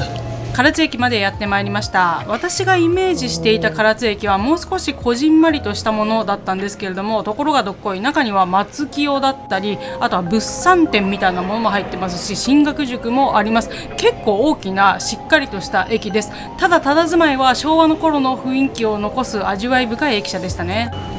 佐賀鳥栖伊万里駅と佐賀伊万里方面は IC カード使えないから、西唐津だったら使えるのかな。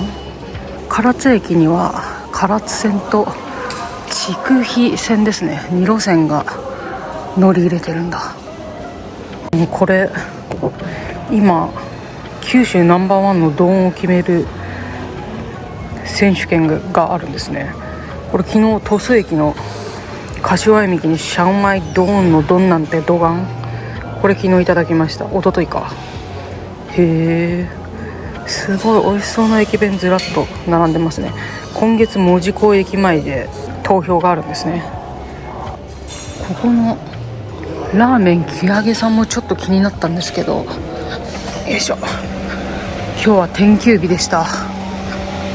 次回来た時は駅ラーメン食べてみたいな。で反対側の出口に出てくるとこんな感じですね。唐津駅前の駐車場がある。でファミリーマートもねあるんですよ。ファミマもあるし、あとはこれは呼子朝市通りなんていう、ここでもなんか海鮮いただけるんですかね。イカシューマイ昨日食べたけど、ずらっと店舗が入ってますね。唐津いいとこでした。駅の雰囲気もすごくいいしね、昔ながらの平屋建ての。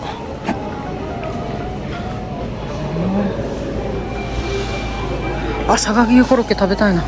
ちょっと朝パフェだけだったからな。また西唐津着いてから何かあったらいただきましょうか。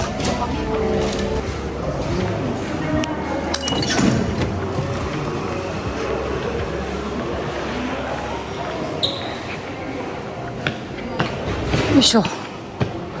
3番乗り場かな。呼子にもくんちがあるんだね。こういうクジラですね。クジラをかたどった、11月これからじゃないですか、呼子くんち。この辺りって昔イクラじゃないや、クジラがね、クジラ漁が捕鯨が盛んで、クジラの肉よく食べてたなんて聞きますよね。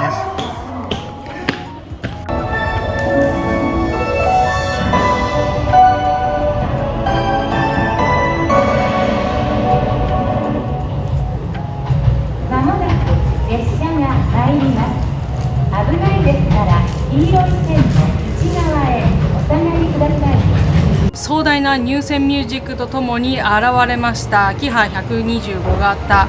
こちら行き先がすでに伊万里となっていますが、ここ唐津駅で折り返して筑肥線の伊万里駅まで行くんですね。唐津から山本駅までは唐津線を経由します。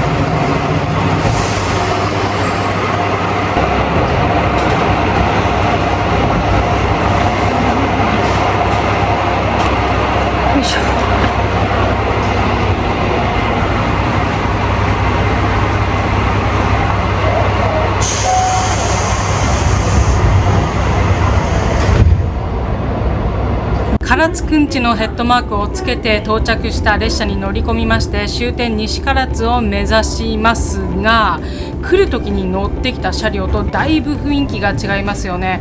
こちらはすっきりとしたロングシートの車両です。そして入線してくる時、上にちょこんとパンタグラフがついていたと思います。そう、こちら気動車じゃなくて電車なんですね。1983年高架事業が進められた際にデビューした103系電車です。筑肥線の高架事業の際に唐津線ではこの唐津駅周辺から終点の西唐津まで高架電化化されました。そのため筑肥線から乗り入れる車両は全て西唐津まで電車でブーンと行ってしまうんです。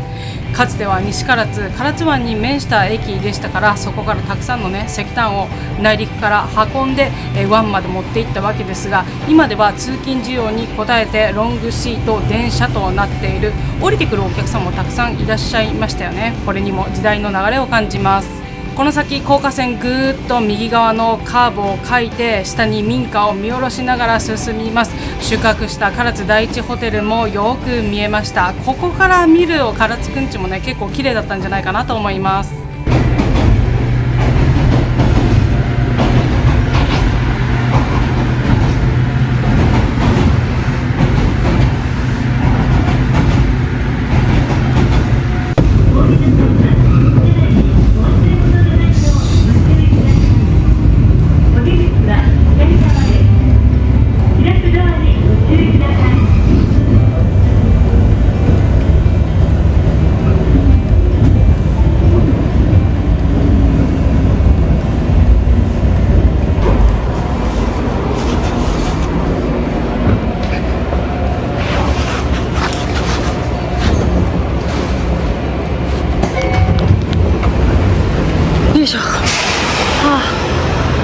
着きました。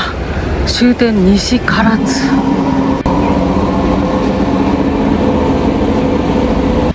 唐津には車庫があるのかな。向こうにたくさん。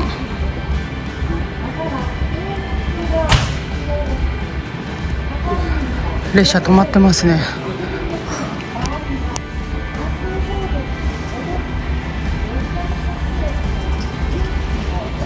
いしょ。おー、かっこいい。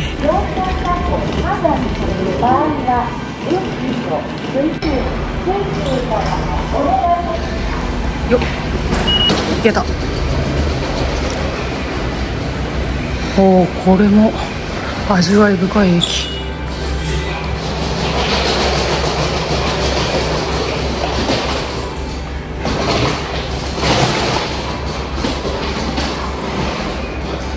無人じゃないんだな。これを押して通話するスタイルなんだ。窓口は閉まってるけど。ああ、券売機もね、懐かしいな。現在の西唐津駅舎も高架事業に合わせてできたものです。その年まではさらに港寄りに貨物支線が伸びていて、現在の唐津東港、これから向かう港の脇に大島駅という駅がありました。唐津駅と比較するとだいぶこじんまりとしているんですが、無事到着することができました。終点ありがとうございます。ということで西唐津到着いたしました。2泊3日になるんですかね。佐賀県の旅は非常に素晴らしい思い出深い旅となりました。ありがとうございます。私はこれからフェリーターミナルに向かって海を渡って長崎県へ行くんですね。はい、それはまた次回の動画にできればいいかなと思います。また一緒に旅しましょう。ありがとうございました。魅力度ランキング47位、そんなの言わせない旅でした。ありがとう。